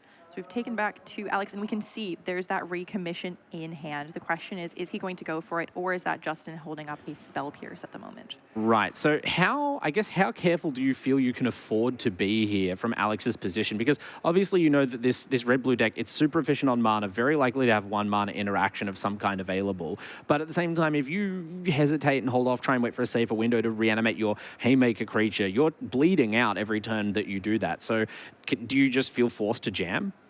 The really interesting thing in this position is that this is an open deck list event. And so Alex is well aware that Justin is playing 1 main deck Spell Pierce, and representing that could really hold him off. But here we see he's just going to opt in response to the block on the Mako to pump up that Otter to make a favorable block against the Marauding Mako.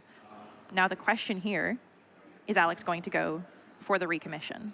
And I think this is a good position too. You've got your Prowess opponent tapped out at this moment. It's a pretty good chance to fire off a Recommission. And, I mean, if the Recommission does land, especially main deck, how many answers does Justin realistically have for it? Because that's like kind of the worst case scenario for the IZZET deck. Not only a large flying blocker that's going to make it difficult to find profitable attacks, but you don't even necessarily need to block with the Oculus itself. It's also a token generator.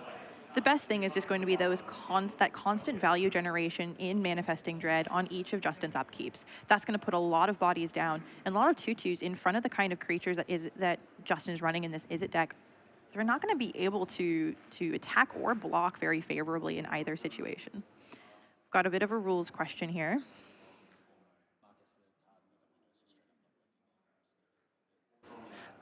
Yeah, we give the players time to figure out what's going on precisely. But, I mean, right now, Alex is holding up okay under the assault from IZZET Prowess. Looks like has to concede the loss of that Mako there. That Mako has been a really interesting card as far as it's helped shape the development of this Oculus list, because the Oculus Reanimate part of the deck has been around for a little while now, but it seemingly has kind of surged back into high contention in sort of recent weeks. And it's because this discard package has become a much more aggressive and predominant part of the game plan. Absolutely. The Mako as well, providing a discard ability with that cycling, also really beneficial in a variety of decks that it shows up in. It's always good to have a card like that where it's a lot of the time it's great, but if it's not great, it's never bad, because at worst you just, you know, throw it back away and find a bigger fish. And especially when you're... You find a bigger fish off of the shark, yeah. You know, I wish I could say that I'd planned that out, but no, and in a deck like this, obviously cards in graveyard become a resource as well, because it doesn't have the delve mechanic, but as I think we discussed when Oculus was last on the feature table, or our co-commentators did, it's effectively like a hard-coded delve spell. You must get a number of cards in your graveyard to be able to unlock that hard castable card from hand. And once you do, I mean, at 3 mana, it is a really realistic play. So the deck has a lot more consistency than some of the more sort of combo-based Reanimator shells, if you want to call it that. Well, what's also really interesting about the Marauding Mako is it gives it the ability to trigger another Marauding Mako that's on the field already. You activate the cycling ability of one you've got in your hand when you'd rather exchange it for a different card, and you still get to benefit and put the +1 counter on the Mako that's on the battlefield. And it's just really elevated the deck. And what we saw as well as AZORIUS Oculus was an iteration of the deck that was prior to a little bit of Aether Drift and a little bit of Tarkir Dragonstorm as well. And the addition of red has really helped push the deck over the edge. It also gives it a bit more of that aggressive slant and opens it up to a better ability to function in the sideboard. Yeah, because previously it was kind of a one-dimensional deck, and that makes it a lot easier to sideboard against, especially because the dimension you're attacking, it does kind of fold a bit to graveyard hate. It makes it much, much harder to utilize the Oculus in any way, whereas now you have all these red threats that can use the graveyard, but also just really help smooth out your draw and play a fundamental aggressive game. And Alex Humbly, obviously, I'm sure has leaned on both aspects to get this far in the event, but we'll need all of it again to get past someone as formidable as Justin. Now, we are seeing an Oculus in play, so this, whatever has evolved during that brief time away from the game, it does look to be good for the Oculus player. Well, we can see a recommission in the graveyard, so Alex Humbly very confidently firing that off while his opponent was tapped out. And we've got the Manifest token. Here comes the Quarry Steelcutter, and this is really a formidable matchup between these two. This is kind of the, me versus you. Yeah, so both players now getting out, if not their namesake cards, definitely kind of the boogeyman cards of the deck, the cards everyone's talking about. That Steelcutter cutting through the format that existed prior to its printing and shaping the world anew. The Monk tokens coming in, reminiscent of course, old Prowess favorites like Monastery Mentor to once again threaten the livelihoods of, non-Prowess players everywhere. But at least we see the benefit of the Oculus, right? It's been returned to hand. Great use of Into the Floodmaw, but at least you have a blocker left behind. You're not just completely toast for getting blown out there by that 1 mana bounce spell. What we see as well is that Manifest was a fear of missing out, had to block against the Quarry Steelcutter Monk. And what's so interesting about the way that this deck works is, especially Justin's IZZET Prowess deck, that it actually gives you more Monastery Swiftspears. Yes, exactly. It's very much a thematic deck, even without trying to be. It just turns out that all of these good cards are like these Prowess-having monks. It's very thematic. But, Alex clearly having the resources around to block, and as we continue to trade cards, it feels as though the Oculus deck is favored in the long game, right? It is true that the 2 cards that Justin has in play, those sticky permanents in the Steelcutter and the Talent, give the deck more game than you'd expect over time, but I feel like the Oculus and the other card advantage engines Alex has leave him comfortable right now. Absolutely. The Jeskai deck doesn't mind going long, and looks like we have Delirium here as well, so Alex able to get in for a good attack to tap, untap, and have that extra combat. And here comes the helping hand, and Oculus is back. Yeah, exactly. Every time you think you've dealt with this card, somehow it's here again. Either you have another helping hand, or maybe the Oculus just manifested enough cards that now you can hardcast a second copy. Also, that's a key card that hit the graveyard right there. I think every time we've seen this deck around the top tables, that may have been doing the most damage, which is pretty impressive out of all the creatures in the deck. And that is Proft's Eidetic Memory. It's a legendary enchantment, and it draws a card when it enters, and at the beginning of combat, for each card, besides the first card you've drawn, it puts counters on a creature, and that's really consequential, again, when you have cards like that Marauding Mako, or even an Abhorrent Oculus, a flying attacker, really difficult to deal with this IZZET Prowess deck. It's kind of interesting because it's not really a prowess. We can see it up on the screen right now. That's a lot of text, but it's not technically a prowess card. It feels like it's almost, in some cases, when you high roll, outdoing prowess at its own game, right? It's such an efficient stat generator when you're trying to race. And here comes Justin with a bunch of extra triggers now. We've triggered the Corey Steel Cutter because we've cast 2 spells this turn. So we've got another, essentially a Monastery Sorcerer, because that 1/1 Monk with Prowess.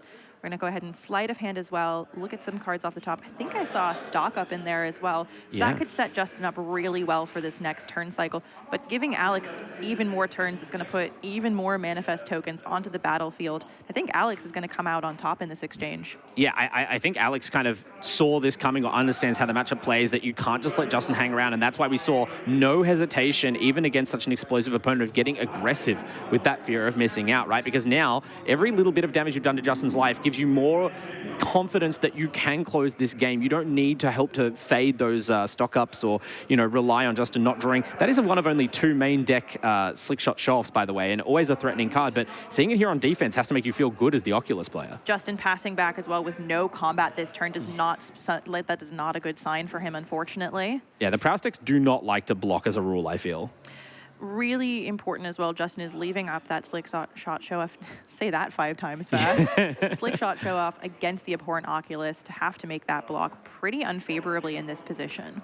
Is there any way that this isn't even really a bluff? You only have 1 mana available. Like, normally you might think, oh, with only a couple of mana, I could at least threaten the trade here, but you're not going to really be able to threaten that Oculus at all. It's almost chump blocking time, it seems, for Justin, unless there's another Into the Floodmore or similarly efficient answer here to turn the way this combat's looking up.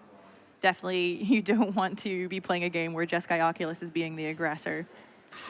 Well, we may not be playing that game for much longer if you're in Justin's seat. Already down to 10 life and with a lot of damage headed across the table. Of course, that Manifest Dread, I suppose they're not tokens, but the body's kind of accruing even over the, you know, short couple of turns that the horror's been around. And you can just see why it's worth building an entire archetype around this Oculus card, right? Even though the deck's diversified its threat pool now, this is still the big money item that you want, you know, landing on the battlefield. What do you think is under that Manifest token as well? I have to imagine it's not another Oculus because it hasn't been turn face up yet, but that is something Alex could choose to do in his second main phase and surprise, and then you'll have 2 Manifests to deal with on each of Justin's upkeeps. Yeah, it's interesting because not all of the creatures in the deck are sort of that impactful to flip up. So sometimes even if you manage to, you know, win in that way and get a creature that you can turn over, it's not necessarily fantastic unless you need like flying as a keyword, but maybe. I mean, that's a great way to win a game explosively if your opponent's not ready for it. Really interesting choice here from Justin, going to Monstrous Rage on the Slick Shot Show-Off for a block. And yes, there it is. Alex is going to flip over an Oculus, and that is game 1 to Alex. Well, I avoided guessing, but you confidently put your money where your mouth was and were completely correct. Alex Humbleys, very talented Manifester of Dread there, and Justin forced to pick it up, even though that was a pretty solid draw, it felt like, for Izzet Prowess. Like, the cards didn't really fail Justin so much as the Oculus deck just had that under control. Unfortunately, the Izzet Prowess deck doesn't have a ton of tools to deal with a 5 toughness creature, and if you recommission it as well, it comes in with an extra +1 counter, and then it's a 6 toughness creature, and that unfortunately is a little bit too big for the Izzet Prowess decks to really effectively deal with. Yeah, Monstrous Rage on Slick Shot Show-Off has been a game-winning combination all weekend, but to see that in order to try and chump block and trade with a creature that then is reanimated for 1 mana shows you how bad the resource swings can be in this matchup. But perhaps after sideboard, that's going to change for Justin. So no doubt Justin's looking to bring in both of those Ghost Vacuums straight away. We need to get those Oculuses or Oculi out of the graveyard as swiftly as possible. Yeah, the Oculi. I like that. The Oculi, plural. A sort of, what would be the collective noun of Oculi? A bunch, a ball, a face of Oculi, if you have 2, I guess. Oh, that's actually really good. A face of Oculi. 2 eyes. Yeah. Well, look, we're clearly going to bring in Ghost Vacuum if we're Justin sitting here. Additionally, as well, really interesting inclusions. We've got Sunspine Links in the side as well, and that could do a lot of passive damage to Alex base, because Sunspine Links is going to be dealing damage based off of the non-basic lands, and Jeskai, unfortunately, having to run a slew of non-basics to be able to make that mana base work. We're in a bit of a standard format where 3 color is a little bit difficult right now, despite having, you know, fast lands, pain lands. We're in a bit of a tricky spot. Even Verges, it's a bit difficult to comfortably manage 3 color. It's subjective to say, obviously, because some people really like to be able to play like sort of greedy formats and decks that can access a lot of the best cards. But I feel like we're in a good compromise position. You absolutely can play even a 3-color aggressive deck like Oculus that kind of needs its mana untapped early. But sometimes you're going to pay a few life for it, and that few life can make the difference, especially against, you know, these prowess decks. Maybe that's part of why they've been so popular and successful. Although this is one of the few prowess players left at the top tables. I think Justin's the only undefeated prowess player, and a lot of them have taken more than one loss at this point. So that deck, which was the most populous on the day, it's definitely been targeted, and a lot of the people targeting it seem to have been successful. Well, in Alex's sideboard, there is a card I'm looking at straight away that is a silver bullet to Justin's Is It Prowess deck, and that is High Noon. And High Noon is one of my favorite cards in the format, I have to be honest, and that is going to shut down Corey Steelcutter like nobody's business. High Noon, of course, is an enchantment that says each player can't cast more than one spell each turn. Uh-oh. Yeah, exactly. I mean, sometimes it's a little bit more subtle when you've got a silver bullet card in your sideboard, but this does feel like IZZET player must feel a little bit hard done by. They printed this card just to spite you. When your whole deck is operating on the idea of generating value from prowess triggers and being able to surprise your opponent by how many you do in one turn, being able to stock up and then play a cheap spell to kind of keep battlefield present, this just ruins all of that. And as you said, it kind of just turns off the Steelcutter completely. Well, and it absolutely, in a lot of ways, nukes the Corey Steelcutter. It's essentially a dead card because you have no ability to trigger Flurry if the High Noon is on the battlefield, because you need to cast 2 spells in a turn to trigger Corey Steelcutter to create that 1/1 monk with prowess. And if you can't cast more than 1 spell each turn, that's a dead card that is really only going to be effective for its equip cost. All right, and now our players have shuffled up, and it's a fast start for Justin, to say the least. We've got that Storm Chaser's talent down turn 1. And you see the hand is full of blue interactive spells, it seems like. So Justin, not afraid of keeping that hand, but maybe not the most clock early on, and that might give Alex time to draw into those really powerful sideboard cards. I don't know. Obviously, it's a different kind of deck for Justin. You're fine often just siding in some slightly more optimized interaction, but Justin doesn't really have anything comparable to that High Noon, right, to just turn off Alex's deck. The Ghost Vacuum is good, but it won't stop you getting beaten down by just, you know, 3/3s and larger creatures.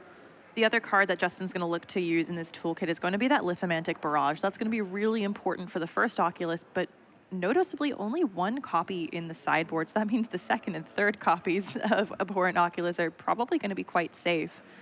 Yeah, really interesting decisions, but Justin has made some, like, this is not quite the stock IZZET Prowess list. So Justin clearly has made some real decisions about the format, and so far they've guided him to the top table here deep in our event. So I have to trust in his deck building skill now, and has at least shown the top decking skill to draw that Ghost Vacuum. This is really quite a, and what is this, turn 3?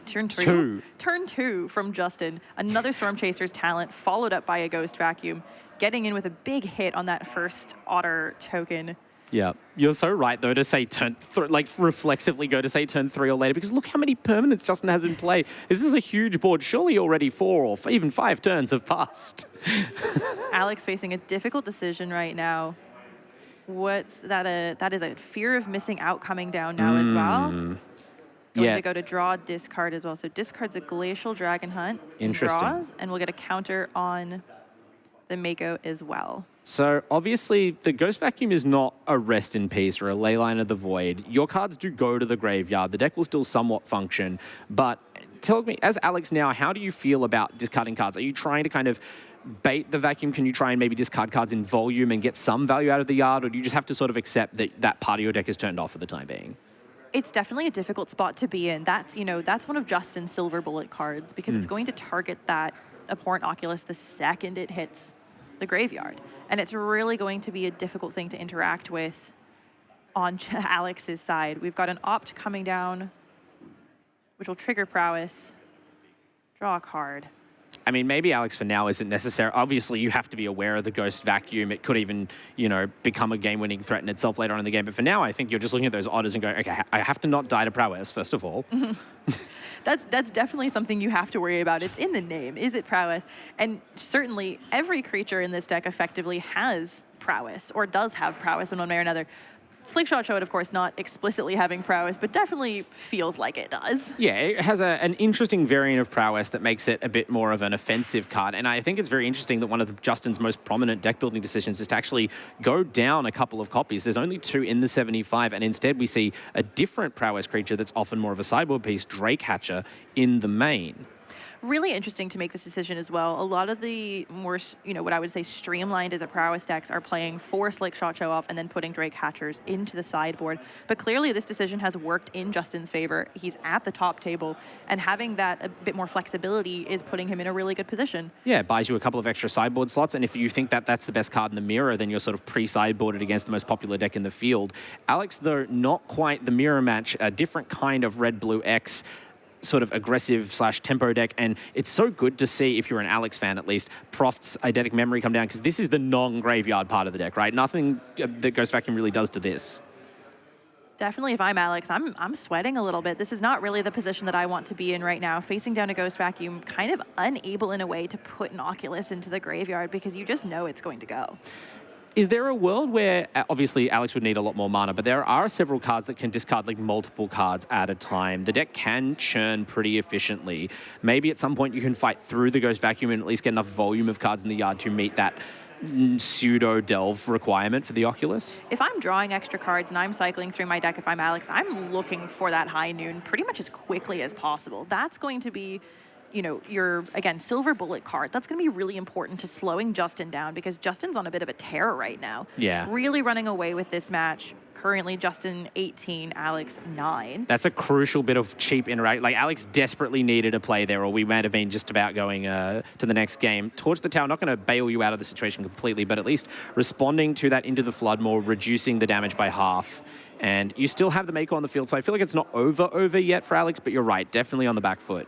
The difficult thing as well is there are so many consequential cards in Alex's deck that really do rely on the graveyard. We saw that Fear of Missing Out was, pretty much the game ender in game 1. And so losing access to a lot of the cards needed to achieve Delirium due to Ghost Vacuum exiling them from your graveyard, it's going to put you in a bit of a tight spot. Yeah, it sort of just becomes a almost Grizzly Bear at that point, which is, look, you're happy for a 2-mana blocker against the IZZET deck. It's worth some life points or an interactive spell from hand, but, you are hoping for more to be able to turn the matchup around at this point, especially when you're already down to 8 life. You really do not have a lot of time left to reverse this board state, and with only 3 lands, Alex, the number of lines which could bail you out here are shrinking. I was just about to say we are stifled on lands right now. Poor Alex is in a not fantastic position. Let's hope we can rip one off the top here. So Justin just passed back with full mana untapped, which is interesting. Are you saving up to try and see what Alex plays, cancel that out, and then kind of steamroll on your turn and end the game? It's an interesting position to be in for sure, especially because we've got that prowess ability on the Otter ready to go, but choosing not to activate it because Justin either thinks he can't make it through the Mako, or would rather play a little bit more defensively so as to, again, take control of the match and control a bit more what's happening. And we can see that here. Steamcore Scholar coming down for Alex is going to be able to put more cards into the graveyard and is going to pump up that Mako even bigger. And what Alex is doing really effectively here is making it difficult for Justin to attack in right now. Yeah, it's really interesting because, obviously, as you said, the Prowess deck we see just aggressive and aggressive and aggressive. But even in this situation where you're ahead, not attacking, I guess you need more Prowess creatures in play to actually make that play efficient for you. You don't want to spend your resources too cheaply and run out of gas. Even though the Oculus deck can't really suddenly gain a ton of life or turn the game around in that way, you're waiting for the right moment. And I think you may have just created the right moment here with Into the Floodmoor, again, returning that sizable Mako to hand. Really difficult position for Alex right now, but we are seeing a combination of this JESKAI Oculus deck that I really love, and that's Steamcore Scholar coupled with Proft's Eidetic Memory, because when the Steamcore Scholar enters, you're going to draw 2 cards, and that's later at your combat step. Proft's Eidetic Memory is going to put 2 +1/+1 counters on that Weird Detective, and that's going to make it a 4/4 with Flying and Vigilance on the turn it comes down, which is really impressive, and it makes Steamcore Scholar a much more playable card and hit with another Into the Flood Maw. Yeah, I think that's we have to give some credit. That is the talent showing for Justin, both as a player and the permanent on the battlefield, picking that back up. But yeah, repeated use of this 1-mana bounce spell really showing its devastating effect in this matchup, crushing these relatively expensive creatures from Alex and leaving the player who's starved on mana already even further behind. We can see as well in Alex's hand that there is no 4th land drop there either. So this is a really difficult position. Alex can choose to play the Steamcore Scholar again, get another 4/4 Flying with Vigilance, but we've got another Storm Chaser's talent ready to be leveled up, which will just pick up that Into the Flood Maw again and bounce it back to hand. And this little prowess otter is just chipping away at Alex's life right now. Yeah, I guess if you're a full person in Alex's position, you could argue, well, if there was a second prowess creature, I'd be already dead. But actually, the one-off main deck sheltered by Ghosts, arguably the biggest play you could have in this spot. And this would actually neuter that play because Justin only has exactly enough mana to do the recur into the Floodmaw play. So now at least you force the prowess player to have a different copy of an interactive spell here. Really important. Also really consequentially taking away that otter token. And that's been the thing that's threatening Alex's life total right now. So really important because it also means that this is an unfavorable removal for Justin. If he chooses to remove the Marauding Mako, doesn't get anything back, removes, you know, a consequential card on the field, gets rid of the lifelink for Alex, which is something Alex really wants in this position, is going to be that lifelink and the ability to grow the Mako even better and gain more life. But choosing to take the otter token, a token that can't come back once it's been removed, really important for Alex here. Really not a stretch to say that was the best top deck Alex could have had. It must be a little bit bittersweet to know that that's one of the few cards you could have used to get Ghost Vacuum off the table and kind of unlock your deck, because you must feel so anchored down right now trying to play through this effect, but you cannot let that otter be around to kill you. Definitely not. And we see Justin here taking the move to level up the Storm Chaser's talent, getting back into the Floodmaw. This to me says that there's no other favorable interaction that Justin really has right now for this Mako. If we're making the decision to pick up the Into the Floodmaw, that's to me saying, I'm going to pay the ward cost on the Mako now that's being provided by Sheltered by Ghosts just to get it off your battlefield. And I don't think that's really where Justin wants to be right now. Yeah, it's crazy how one thing can recontextualize that play from this is the line that's going to win Justin the game, and Alex has almost no way around it, to Sheltered by Ghosts basically making it an unfavorable line, and now the Steamcore Scholar has room to come down. You've created a breath of air, one like gasp of freedom, and fortunately for the Oculus deck, with Prophetic Memory in play, this is going to get you a lot of currency in terms of presence on board. So not only is Alex about to discard 2 cards here and put 2 counters onto the Mako, the Prophetic will trigger and put 2 more counters onto the Mako. This Mako is about to be a 5/5 with lifelink, and that's going to be a huge swing in Alex's favor. Justin put down a tap land last turn, and you know exactly the amount of mana you have available. You could Into the Floodmaw and gift, I believe, to reset the Sheltered by Ghosts itself, but because there was a token under it originally, that feels like such a back-breaking level of disadvantage just to avoid your opponent gaining some life. Alex might just kind of buy his way back into the game here. I'm so impressed with how, and again, top decking's a skill. You know, we're drawing the cards that we need, but so impressed with how Alex has managed to stay afloat on still 3 lands. We are still stuck on lands, and we can see he's chosen to discard a land as well off of that Steamcore Scholar. That, to me, he's probably picked up a better land to play for this turn. Hopefully, fingers crossed, we're choosing to play a land and not just put one in the bin. I agree with you. It's such a skill, and it's really important, especially because this deck, right, it should be a deck where you're not really expecting to have this much trouble finding lands, right? We see how much velocity it has, how it's able to dig through its deck, draw and discard cards almost at will, and to still be stuck on mana, you could just throw your hands up and say, well, I played in a way where I drew my expected amount of lands and I didn't, so I lost, but I don't feel bad. Alex, though, trying to think turns ahead, use every scrap of mana available and just think, how do I survive one more turn? How do I survive one more turn? How do I create a gap so I can develop my board a little bit more? And now starting to get back, you know, that invisible momentum bar shifting back towards Jeskai. Justin must be sweating a little tiny bit. The life totals have come so close to each other now. Justin as well also going to be in a position to eventually activate that Ghost Vacuum and get a bunch of value off of it. The only issue really being, for what? Yeah, I'm interested. I love to see Ghost Vacuum win a game, but I still don't know if I've seen a tournament match where that has been the decisive activation. On the other hand, it's not the only permanent with an expensive activated ability that Justin has on board. Definitely going to be really consequential here. Whatever Justin has drawn, he needs to be in a better position, or this Mako is really going to be the deciding factor for Alex.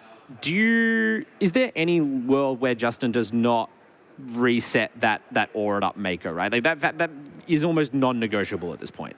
At this point, though, giving Alex an extra creature could spell defeat, and that's you have to gift a fish. It's a gift a fish. I present you with a fish in order to bounce a non-creature. Gift a fish or pay the ward, right? Or pay the ward. There's 2 options here. They're both really not in Justin's favor. Yes, I mean, unfortunately, that's just seems to be the way that the match has gone, where Justin, who was, again, on the cusp of winning a couple of turns ago, went the top deck of that single sheltered by Ghost. The Ghosts have provided such shelter today, and an iron wall around Alex Humbley's deck and life total. And now suddenly things are a lot more even. Justin, not out of it though yet, as expected, does concede the expensive bounce spell to get rid of the Mako temporarily and the sheltered permanently, but not much of a board left and not much resource in hand to speak of. This puts Alex back in a pretty unfavorable position. He's really going to be struggling. Again, thankfully, we've now got that 4th land, but we're still in a position kind of precariously balanced right now. Torch the Tower, going to exile that Monastery Swiftspear, and again, Justin's board is clear of creatures.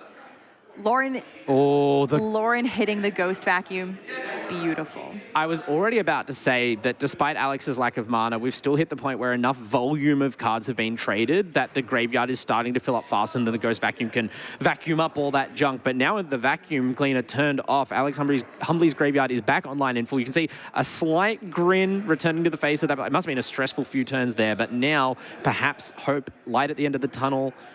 For Justin, it looks like it might be a train. We're tapping out here to fully level up the Storm Chaser's talent. I don't know if I like this play. I think this is a really precarious position for Justin. If all you have that's relevant is one other 1-mana spell, then this seems like at least a solid move to gain some value, but that in itself is a pretty sad position. The Lauren as well is going to give the ability to trigger that Prophesidetic Memory really well. It comes at the cost, of course, of giving your opponent an extra card, but it really is going to end up working in Alex's favor with this Steam Core Scholar and another Mako coming down. Yeah, in most situations, you probably wouldn't dare give Justin more cards, but here, Justin's already tapped out, so there's not even the chance of drawing another copy of Into the Flood or any kind of interaction, and Alex is really starting to put the pedal to the metal here, applying more and more pressure to Justin's deck. Not built for the comeback is it Prowess, even though it has some ability to go long, and Justin is stoically handling the situation, but you can feel the options diminishing.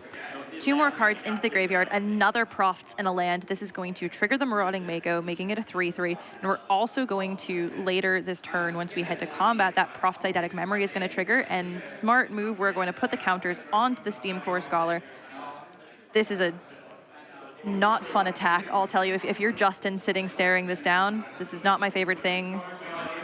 Yeah. It's interesting to see the IZZET Prowess deck in a situation where even though it's full of such cheap cards, and Justin has quite a number of lands, the mana, with how expensive the costs on these activated abilities are, and those are sort of the only plays available, the tempo slowed so much down that Alex now has time to spread out the board, really develop, and even picking up a single Into the Floodmoor is really not going to do much for Justin. I'm not sure what the top deck could be here that he's hoping for, but has to play it out here and try and dig up some kind of miracle. Justin is facing down, dead on board next turn with those 2 Steam Core Scholars. We're hoping for, if I'm Justin, I am currently hoping for a Burst Lightning, you know, potentially if there's 1 more Into the Flood Maw left, and we're leveling up the Storm Chaser's talent to get back an instant or sorcery. Choosing to get an Opt here, which is going to trigger the fully leveled up Storm Chaser's talent to give you another Otter with Prowess. I mean, at this point, it's not even just about staving off death as Justin. The game is not going to get better for you as it goes longer. I mean, I suppose if you can somehow fully level all these talents and start producing mass Otters, but you're dealing with flying creatures, so those are not going to stall the game forever. You almost have to hope, did he board in Sunspine Links, and maybe you can somehow burst Alex over 2 turns, but it's tough to find the light. That Prophesidetic Memory has done so much damage since it first came down. That's There's actually the handshake, and that is game, going 2-0 to Alex on Jeskai Oculus. I mean, the 2-0 belies how competitive that just was. That was a thrilling matchup, as befits our top table here late in day 1. But yeah, Alex Humbley showing some incredible tenacity to play through that surprising lack of mana and somehow triumph over a really, really strong IZZET Prowess player. As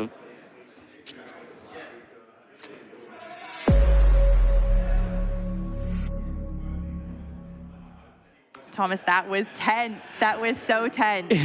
I feel like I've been clenching my hands, I just realized, for about 10 minutes. Just kind of like, I'm not even in this match. Neither of these are my favorite decks. Obviously, I have huge respect for these players, but you just get so sucked into how engrossing those, you know, few crucial turns in the middle were. And what a top deck by Alex to find that Sheltered by Ghosts. I was so incredibly impressed. Alex not crumbling under the pressure, not even blinking. Amazingly well done from Alex. He's moving on 6-0 into round 7. Yeah. Amazing. They don't call him Alex Crumbly, you know, he's Alex Humbly by name and by nature, a humble winner there, we would hope, I'm sure he is, and, you know, maybe getting very perilously close now to kind of securing a spot in day 2. Obviously, a couple of rounds still to play. We're looking at 8 rounds of Swiss here, everybody, but when there's so many prizes on the line, if you're still X&O at this point, one of a very few players left in the room, you must feel ecstatic about how you've played today. Well, I can't wait to see what the next 2 rounds bring us. We're going to be right back for round 7.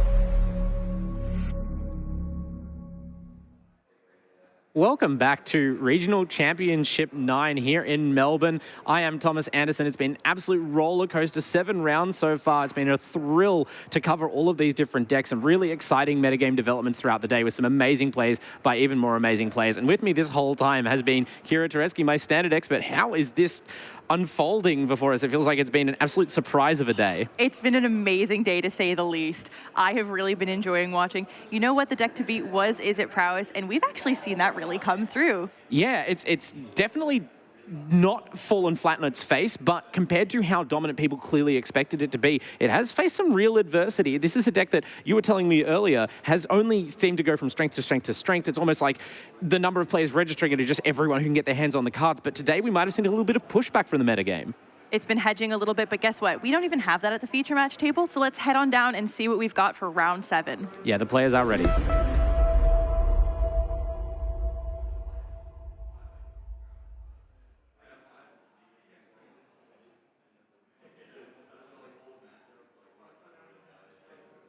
Here at the feature match today, for round 7, we have Aidan Gordon on AZORIUS Omniscience and Jennifer Rose Holloway on DIMIR Midrange. And this is a pairing we've not seen DIMIR Midrange yet today. And to be honest with you, Thomas, I have no idea what to expect in this matchup. Yeah, it's really interesting, right? Because AZORIUS Omniscience is definitely a blue-white deck, but it's not a true control deck in terms of the volume of interaction. A lot of slots are devoted to cantripping and otherwise, getting through your deck with velocity to find the combo pieces, put the Omniscience in the bin, and then obviously you can win at your leisure. We've seen this deck a couple of times on stream today, and most of them seem to follow a pretty similar configuration. But blue-black mid-range, it's a deck that's been, I want to say, prominent for longer, and there's more options, more flex slots available. Jennifer's list has clearly been successful enough to get her this deep into the day with $15,000 and a Worlds invite on the line. But this matchup, we were just looking at the interaction before, might be a struggle, especially in game 1. Looks like both players here also taking a mulligan for this game 1 here of round 7. So not exactly where I'd really want to be if I was either player. Jennifer's list here as well, looking really classic DIMIR midrange. I'm having a look at the list and I don't see a single card in here from Tarkir Dragonstorm.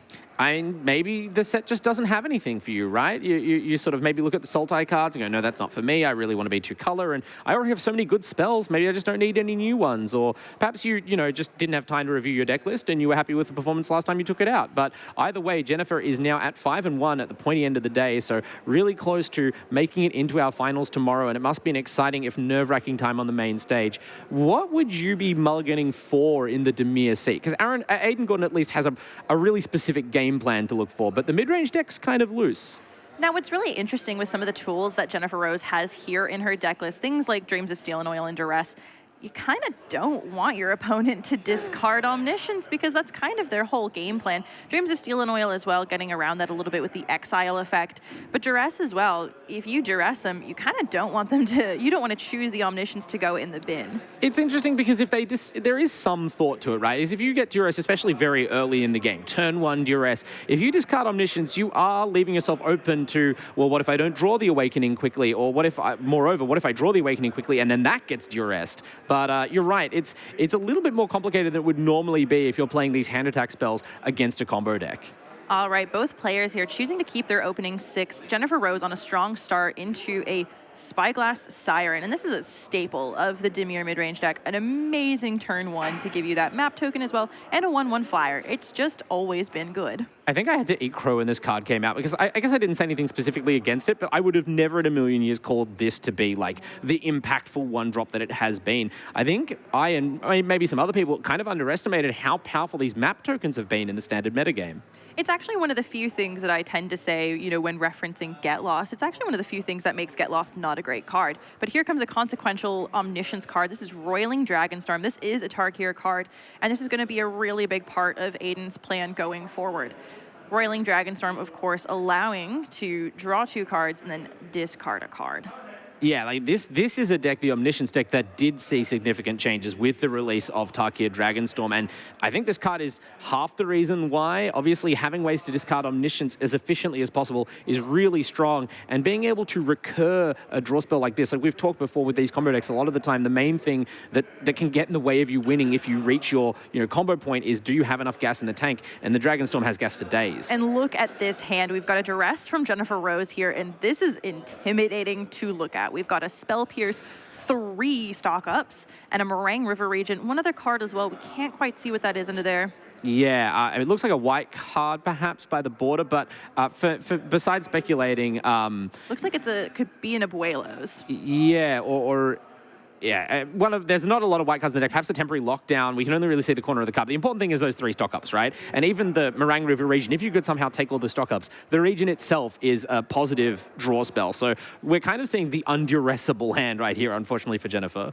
Really difficult as well, because you can take 1 stock-up, still leaves 2 more stock-ups. Jennifer Rose choosing to take the Spell Pierce as well. And this kind of indicates the position that she's in. She does not want to be interrupted in her game plan currently. I mean, I really like that decision. It shows a great understanding. It's not just the sake of, well, why take 1 stock up when you leave 2 in the hand? But if you see your opponent is on all of these 3 and 4 mana spells that are going to really pull them ahead at that window in the game, and you have interaction for that temporary lockdown that we saw the corner of, then all you need to do is make sure they don't have the Spell Pierce, and you've kind of starved Aidan of early game relevant cards. This is the one of Phantom Interference in Jennifer Rose's deck, and we were just speaking earlier before we came online about the prevalence of one-ofs in this open decklist format and the ability to kind of catch your opponent off guard with these, here and there one-of cards, not kind of knowing what to predict. You maybe put yourself a little bit off tempo, but overall you're putting yourself in a position to display a wide variety of threats. And this one-of Phantom Interference coming in really handy in the face of that temporary lockdown. Aidan Gordon now firing off one of those many stock-ups,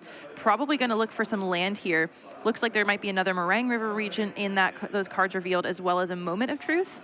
Yeah, it's really interesting. This is what a lot of stock-ups look like when you're in Azorius Omniscience. We've obviously seen plenty of stock-ups resolved today already in the feature match area, but they kind of have a different texture based on what deck you're playing. When you see stock-up cast by IZZET PROWESS, that basically represents 6 or more damage that they're picking up into their hand. It's very hard for them to miss on action cards, but there's not a lot of action in Aidan's deck. It's a lot of these just cards that draw more cards because you really need to sculpt that hand, and you're kind of relying on a few pieces of interaction to fall over the line because that combo does so reliably end the game once you reach it. But if Jennifer can keep hanging on to those couple of pieces of relevant counterspell type interaction, as we saw with that one-of Phantom Interference, then Aidan has to, take some pause perhaps when going for the combo, and in the meantime, his life total is starting to dwindle.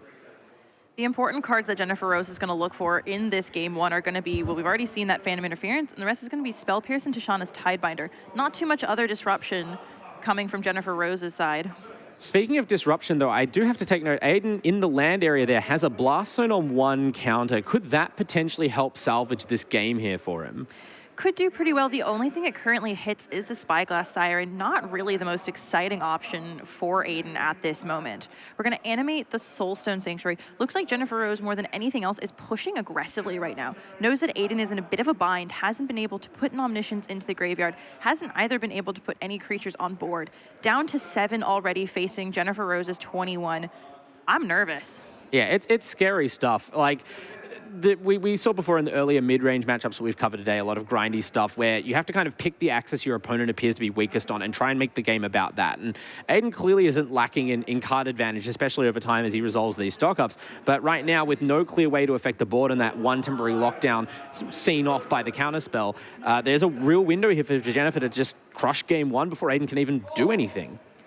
Staring down 6 damage as well with that 3-3 and that 2-1 and a 1-1. This is a precarious position to be in, firing off another stock up. I don't think, has Aiden made a land drop for this turn? So it could be live to draw land and interaction, but there's no interaction in that pile of cards. So Aiden does have, for instance, the one of Soul Partition. There are some options available, but yeah, you're kind of limited in what you can go for, and has to pick up the cards. Moving straight swiftly into game 2.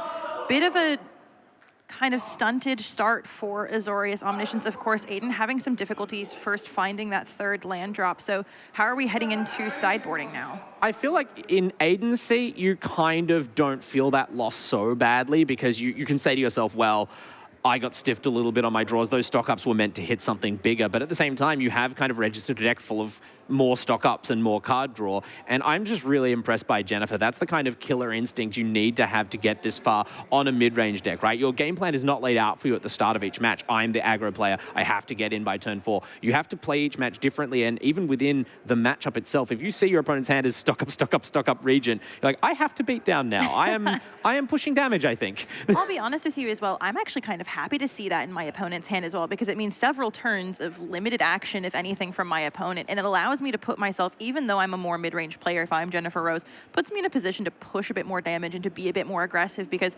at best, Aiden's going to throw down a stock up on turn 3. Still means that I've got a Spyglass Iron, still means I've got a Flood Pitch Drowner. Really advantageous position to be in. Yeah, you make a great point. If my opponent's hand, when I duress them, already has 2 stock-ups, I'd rather they have a 3rd redundant stock-up than Soul Partition or something.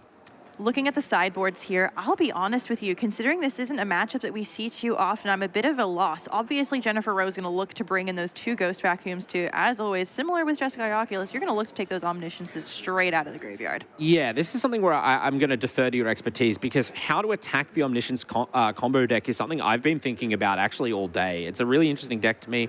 And there's the question of, do you try and focus on just the combo pieces? How do I take out the graveyard? Obviously, Ghost Vacuum seems tailor-made for this, but beyond that, do you try and slow down the early game phase, as Jennifer was just so successful in doing, or do you try and make the combo harder to resolve? I think I'd make the combo as hard to resolve as possible. The interesting thing with Aiden's deck here is you get 1 chance to cast 1 spell. If you successfully Abuela's Awakening your Omniscience onto the battlefield on that turn 4 curve that you're so hoping for, you need to have another Omniscience in hand to really get the ball rolling. You get 1 chance to fire off 1 spell before your opponent has a chance to respond. And Jennifer Rose, being the DIMIR mid-range player here, has a lot of answers to a 1/1 spirit creature, which is what that Omniscience comes back as, thanks to Abuela's Awakening. Yeah, it is really interesting to me. I mean, there are some counter spells here in Aiden's deck, in the main deck, in Confounding Riddle, and there's a couple of Spell Pierces, but I've seen a lot of these lists running at least 1 piece of hard counter magic like Refute, because that way you get an extra chance often with the Omniscience. If your opponent sees your first spell and it's not that second copy and the removal spell on the Omniscience because Abuela's Awakening makes it a creature and thus vulnerable, then you counterspell that, then you do whatever you want. But here, yeah, you're right, playing within a finer margin, although you could bring in something like Voice of Victory from the side to limit those counter combo options at the point of attack. Voice of Victory is the kind of card that I tend to say is it is a card that gets a removal spell out of your opponent's hand. It's I play Voice of Victory and you discard a removal spell. It's a card that is going to be, Jennifer Rose is inclined to remove it. Jennifer wants to be making moves on Aiden's turn to put him in a difficult position to interact with. Aiden is largely only interacting on his turn. It's an axis of kind of singularity in that way. He's only really looking to make moves on his turn. Voice of Victory makes it possible for him to move unimpeded. Yeah, exactly. When you're so one-dimensional and limited in when you're, like, timing sense, you can go for your combo. Having a card like this that kind of levels that playing field and limits your opponent is essential. And as you said, it almost puts a gun to your head and forces, as Jennifer, you to make a removal play on it. But compared to a lot of combo-based lists, getting removal spells out of your opponent's hand is actually pretty relevant here because, again, you have this weird interaction where your Omniscience is this fragile little 1/1 creature after it's reanimated. The difficult thing, of course, for Aiden staring down Jennifer Rose's deck is she is not lacking for removal in any way. There's a lot of hand disruption in Deep Cavern, Bat, and Duress. There's Anoint with Affliction, Cut Down, Go for the Throat. There's a lot of answers. This Tishana's Tidebinder as well could end up being really consequential to shutting down those abilities. Yeah, it's interesting, right? Because you have all these cards that are very good at targeting creatures because, of course, there's a lot of creature decks in the meta, which Jennifer has had to survive to get to this matchup. But, you know, again, that's where it's like, how do you attack this Omniscience combo deck? There's lots of different ways to approach it, but none of them are so convincing. I don't know if I would want to be, especially going up on creature removal spells just to try and pick off that Omniscience. And I do think that maybe we'll see some more of the blue counter magic and the Ghost Vacuum sided in. But I am not, you know, a 5-1 player at the top table, and who knows what kind of unconventional approach might be used to full AIDAN here in games 2 and 3. Looks like players are shuffling up now, getting ready for game 2. Jennifer Rose leads 1-0 in this round 7 of the Melbourne RC Series 9. Yeah, so we've talked a lot about what Jennifer Rose might have sideboarded there, because players they spent a long time thinking about their options. Other than the Voice of Victory, is there anything you see out of this Azorius deck that might feature here in game 2? I would imagine, depending on how aggressive of a slant Jennifer Rose is pushing, I'd be inclined to put Beza in just to mitigate a little bit of that life loss, potentially also go up on card advantage. It depends on the position that you see yourself being in. Something that AIDAN was sorely lacking in this last game was creatures. Yeah. He was dying to, unfortunately, a Soulstone Sanctuary, a Flood Pitch Drowner, and a Spyglass Siren. That's not exactly the most aggressive lineup of creatures we've seen today, but that's exactly what beat him down, was just having absolutely no board presence. It's such a classic black mid-range thing that, like, if you cripple your opponent enough, then it doesn't really matter what you're hitting them with. But the Azorius deck, I wouldn't call it a transformational sideboard plan. There's 2 Beza, 2 Clarion Conqueror, 2 Overlord of the Mistmores. If you start bringing in more and more of these creatures, you kind of just have a pretty solid curve of bodies. And when your opponent's attacking with random 2/1s and 1/1s, you're going to need those map tokens to get through. Beza also fantastic at blocking. That is a big 4/5. Such a sturdy elk. And I mean, we're seeing the players now that kind of have their hands. We saw, you know, the mulligans may have been effectual in that first game. Jennifer, considering this one, it looks like. Is that a main deck Fairy Mastermind, or are those all it? So some of them have come in from the sideboard, it seems like. An interesting card. I'm not sure I would have gone for it in this matchup. How many actual draw spells does the Azorius deck have? I actually think this is really not a bad play. I think between the, what are they, the Roiling Dragon Storms, you're actually putting a fair amount of card draw. And even if you're casting the Omen side of Meringue River region, you're pretty confidently capitalizing off of that extra card draw. Yeah, I'll clarify. I wasn't going to criticize. I was going to say I also like this, but for the lesser half of the card, usually the Fairy Mastermind, I just like getting a 2/1 Flash Flyer. Also very good in this position. Again, I think Jennifer Rose capitalizing on board presence is really going to be the make or break in this matchup. Jennifer Rose has taken a mulligan here, so didn't like what she saw, Fairy Masterminds included. Also looks like we saw a Deep Cavern Bat in that hand, but not good enough for her purposes here. I wonder if it was just like you sort of size up the bodies in your hand again and go, I need a faster clock than this. I need to see a Preacher of the Schism, or I need to see something really high-end like the Sheoldred in the deck, or the 4 Enduring Curiosities. That I've seen this deck called DIMIR Curiosity sometime. We saw none of that, none of Kaido in game 1. It was kind of impressive that Jennifer got the job done without these heavy hitters. But do you think those cards will have an impact, or even still in the deck? I really have always been a fan of Enduring Curiosity in this deck. It provides, again, more advantage that the deck sometimes seems to lack and stutter on.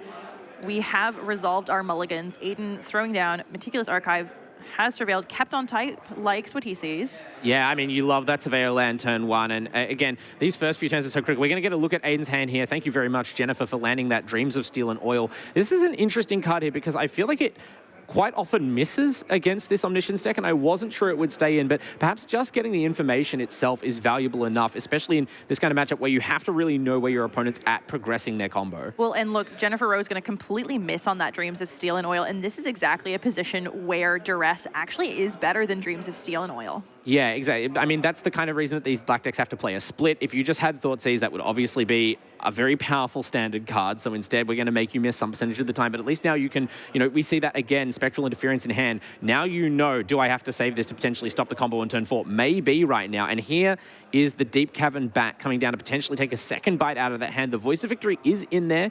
There's also a removal spell, or at least a bounce spell for the Bat. Not ideal, but you can get access to whatever's under the Bat now.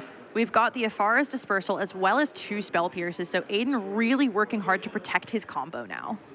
Yeah, protecting the combo, and also, at least with that Afara's Dispersal, protecting his life, which is a card he seemingly just whiffed on in early game, despite having 3 main deck. Must be reassuring to have some kind of defense in hand and get the voice down now. Voice down now, shutting off for the time being Jennifer Rose's ability to interact on AIDAN's turn. So, as Jennifer, obviously we talked about, you really are tempted to remove this card as soon as possible, but can you afford to wait up? Seemingly you can. Jennifer, absolutely confident in developing the board. For now, doesn't mind giving Aiden sort of his turn to himself. Additionally, as well, made the decision not to attack with the Deep Cavern Bat, likely not wanting to trigger the Afara's Dispersal because it would give Aiden access to that Get Lost again. So a really calculated move from Jennifer Rose on her part. Now back to Aiden, tapping 2 here for another Roiling Dragonstorm. This Azorius Omniscience deck is able to dig and refine so cleanly and so efficiently, and that's even without Omniscience on the board. Yeah, even the Dispersal, as you mentioned, which we'll bring up here because it's not the most universally played card, but even this helps you dig further. It's such an ideal card for this deck, which is mainly just concerned with how long you can stay alive to set up the combo, but it's another way to get Omniscience in the graveyard, which we now see the key card in the key place. Omniscience is now a viable target, and we haven't found, at least that we've seen, the Awakening yet, but that is half the combo prepared. Really good position for Aiden right now. Jennifer Rose probably having to make some really difficult decisions as well. We saw that Phantom Interference as well, and that is now a non-viable card for Jennifer Rose to cast during Aiden's turn. She can't cast spells during his turn at all. And so having to decide, you know, that is going to be a counterspell to proactively protect herself. If Aiden comes after anything of Jennifer's, there's a chance for her to use a counterspell to protect her things. Aiden, probably likely expecting this, is going to play a bit more hedging his bets, wants to play his spells on his turn so that Jennifer Rose can't. And you mentioned last game, even though Jennifer did get the job done and quite convincingly, the bodies in this Dimir deck are not as aggressively statted as in some other decks we've seen today. And so when you're in this spot where you can't really threaten the interaction on Aiden's turn to stop the combo, you are forced to get aggressive. And at some point you have to walk into this Afara's Dispersal. Like, I wasn't going to criticize the play earlier because it's, you know, you can't really do anything about it, but there's no way that Aiden's missing that chance, especially to bounce away an expensive creature like Preacher of the Schism and now get to look at the top of the deck. We saw off of this is a Surveil 2 right now. There is a Beza on top of there, which is really good for Aiden. Not going to give him any extra bodies right now, but and actually no life either at the minute. It's never a bad card, right? Especially in this matchup where the long game seems to at this spot favor you, but you kind of have a window here as Aiden until Jennifer finds removal for that voice, right? Because I don't think any of the cards Jennifer appears to be holding deal with it, and that's why it's sticking around right now. I'm sure Aiden is just really hoping to find an Awakening as soon as possible and kind of get through this game too quickly if he can steal one. You can see as well, Jennifer's got, I think it's another Dark Slick Shores in hand, but hasn't yet played the extra land. Going to activate the map, one of the map tokens on the Spyglass Siren. Going to go ahead. It has a go for the throat, I believe, which is going to take care of the Voice of Victory.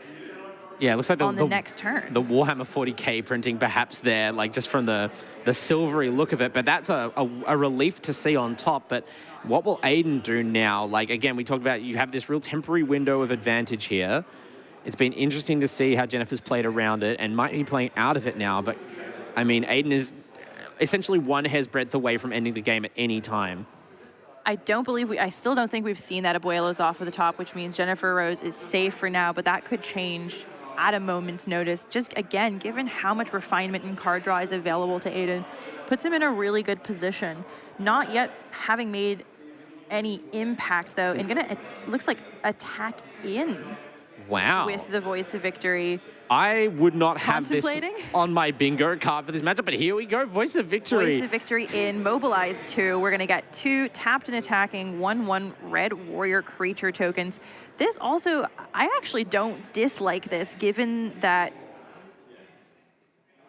I mean, I'm looking around for like a split up here. I'm trying to figure out what's happening. I'm wondering exactly what's happening. Yeah. Gonna put the Spyglass Siren and the Vampire token in front of the Voice of Victory to get rid of it for good, or good for now. It's so rare that you see, in a situation like that, a player offer a trade and another player take the trade, because it feels like it means both players think they got one over on each other. And Aiden, I guess this is what it was leading to here. Now there are flyers.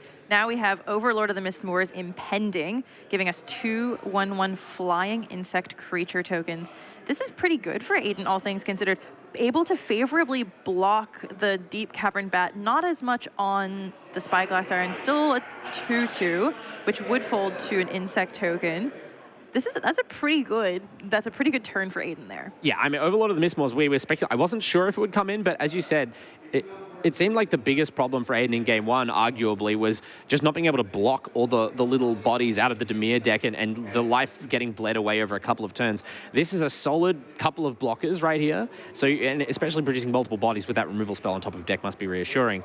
And there's also the time threat, right? We're worried about the Omniscience combo this whole time, going over and over it, but just an Overlord of the Mistballs on the battlefield is at least demanding an answer. Jennifer Rose passing, no combat on her turn, 4 mana open. We can see an Enduring Curiosity as well as the Go for the Throat and still the Spectral Interference that we're aware of.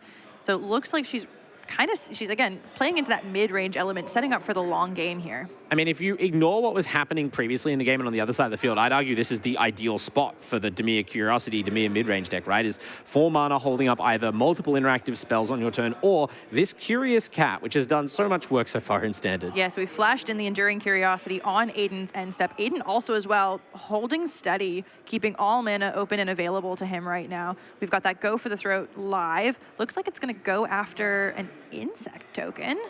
Looks like Jennifer Rose is wanting to capitalize on the Enduring Curiosity's passive ability to, whenever a creature you control deals combat damage to a player, draw a card. Yeah, I said the earlier trade was interesting because it sort of, I guess, seemingly implied that maybe the players had different priorities, but you can see the priorities very much aligned here. Aiden plays the Overlord, wants to make blockers, wants to stop combat damage coming through plus any other effects, and now Jennifer willing to throw away premium removal spells in order to get through combat damage. And now that Curiosity is in play, the associated card draw, really full grip. And now that voice is gone, all those cards in hand that earlier were kind of just sitting around not doing much are unlocked, and Jennifer seems to be in a much better position.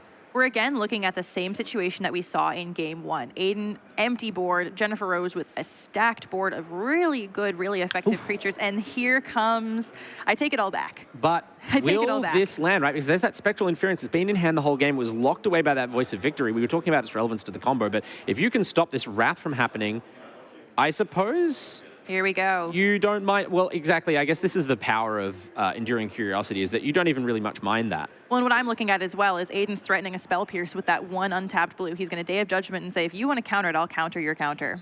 Is the reluctance to find that counterspell kind of a consequence of Jennifer? Jennifer's deck, for the record, is quite counterspell light compared to at least what it could have. I guess there's now the potential for a second Phantom Interference out of the side, but there's not a large supply of counter magic.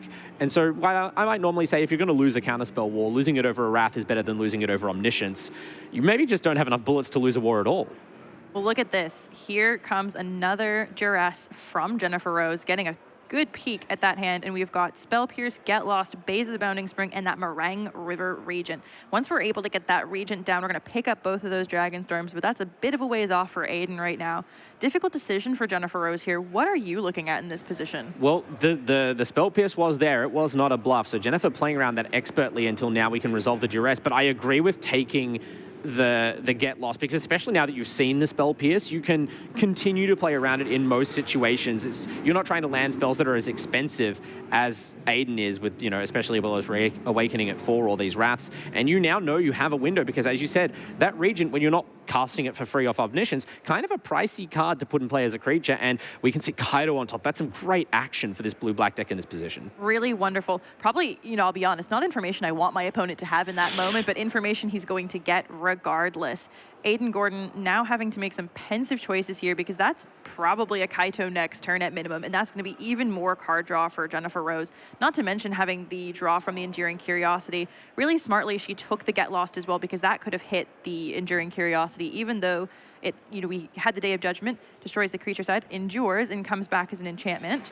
Yep. And Beza time. Yeah, so we're seeing this is kind of the plan, I guess, that we speculated Aiden might go to. And it's hard to say right now whether it's like game winning, but it's at least game prolonging, right? These multiple kind of hefty white threats that generate blockers. Beza didn't generate extra blockers there, but even just something that will soak up a removal spell or trade for a Preacher. Now here's an interesting thing here. We have a Go for the Throat on the stack. Aiden knows the Kaito is in hand, can Spell Pierce and say, do you want to destroy this or do you want to ninjutsu this turn? And that's a really interesting decision that Jennifer Rose gets to make, and she decides, I'd like to pay, was that 4 for my Go for the Throat? Yeah, and it's a weird way to use a Spell Pierce, but in the position Aiden's in, I think that you have no other choice, right? This is arguably the most value you're going to get. At least it disrupts your opponent's play somewhat. Really interesting back and forth being traded here. This is definitely kind of more what we were expecting from this matchup as opposed to game one. How scared of you, obviously it depends massively on the situation, but Enduring Curiosity puts such pressure on your opponent psychologically. The idea that any damage connecting, it isn't just, you know, the 1s and 2s that we were seeing add up before. Oh. Here's the Abuelo's Awakening. Never mind all that. Here's the important thing. Spectral Interference fired off. Do we have another Spell Pierce? We don't. That is a clean counter of the Abuelo's Awakening. Really, really good for Jennifer Rose. Not something that Aiden wanted to see. Maybe potentially thinking that he shouldn't have played that counter spell war with the Spell Pierce the turn before. Yeah, I mean, well, Aiden crucially tried to hold off the Spell Pierce, right? It was prepared for this situation. I think both players have really shown some mastery here, or at least known what they wanted to do. But Jennifer has just been able to, with the tools available, outmaneuver and out-sequence what Aiden's been able to do. Perhaps just the Azorius deck not quite as fast on its feet, and that duress hitting home on the, revealing the Spell Pierce, making it devalued in Aiden's mind. I said, oh, maybe this is the most value you can get for it, but I guess Jennifer wouldn't have made that same play if the Spell Pierce were available, but Aiden really cool choice here as well to hard cast the Kaito, stun the Beza, get in, draw 2 extra cards, and then Meringue River Regent. I guess we have hit that point. Casting. Yeah, we're up to this requisite number of lands here. We're ready to put the Laurel Wreath around Jennifer's head, but this is 2 bounces. Is there a way where you hit your own Beza for the replay value? Because you would get additional bodies here now if you leave the creatures around. I think I would. I think I would pick up the Beza. The only problem really is that that's a lot of mana to sink into, and that 4 mana slot is usually reserved for Abuelo's Awakening. So it's a big concession to say that you'd rather play the Beza. And we're gonna have Jennifer Rose pick up the Preacher and get rid of that Vampire token. Not as worried about the Kaito in this position. And we're going to stun again. Jennifer Rose playing a stunning deck, if I do say so myself. And making some stunning plays as well. I'm struggling to keep up here, but Jennifer is not. It feels like Jennifer has been, to say nothing of Aiden's play, this is not a comparison between the two, but Jennifer has moved so confidently through this match. And we've seen cards that have been in hand the whole game, these tools that are already kind of obtuse, right? It's just a stun counter. It won't get you out of any situation, but the right tool for the right job is what I'm seeing out of this DIMIR deck right now. And a window has been prized open once again where Aiden can only kind of sit there with arms crossed stoically and kind of hope to squeeze through as creatures come in for damage and cards on Jennifer's side. Really difficult position. We've also chosen to plus Kaito this round, which is going to grant that emblem that ninjas you control get +1/+1. The damage is just going to start stacking up. And even this time around, even when Aiden has creatures on the battlefield, they're now stunned and can't block. And we're in the same position as last time. Aiden down to 8 life versus Jennifer Rose's 17. This is tricky. Yeah, I think Aiden was kind of forced to make the play last turn and try and reset the creatures from Jennifer just because that guarantees a reduction in how much damage, how much attacks are coming through. But you're in a spot now where, okay, you picked up the Dragon Storm, so you can dig a bit deeper into your deck thanks to Meringue River Regent, but you don't have a clear way to gain life, and that, you know, your supply of that is rapidly diminishing. The second region? The second, I thought I saw that straight off the top. This is actually, I would say, a really big deal. And Tidebinder. I mean, you knew it was in the deck, right? Only a couple in the main, but you don't have many other targets for it. So by this point in the game, all those extra cards you've drawn off the Curiosity and the Kaito, it's looking really good for Jennifer here. Look, I will say, if nothing else, that Meringue River Regent is still a flying 6/7. Well, it's not a flyer, right?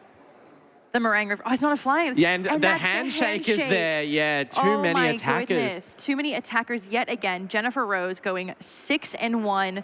What a game. That was amazing to watch. I mean, I feel kind of bad for Aiden there. He's shaking his head. He looks, I mean, you'd obviously be shaken up taking a loss. These players, as I remind you, are at X1 already. So that loss, I believe, has maybe eliminated Aiden from contention for at least top 8 here. Obviously, we have prizes going down a ways after that. And you can see the players kind of commiserating now over what was a very hard-fought and intense match between these two blue decks. I think we'll talk more about it back at the table.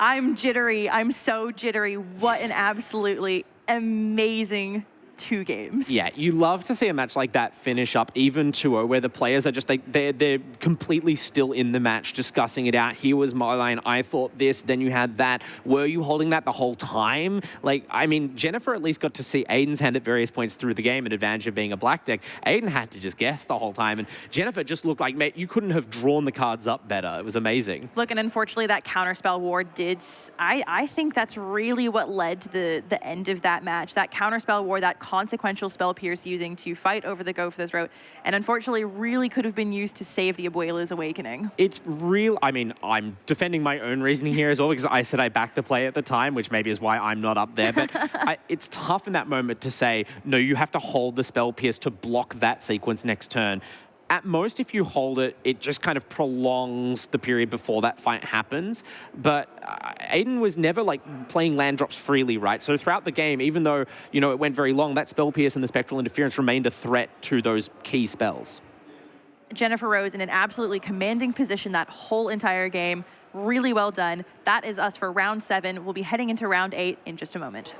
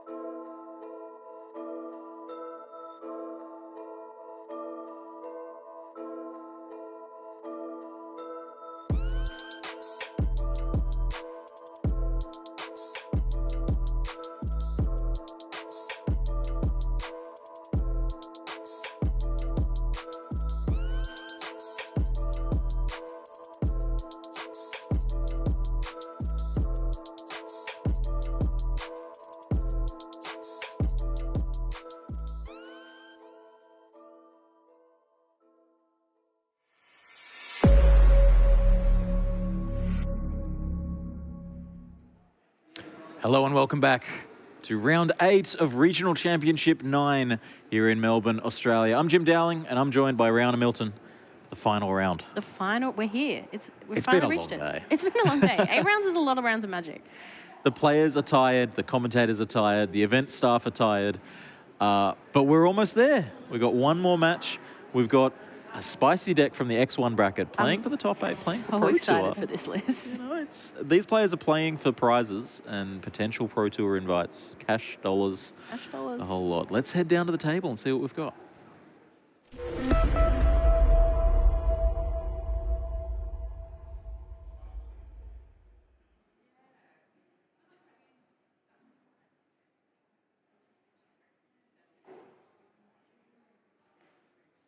Okay, on the right and then the top of the screen, we have Benjamin Graves playing RAKDOS mid-range. On the left and then the bottom of the screen will be Jacob Golding playing IZZET PROWESS.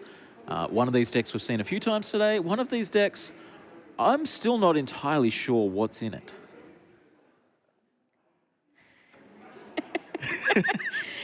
You may think, just by looking at this, that we are playing Pioneer, but we are still in Standard. This is a RAKDOS mid-range in Standard. Yeah, I mean, it's going to have a lot of cards that we haven't seen today that may be the only copies of the cards in the room. We're talking cards like Inti. We're talking cards like Coalstoke Gear Hulk. We're talking cards like Tiny Bones.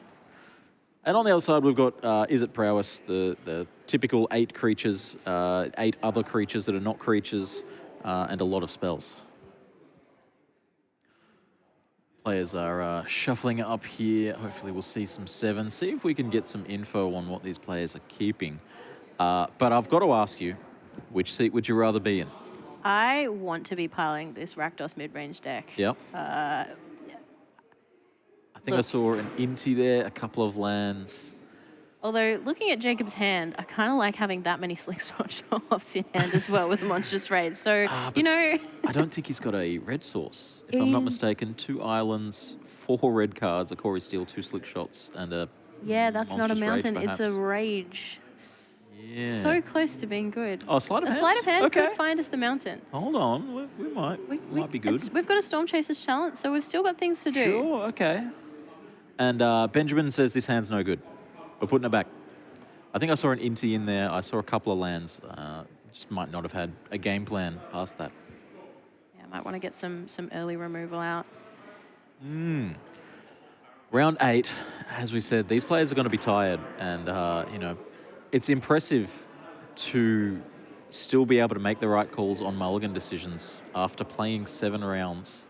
As we see Anoint with Affliction, we see the Coalstoke Gear Hulk being shipped away there, unfortunately. A little bit too high costed when we're only keeping 6, I think. Yep. And Jacob is here with a Turn 1 Storm Chasers talent and a lovely OTTER token to boot. These players have both travelled quite a while to get here. Jacob, a regular at Good Games Canberra, and Benjamin plays at Hobbymaster in New Zealand. He's our second New Zealand player that we've seen today, with plenty more in the room as well. There was a big group of them that have come over to see what Melbourne has to offer for the competitive scene. Turn 2, we did just find the red source. Sometimes you just have it, right? Yeah, it's just on top of the deck. It's fine. it's right where I wanted it. Just believe. And we have a bat. Deep Cavern Bat to look at the hand, and that's not the hand you want to see with the deep. Well, you want to see it, but you kind of wish you could take all of them. Yeah, take the sleight of hand. At least, you know, stop the double spell. Stop. Try and stop the double spells so that Corey Steel Cutter doesn't trigger. And I think it has been successful here. No, a Storm Chaser's talent paired with the Monstrous Rage will be enough to start the monks rolling. All right. 2 Storm Chasers talent. This is honestly probably my favorite card in Standard, Storm Chasers talent. It's very easy to play, like you know what it is and what it does. You sure it's not just the otters? I mean, the otters are great. Let's be real here. Is this 2 different artwork otter tokens? Beautiful. I love this. And a monk. And a monstrous otter now. Wow. So this is an attack for a lot. 2 prowess on that, plus 3 overall from the Monstrous Rage, 6 there, and then the Monk plus 1 from the Corey Steel. Yes. An attack for 8. All right then. Wow. That's a pretty big turn.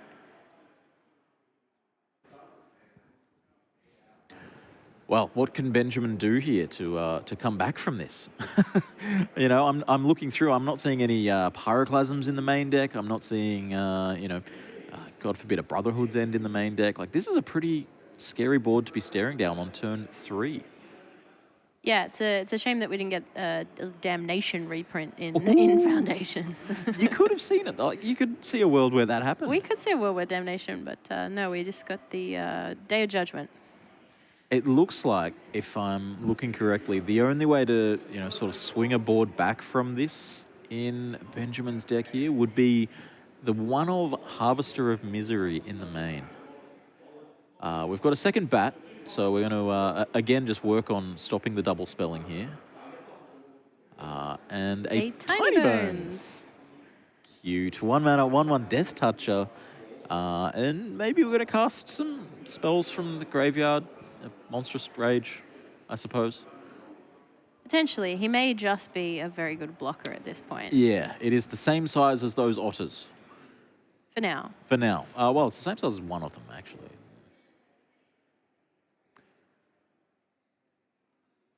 You've got to say, though, like, this is... Outside of that Tiny Bones, these bats, you know, we've seen them in other Rakdos decks throughout the day and DIMIR decks and all sorts. This deck isn't too unusual until that Tiny Bones comes down. Yeah, it seems really like a really normal play out of removal and bats, and then a Tiny Bones, which is different. And then maybe a Coalstoke Gearhulk or an Alesha who laughs at fate. Many options. Tiny Bones there trading with the monster rolled otter. The monster. I'm not going to try. Monstrotta? Yeah, it's something along those lines. And we're just going to plot away this Slick Shot Show Off. Safe from a third bat, and you know, you're going to be able to play that for free next turn and get in with another Monk. Yeah, if we get a second spell, then yeah.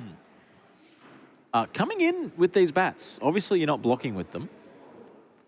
No, you come in, you can chip away, gain a bit of life, and then hopefully have some answers for what's left on the board. So we've got to answer a Monk, an Otter, and then a Slick Shot Show-Off that's going to enter next turn. A Monk, an Otter, and a Slick Shot Show-Off walk into a bar. Ouch. We have another Tiny Bones here. That's a perfect blocker for another Otter. The Show-Off's got flying, right? The Show-Off does have flying, so it will be able to fly right over Tiny Bones. Between the flying on that and the trample on the monstrous roll, there has been a lot of evasive damage. Yeah, there's so many things that give trample. Corey Steelcutter giving trample probably wasn't necessary, but there it is. Monstrous Roll giving trample as well. Who has ever thought that Corey Steelcutter was an unfair card? No one has ever said these words. An attack coming in. So this is a 2-power Monk, a 2-power Monk, a 2-power Otter, and a 3-power Slick Shot. Yes. 9 in total, and Benjamin is on 9. You've got to be worried about, is there an instant speed card in hand? I mean, you can't do anything about it. You've got to block either way. All right, so we're removing the Show-Off into exile. I love the Anoint with Affliction targeting the Slick Shot with your hand, you know, that one, but really it's just, you know, choosing the non-token sacrifice there. And the block, so 4 damage coming across. And a draw off the top for Benjamin here. 2 cards in hand. That looks like... That looks like Mishra. That does, in fact, look like a Mishra. That's a 3/5. Like, Corey Steelcutter and Monks, they get pretty big, but 3/5? 3/5. Okay. And then an attack, which is going to trigger the Mishra claimed by Gix. which is going to get a little bit of life gain. Which is super relevant when your life total is running low.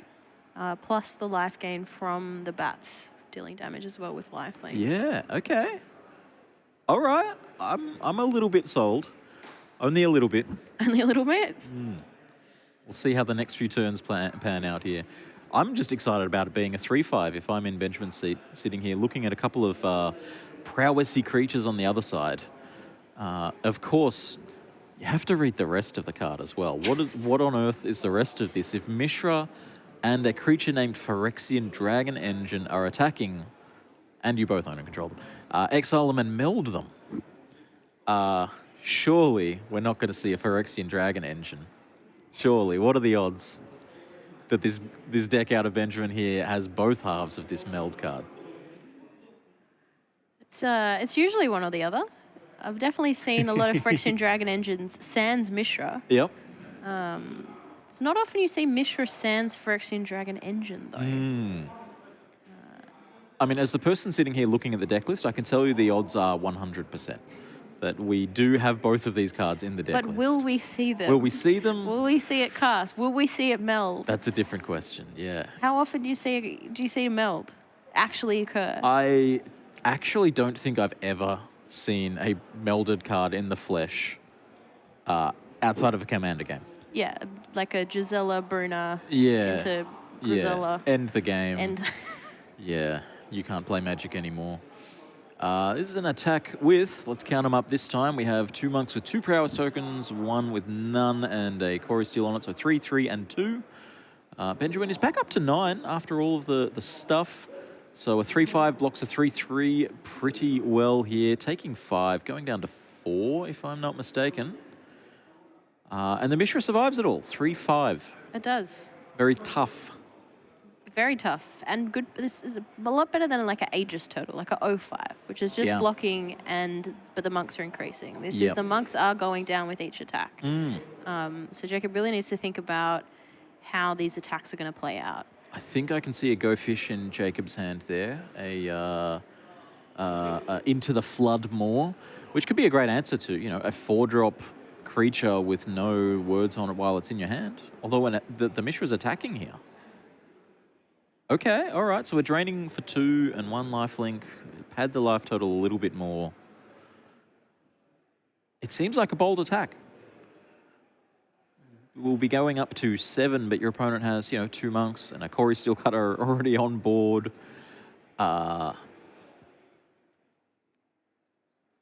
Let's see what the plan is. What the post-combat plan is. Yeah. We could be dropping a second Mishra.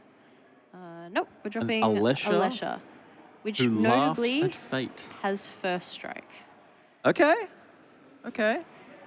But she's not a large creature, right? Just a relatively small creature? She's a 2-2, so not huge. But she has brought out a bat from the graveyard. So because we attack this turn... yeah, she can even trigger the turn you play her afterwards. She don't, it's not when she attacks. It's not her attacking, it's have you attacked. Okay, I like that. And she didn't need to see you attack, so... Yeah, I like that a lot. Okay. And the bat revealing and taking the Into the Flood More. Yeah. All right. And leaving the hand of just 2 stock-ups with 3 lands in play, the perfect number to play a stock-up. So no double spelling this turn, but has the capability to go long here. And that's the thing, if this game drags out too long, there's 2 stock-ups here now, and there's 2 Storm Chasers talents, which are, you know, they can go to level 2 at any point, really. They can, and start bringing stuff back. Level 3 is a bit of a stretch. We did see it in the previous round, but level 2, very free, and getting back a stock-up, that's so many cards. All right, an untap from Benjamin. Animate my creature land and attack you. Yep, and that's lethal. One thing I wasn't counting was how much power Benjamin was presenting. Yes, it's you're like, oh, it's not really that much, but it adds up. It sort of crept up on you there. Yeah. The 3-5 and the 2-2 and the Alesha, of and the course, drain for throw life itself. from the drain, attacking from the Mishra. That was with what, 2 bats and the creature land and the Alesha and the Mishra. So that's a drain for 5. Yeah. Okay, all right. That's a lot. That's a quarter of your life total just from a drain. So wow. turn that around. That means the players are going to their sideboard. We're going to talk about the IZZET sideboard first. Jacob with the regular suite here. We've got RAL, we've got some Drake Hatches, Lithomantic Barrage, and a Braid. Some more unique counter spells, some Ghost Vacuums. What are we feeling? Torch the Tower, perhaps? The Ghost Vacuum could be interesting. We did see that there are ways for Benjamin to get more cards into the graveyard. We didn't see a Fear of Missing Out, but it is there in his list, which Jacob might be thinking about. Bringing in a Ghost Vacuum could help Alesha not be such a rough card that comes down. We're probably wanting the removal. We're probably wanting the Torch the Towers. Witchstalker Frenzy is probably a really good call here. That seems quite good, because that really actually is probably one of the few things that will deal with Mishra. Being the X5. How do you feel about Disdainful Stroke? We saw it come in against the Azorius combo deck earlier. Can counter spells that cost 4 or more. There's not that many. It's one Gearhulk. It is the Mishra, which is 2, so that's three cards so far. The Harvester of Misery, which is a one-of, but often ends up being used with its in-hand ability, not being cast for full retail. And then Trumpeting Carnosaur, which we haven't seen, which also feels like it's either a very late game, I finally have 6 lands, I can cast it for full cost. Otherwise, you're just using that removal kind of ability that it has. So I'm not sure if Disdainful Stroke's going to be enough here, because I feel like there's many opportunities where it's just going to be a dead card. Sure. Well, let's look at the sideboard from the other side of the table. Benjamin, up a game here, has access to Brotherhood's End, some discard spells, some Anoint with Afflictions, some Dreadmore's Ires, 2 Agatha's Soul Cauldron, and some other juicy spells here. Ghost Vacuum, Case of the Crimson Pulse. What are we thinking here? I'm thinking I'm be surprised if we don't see a Brotherhood End come in, because it can easily clear up a board of monks and otters. It can also deal with artifacts if all those little creatures are gone and for some reason we've got a lot of Kori Steel Cutters on the board.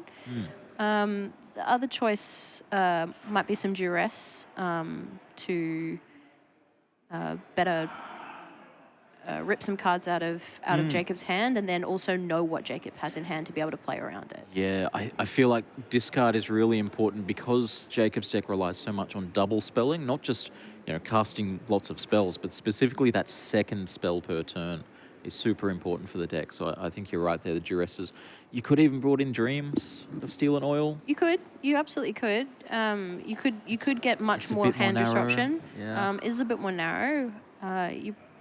There's already a lot of good removal in the main deck, which is an excellent thing, which means that you can stick with that removal. You could go a little bit lower in the curve and not have such a, it's not that many things that are super high priced. Really, Mishra kind of caps us out unless we're going into full costing Harvester of Miseries and Trumpeting Carnosaurs. Yeah. We could cut the Gearhulk. No shot. You can't cut the Colstoke Gearhulk. I want to see it. I do want to see it played. If you have the gall to turn up to an event with that card in your deck list, it's never touching your sideboard. Sure. It's the pet card that has to stay in. Well, we see some opening hands here. I do see a Dreams in Benjamin's opener here. So he's decided that that's worth it. I also saw a Tiny Bones, and Jacob didn't like his 7. And actually, we're getting a little peep here. We can see in Jacob's sideboard, there's at least one Ghost Vacuum not brought in. We can see that. Benjamin can't see that, I hope. Very nice of Jacob to leave that for us to see there. Yeah, just reveal the sideboard to us and let us figure it out. What does this hand look like? 1 land, it's a mountain, double Monstrous Rage, Slick Shot. Oh no, there's a Spire Bluff in there as well. Okay. And that's looking like a pretty decent hand. Yeah, there. for a 6, you're certainly happy with that. All right. Jacob going to be on the play after not winning game 1. And Benjamin draws a Brotherhood's End. And we do see the Dreams of Steel and Oil coming down. This takes creature or artifact, is that right? I believe that is correct, yeah. And it doesn't just put it in the bin, it actually exiles it. That's pretty good. And the fact that it managed to get something is actually pretty wild. If you don't have it on turn 1 in this matchup, it's very likely that your opponent You has might nothing. miss, yeah. Again, the deck only has 8 creatures in the main deck. Yeah, so you might miss that. You know, you see a handful of stock ups and you're like, oh, I wish I could take them, but I can't. So very lucky to grab a slick shot out of that. So a fear of missing out coming down. We've seen this card all day. We have seen it all day. This is in a different variation of it. We're not in full delirium. We're in probably delirium. Yeah, I mean, there's still, you know, a Coalstoke Gear Hulk, and then I mean, Dragon Engines, and then just the normal suite of instant sorcery, creature, land maybe. I mean, Demolition Field for land. We could Demolition Field to get a land in there. Yeah. And we also could discard a land with the fear of missing out. So there's definitely ways to fill up that bin. Not impossible, definitely. All right, so a Monastery Swiftspear coming across. Benjamin knows now that Jacob drew that for turn, Yes. and knows the rest of the hand, so he knows whether this is a good block or not. Yeah, he's got a lot of information about how to block based on this. Yeah, knowing that there's the Monstrous Rage in hand, making the decision to not block wisely. But then the thing is, Jacob doesn't need to commit the Monstrous Rage if you don't block. No, that's the beautiful thing, is that you can then just cast the op, because you don't have to play the Monstrous Rage to make sure that your Swiftspear's okay. You can just go for an op, go for a little bit of damage, still hold up that Monstrous Rage for later or for a better target. And now this is an awkward-looking Brotherhood's End, right? You know, you've got your opponent's got a Monastery Swiftspear in play. You don't want to leave that there, but you've also got your own creature in play, and we see. See the other half. The other half of the Phyrexian Dragon Engine. It's happy to be in play. It's a 3/3 double strike. Double strike Sorry, is 2/2. My mistake. Sorry, 2/2 double. 3/2 double strike would be even wilder. Oh, yeah. But 2/2 double strike is not something to sneeze at. You're very happy to block a Swiftspear with this. Yes. It's unlikely that you're losing that trade. It could be equal, but you're not going to lose that trade. And then it can just sit in your graveyard and come back later. You know, you've got the 3/4/5 curve of Dragon Engine, Mishra, Dragon Engine. Do. It's not a line you hear about often in Standard at the moment, but yes. All right, I'm attacking with Swiftspear. Are you blocking with this Dragon Engine? I would block. I would block here, because you have to spend to remove it. Unfortunately, only had to spend the Burst Lightning to remove it, and now we've got a Monstrous Rage to trample right through. Yeah, I actually don't think Jacob gave him the option. I think he. I don't think there was a Burst chance to Lightning before blocking. I think we were just. Yeah. I'm not even. You know what? I'm not going to mess around. I don't want to see how you block. Burst Lightning. Get that out of here. Big attack, 5 damage. Yeah, huge attack. 2 prowess and the Monstrous Rage. Actually, that should be more than 5 damage, surely. Monstrous Rage. Burst Lightning for 1 prowess, Monstrous Rage for a 2nd prowess, then the Monstrous Rage would have given an additional 2. Okay. And 3, right? Prowess triggers are missable. They absolutely are end of the day. missable. You need to show awareness at the point that it's damaged, and if you failed to show it, then that trigger has been missed. Hey, there's 3 card types in the graveyard. We're It's getting a sorcery close. and a sorcery and an artifact and a creature. We're getting close. Okay, we're almost delirious. We're going to once again prep the overlay element here as Benjamin falls into delirium. As long as there's an instant or something coming through here. FOMO getting into the red zone, so no delirium yet. And we're going to go with Alesha. Does that bring things back based on power or mana value? I believe it's power. Nope, it's mana value. I think that every time with Trick Alesha. question, it's both. It's her power and the card's mana value. So, can't bring back that Phyrexian Dragon Engine. It is a 2/2, but it costs 3. It costs 3. Yeah. It's a little bit too much. And Alesha doesn't get to stick around. Corey Steelcutter This is a pretty threatening board. Do you have to rip off a Brotherhood's End here and lose your own fear of missing out? I think that's the safest thing to do, and I think ripping it off now is good because we know that Jacob doesn't have any mana open, so there's no way to spell pierce something like that. It looks like he's got a second Brotherhood's End as well, so really has the ability to take this game long if his life total holds out. Yes, going down to 6, there's not much to play with. So we're seeing Duress going to take the Into the Floodmoor here. Still no possibility of being delirious. Although this fear of missing out, it's funny that fear of missing out actually is so good at making itself delirious. Ah, interesting. Gone with the Brotherhood's End, but only to destroy artifacts. Wow, so okay. we're taking the Core Steel Cutter and Yeah. keeping the creatures. Really respecting the long-term possibilities of this Core Steel Cutter, especially while you're sitting on 6 life. Yes. Yeah. And then you're happy to block here, right? I mean, a Witch Stalker Frenzy. You would if you could. Yeah, you would. And this is an attack for 5, down to 1. Okay, all right. Well, we're going to see a player with no resources and a player with no life. Boom, Brotherhood's End. Boom. Clean them up. Is. Any haste creatures?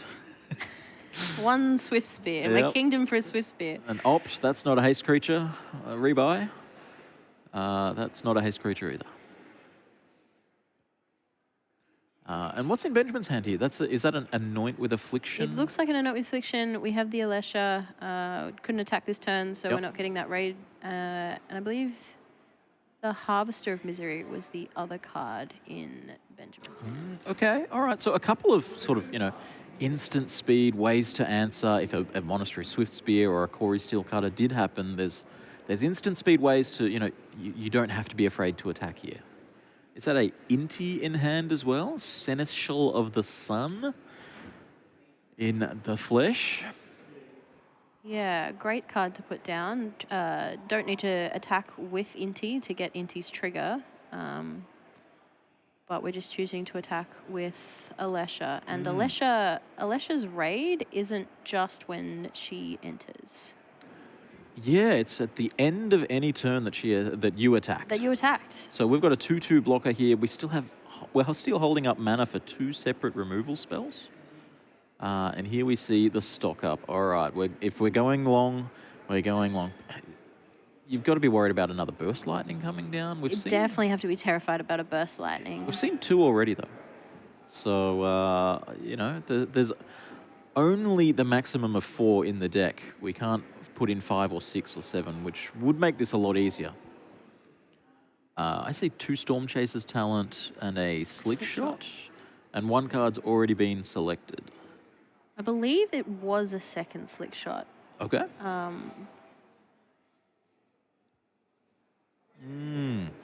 So the Dragon Engine, happy to block, but not when it's a Slick Shot show off. It doesn't have reach. Yeah. Double strike, but no reach. Yeah.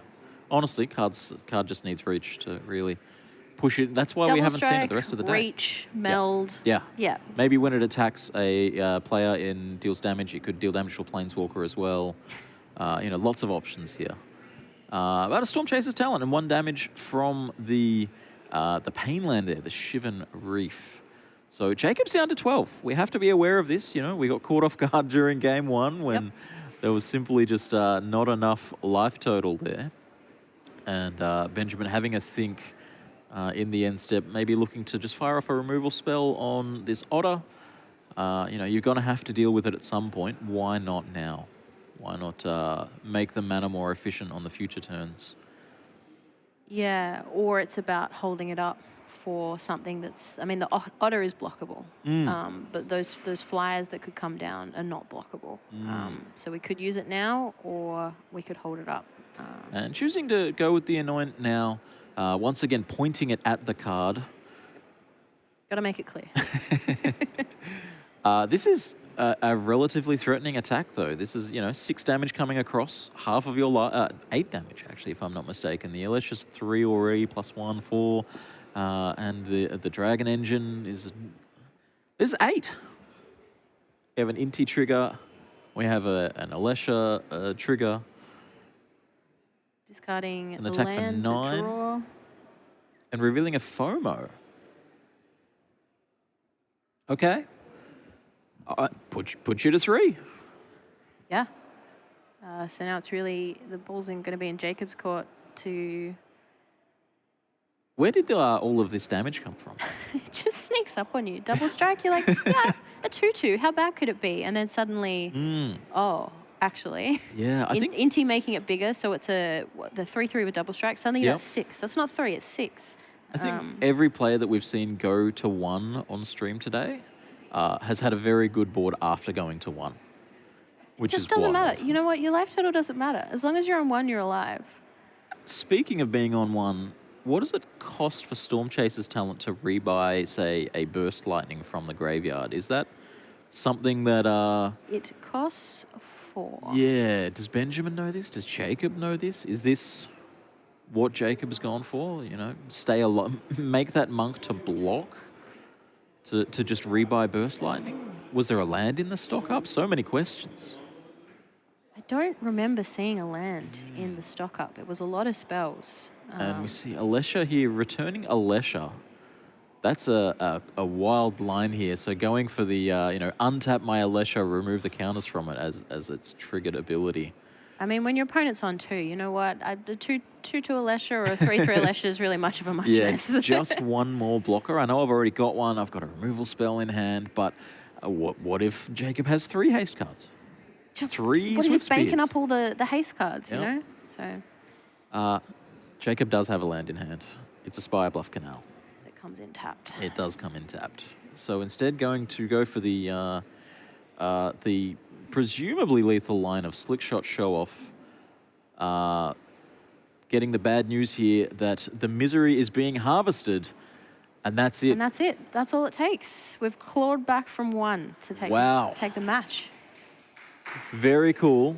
Benjamin Graves with this Rakdos mid-range deck. No one else in the room was bold enough to show up with it. They're lost, truly. We're going to come back into the booth here as we've ended round 8.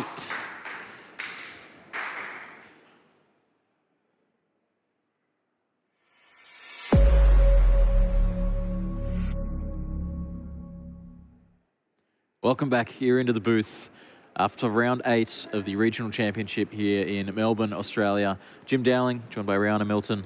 That was a cool match. That was a cool deck. It was a cool match. It was a cool deck. It seems that we've cursed the players that that we're casting with just 2 games. Yeah, we're here for like 25 minutes a round. We don't do the whole we do quick rounds. So that's the end of our coverage for today. We'll have the knowledge of who's in the top 8 once all of the rest of the matches finish, but that was a quick match. That was, if they could all be like that, we would have been done hours ago. My goodness. Yeah. We've seen a lot of different decks today. We've seen, obviously the expected decks in the metagame. We've seen, Prowess. We've seen the Blue Eye Red Control, the Oculus, the Omniscience decks. We've seen some DIMIR mid-range. But we've seen some spice as well. We've seen some spice as well. We've seen Pixies, which I expect a little bit of the Pixies, but they've been putting up some good results. And then, wow, that Delirium list that we did earlier, that was a spicy one. And now Rakdos midrange. Yeah. To take it. So. What we do know about the top 8 is Sam Loy went 7-0 and drew in this final round against Sam Levin 7-0. That was Sam Loy was playing our GRUUL Delirium list. Yes. And Sam Levin played Pixie on stream. So they, I believe, had a handshake on table 1, and they will be on camera tomorrow at some point for the top 8. As for everyone else, they're going to be sweating the tiebreakers. We don't have any clean answers here with 222 players. It's a lot of players, so close to 9 rounds that it really makes you kind of gotta go undefeated. You can't drop matches. Yeah. That said, if you're X1 and you miss out on the top 8 on tiebreakers, you might still make it to the Pro Tour. You can 10 sneak invites. You can sneak in with pass downs as well. So down to 10 means that you don't have to make top 8. You still walk away with some prizes, and you walk away with that PT invite. So you can still go to the Pro Tour. You just won't be playing for that sweet, sweet trophy tomorrow. Well, thank you all for joining us. We've had a lot of fun here on day 1 of the regional championship. We'll be back with more coverage tomorrow. Obviously, the top 8, we're going to have a quarterfinal. We're going to have 2 semi-finals for you and a grand final and maybe some player interviews and who knows what. But thanks for tuning in. Rihanna, thanks for joining me. Thank you very much. And we'll see you all tomorrow for more coverage.